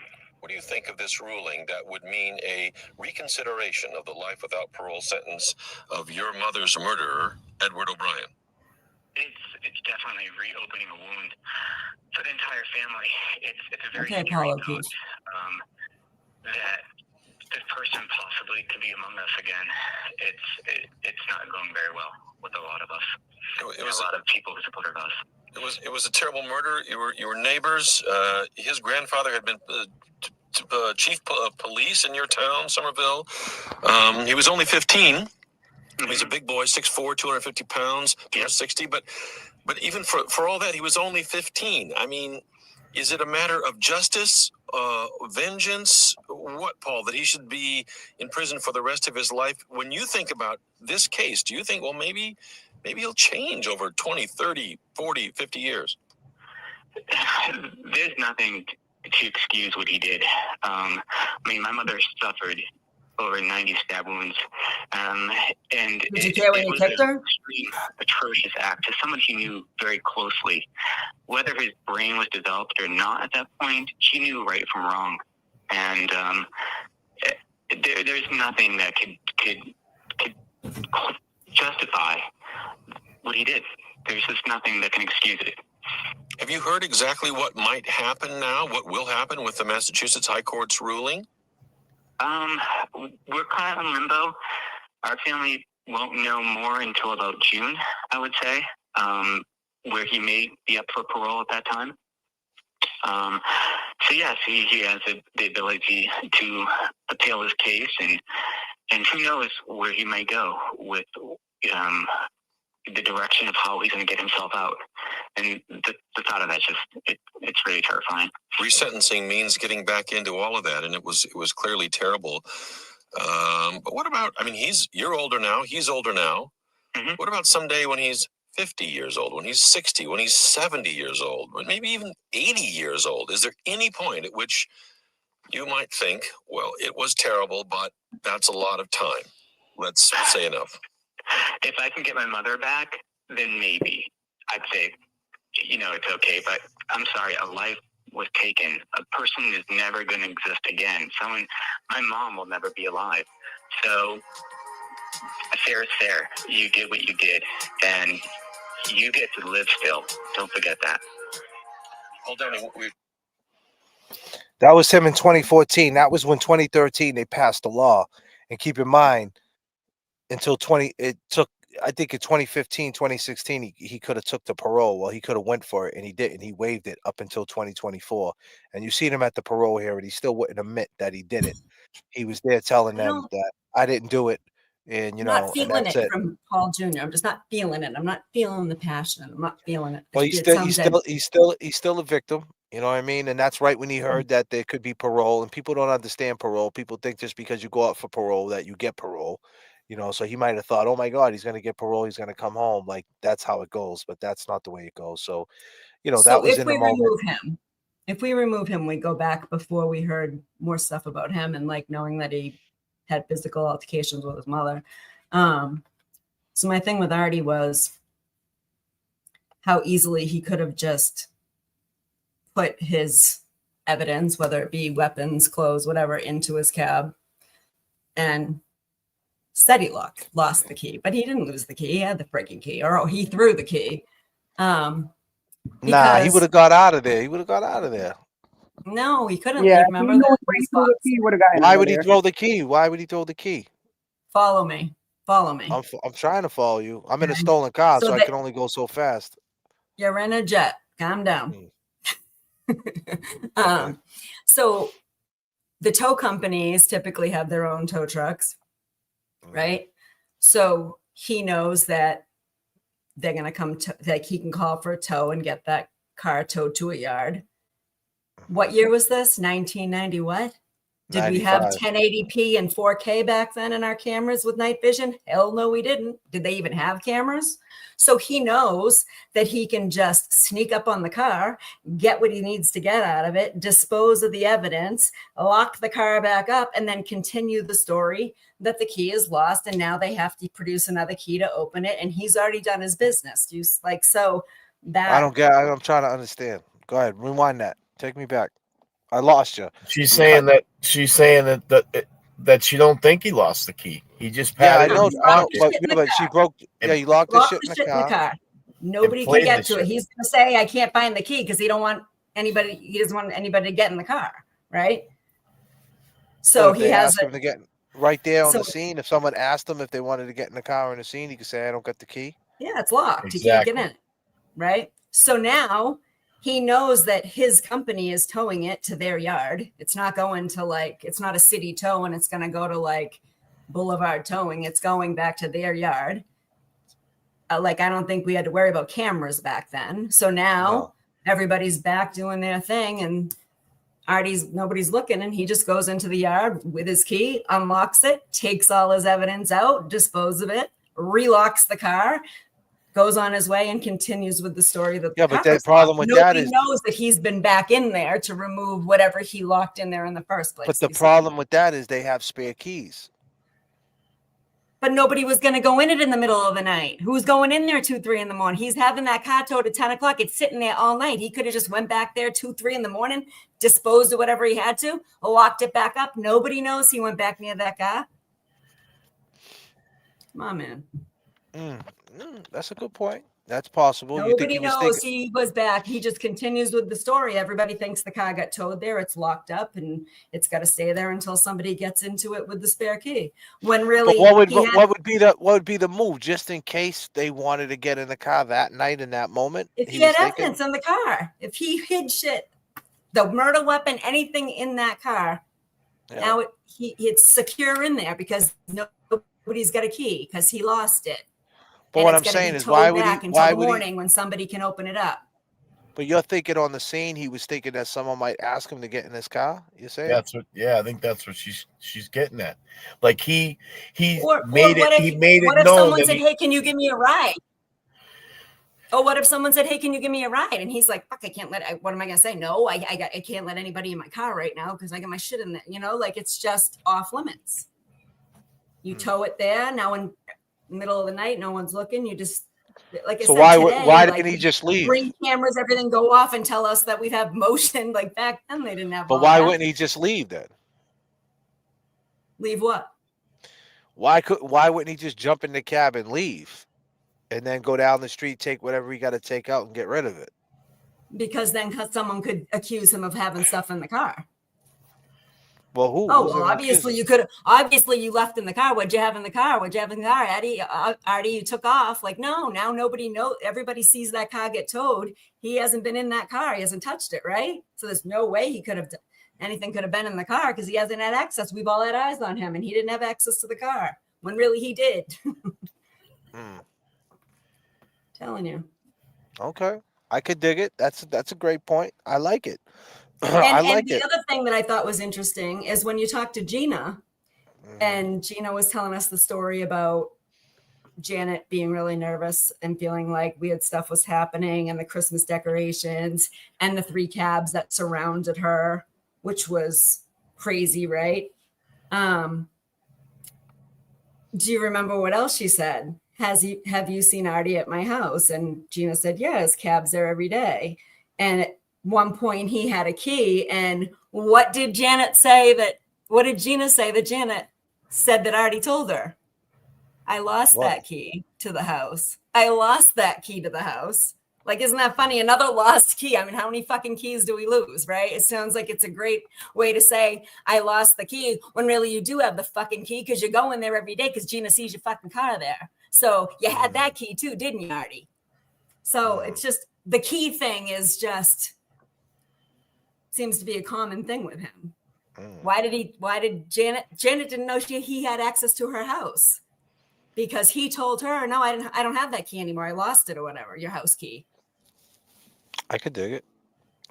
I could dig it. So that was interesting. And the only other thing I thought, now that we know that Paul was involved, was, would those two work in cahoots? Did Paul do it and somehow get in touch with Artie and say, dude, and maybe Paul went and threw the evidence in Artie's car, and that's why Artie covered up.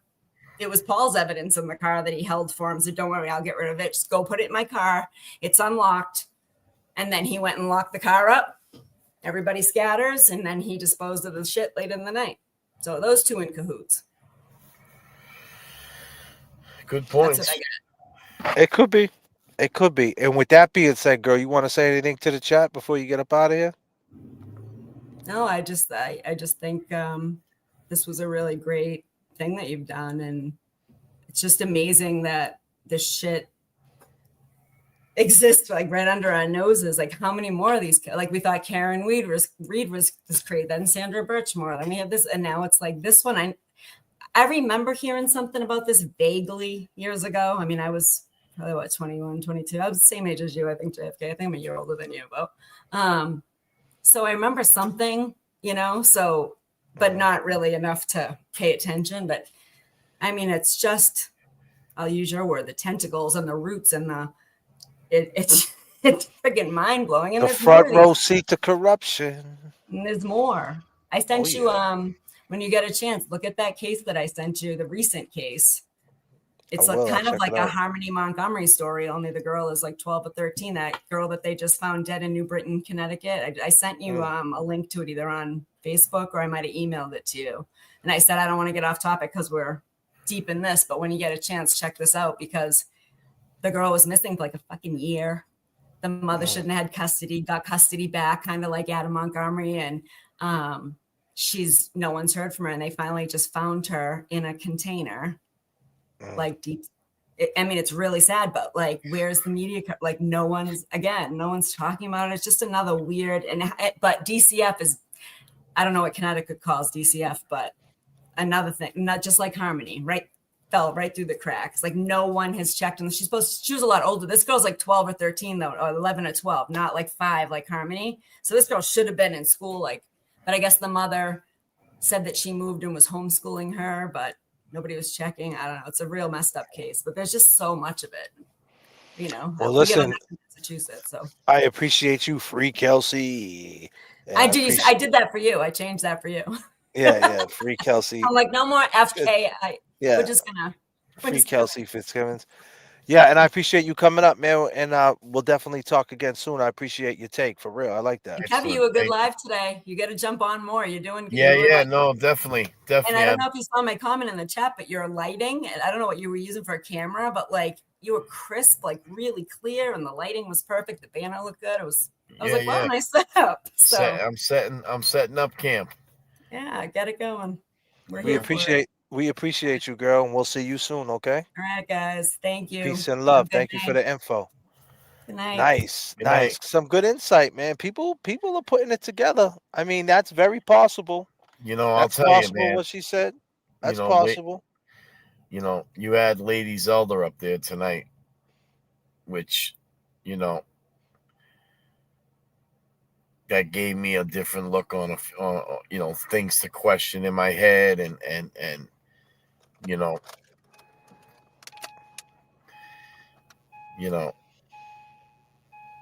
like, could it have been something where, Oh, the girl.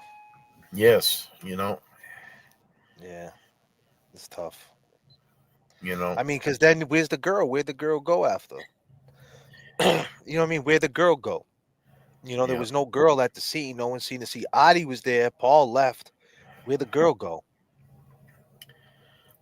See, that's what I'm saying. You got to get to the facts. You know what I'm saying? I'm not saying it's not possible, but I'm just saying, like, you know what I mean? Yeah. But what about? I mean, didn't they have an older sister that had? Yeah, but was she there? He Where said. was she? Wait a minute, but Adi said that's who called to say she was hurt. Remember? Last night, Adi said that what was her name? I think her name was Kelsey. Was her name Kelsey too? No, Kerry. Kerry. Yeah, Kerry. He said Kerry called Carol, and Carol called him. But I really very vaguely do we hear Kerry's name mentioned, like where was she home?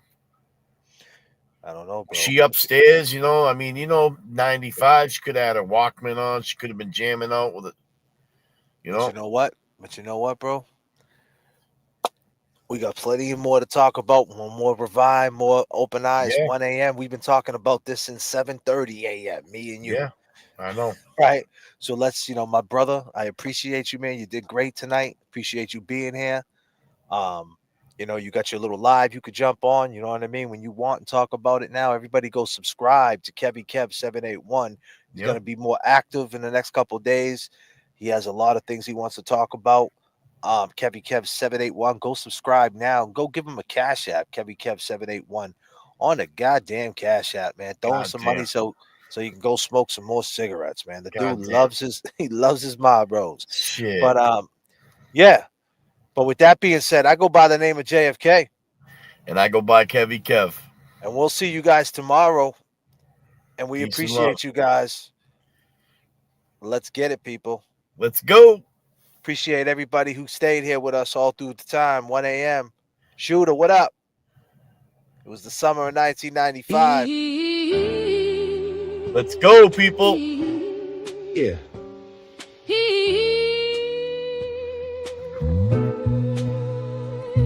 Yo.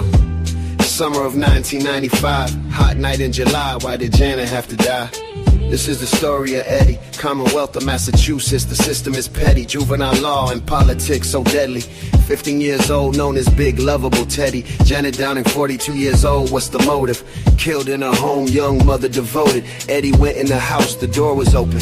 She was on the kitchen floor, laying there frozen. Eddie claims this was not what he planned to see. A man with a mask grabbed him. Be quiet. I will kill your whole family. Eddie left the house, ran up the street. Around the corner, washed up in the bathroom at Burger King. Janet was stabbed multiple times. Rest in peace. It was a gruesome murder scene. I agree. Eddie went to his work, said he got jumped, but never said a thing. What? About Janet lying there lifeless. His friend's mother from across the street. Shh. He was in the house. But Janet had a brother-in-law she kicked out for selling drugs. Said if anything ever happened to her, it's him you bring up. The night of the murder he showed up, was acting suspicious in the front yard. Gina in Virginia says he was looking for his keys. It was humid and muggy, but we were showered and neat. He was a cab driver looking for his key. Looking for a key to one of the cabs in the fleet. Yes. How did he know something happened on that street? Eddie says he is innocent, and the cab driver did it. Who do you believe? Believe. DNA under Janet's fingernail unidentified. Who do you believe? Come on, come on. This is the story of Eddie, 15 years old. Life in prison. This is the story of Janet, life taken and stolen. For no reason. It was the summer. July 1995. Do you all remember?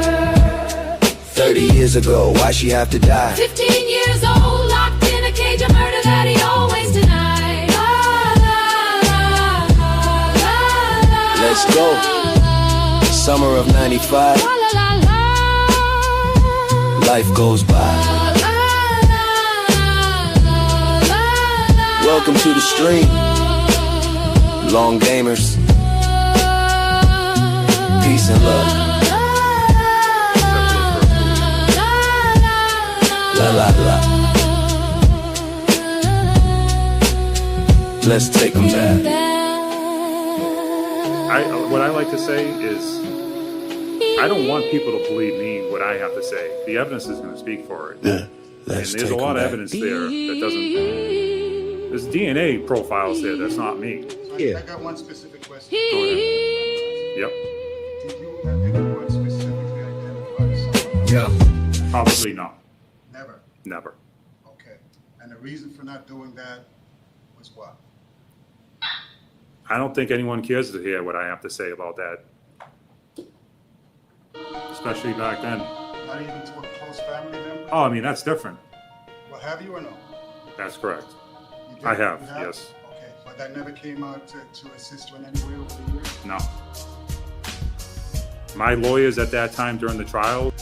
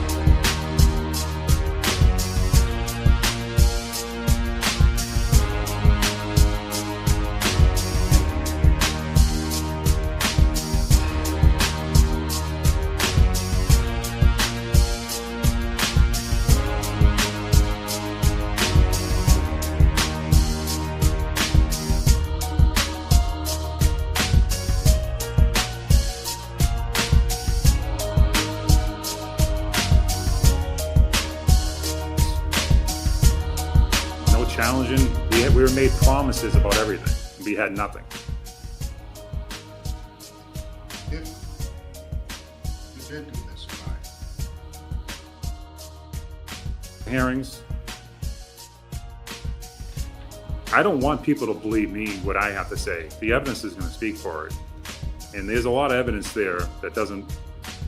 There's DNA profiles there that's not me. So I got one specific question. Go ahead. Yep. Did you have anyone specifically identify someone?